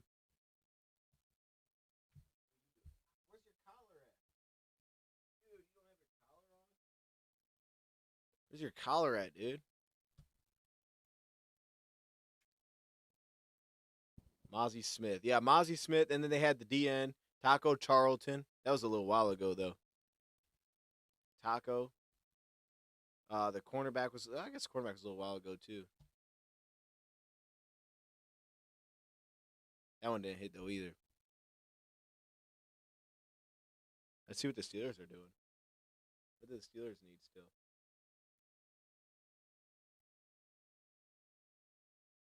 All right, get down, dude. Go ahead, get down. Steelers need Jermar McCoy, new Kalen King. Oh, dude, I forgot about Kalen King. What happened to Kalen King, man?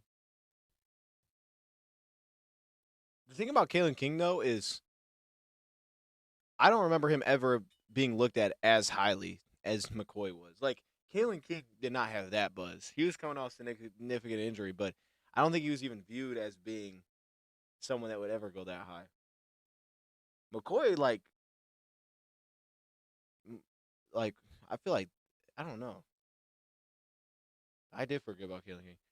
I want Lawson. So linebacker could be in a solid spot, actually. I don't know what the Steelers are doing here. What is going on? How is Miami on the clock? Oh, okay, I read it wrong. Wait, so Miami's pick is in. Steelers are at 96. Ah, okay, that makes sense. I forgot Miami had all these picks. They traded one of these away, too. They would have been picking at 90. Edge and safety is what's listed for them.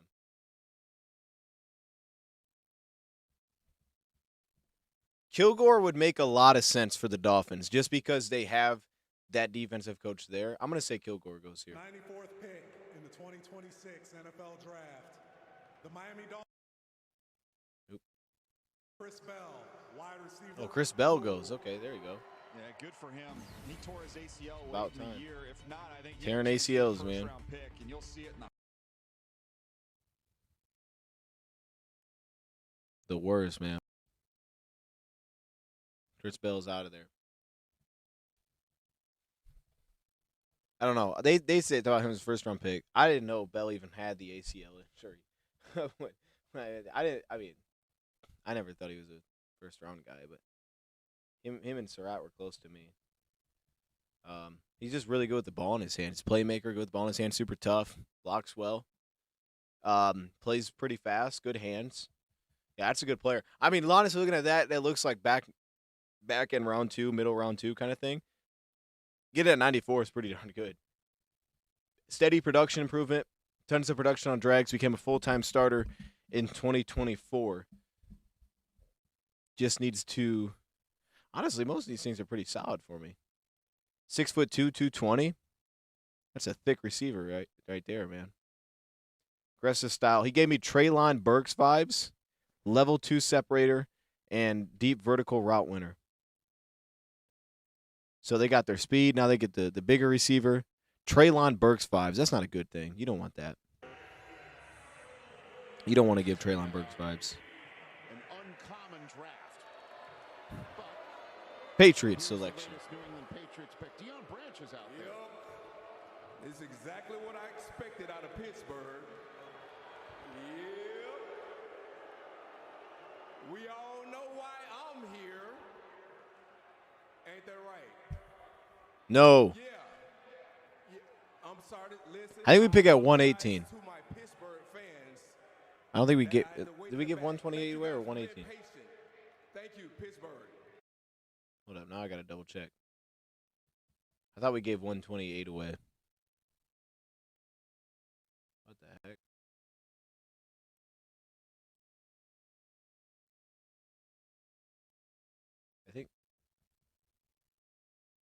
Okay, I don't know.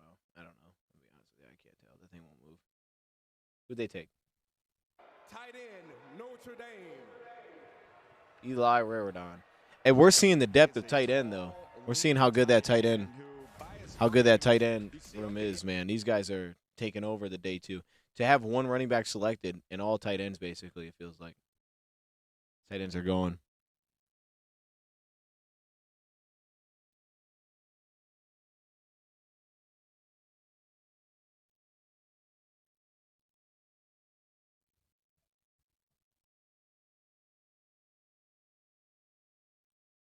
What pick did we trade away?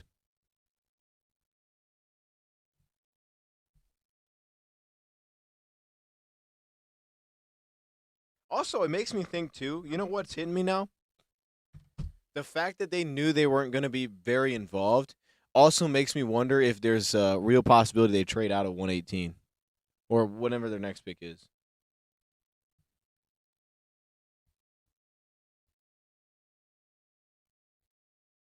Jets get 50 and 128. So we should have 118 still. Unless this guy's wrong.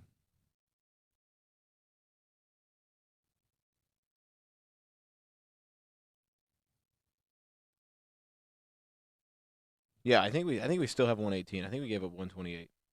Because if you gave up 128, then it makes sense because you have such a long wait anyway. When I said 6 time going on 7, I didn't hear y'all get loud enough. So y'all got to be loud when I do this, all right? All right. Do it. With the 96th pick. Oh, he didn't do it. In the 2026 NFL Draft, the 6th time, soon to be 7th time. Yeah! That's what I'm talking about. Come on, Cam. Ooh. Okay, wait, hold up. AI overview. So, Colton, my man Colton's tweaking. That's what you're saying? It's possible. It's possible. Let's just do this. Let me just look at ESPN. That would make more sense from a value perspective to give up 118. Because then the trade would probably be more even. If we give 128 though, that means we won the trade. That's what that means. We definitely won the trade. Let me see. Round 4. No, we gave up 128 based on ESPN. We have 118, so that's pretty nice. That's pretty good. I like that. Okay. AI overview's tweaking. It's all right though. It's all right. They also listed Dunker as a guard. Jennings Dunker. He played right tackle last season. Pretty strong guy, good athlete. Thought he lacked flexibility, but he's rangy. Needs some handwork there for me. Body control is average too. Ready hands, fails to latch and replace. That's not great. We're also talking the end of the 3rd round here.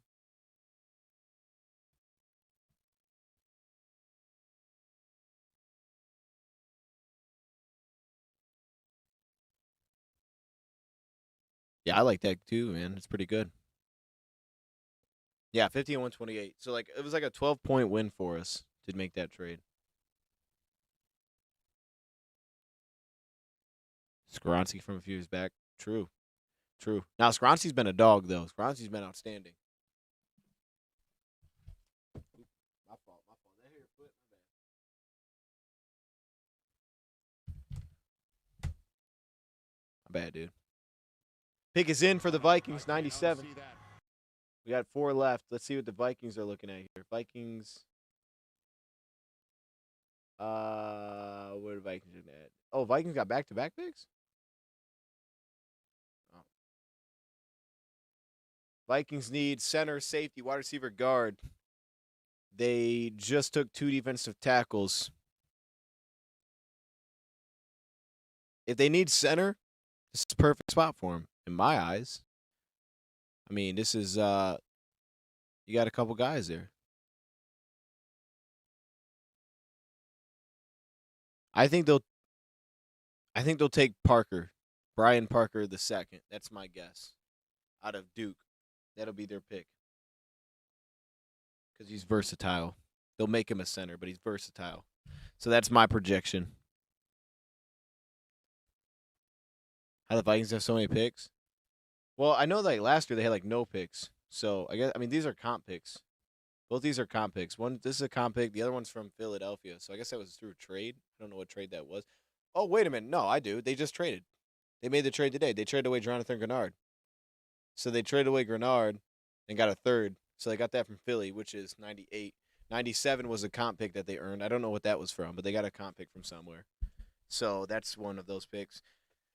I don't think you can grab an edge here. I mean, you could, but I don't know. You're not going to find Grenard, I wouldn't think here. Though, Joshua Josephs, that could be worth the swing. I think you take Parker and Joshua Josephs. That'd be my picks here. I'll guess with those two. I'll be wrong on both of them, but that's fine. I just knocked my camera.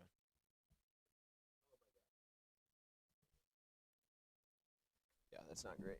That's not great. It's fine. Here we go. Oh. How the team get comp picks? So the way I understand it, it's not an exact science. Like there's a lot of like mini rules that go into it, but it's essentially like one, you can get rewarded them by like diversity, like coach gets hired somewhere else from your staff, you get a comp pick for that. You can get awarded those. Then there's also you get awarded like say I lose a free agent, walks free agency, gets signs a big deal, let's just say keep it basic. We don't replace that in free agency. So we can be awarded a comp pick for the financial difference there, basically. I mean, we've had those happen before where it's like we don't have money in free agency. Guy walks, signs. We can't replace him. We get a comp pick awarded to us for the next year. So, like, I guess that's a basic way to do it. But I think, like, there's rules where it's like, so the guy gets cut. He can't be a comp pick. I think that's one of the rules. I don't know if you can have a guy that you drafted walk and then get a comp pick. I don't know that works. Actually, no, that should work. I don't know. That one should work. I'm not completely sure on that one, but it's stuff like that. So Alexander, and you wouldn't get him from this year. You get him from next year. But Alex Anzalone signed a solid little deal. We might get a comp pick out of this year. We might get a couple. I feel like we didn't make any real splashes. I mean, and I don't think it has to be player for play. Like just because I lose a linebacker, say he signed $7 million a year, I don't think it necessarily means that you have to sign a linebacker for a similar price. I think it could be like, well, you signed the center for a similar price, so you still spent that cap back, basically. Draft. I don't know. The Minnesota Vikings select Caleb Tiernan, tackle, Northwestern. Yeah, he was the next tackle on my list. So. Oh, dude, I do not like that. No, Vikings. Why, dude? I honestly think the Vikings are cooking. I think they're cooking, bro. Tiernan was just hanging out. Still, we got a fifth. Oh, my gosh. Dude. I mean, because that offseason we signed Reed, so we spent like almost this. I mean, it wasn't the same. It was a little bit less, but it was similar amounts. I think as a whole, if you're like spending much less, then you can get comp picks. But it's also weird because over a certain amount of stretch of years, you have to spend a certain amount of your cap. So it's not like as a team you could just decide not to pay anybody because you do have to spend an amount of your cap. So it's all kind of like timing, I think, in theory, of how it plays out, of when you're spending that cap versus when you're not, and how it can land potential comp picks. Because you still have to spend like 90% of your cap over like a 4-year period. You can't just not spend it. I mean, you can structure it however you want, I guess, but you have to actually spend the cap in that you have to an extent. All right, Vikings, our selection. Defensive back, Miami. Jacoby Thomas. Yeah, Jacoby Thomas. Yeah, they did go safety.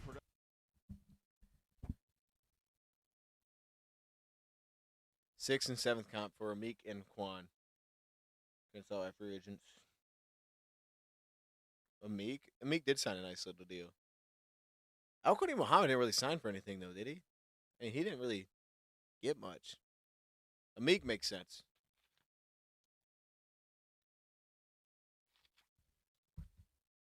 Jacoby Thomas and Caleb Tiernan. What a load of crap. I don't like it, Minnesota. Like, they're not even happy. All right, pick us in. Honestly, I think this draft is just not that good, and we're seeing that play out. Like, some of these guys that are getting drafted are all over the place. There's very little consensus. Like the year that Hendon Hooker got drafted by us, bro, that dude had buzz. This draft's got no buzz in the third round. This is all over the place. But aren't those projections all over the cap? And that is good to know because I will look at those now that you say that. Shout out to Over the Cap. They do work over there, man. Seattle Seahawks. Let's get one of these right. Hold up. I don't want to see it yet. What does Seattle need? What does Seattle need? Let's lock in. Seattle, oh, it's not uploading. I don't know. I don't know what they need. Oh, Julian Neal. Okay, they went corner. Julian Neal. I wouldn't have guessed that, but it also does make sense. Long defensive backs. They've gotten Julian Neal. They've gotten Bud Clark. Long, fast defensive backs. This is the Seattle Seahawks that I know. We got one pick left. It's the Jaguars to wrap up the round. Edge, linebacker, corner, running back. What is Jacksonville going to do? Jacksonville's been hitting. I feel like I can get one of these. I feel like I can hit one of these.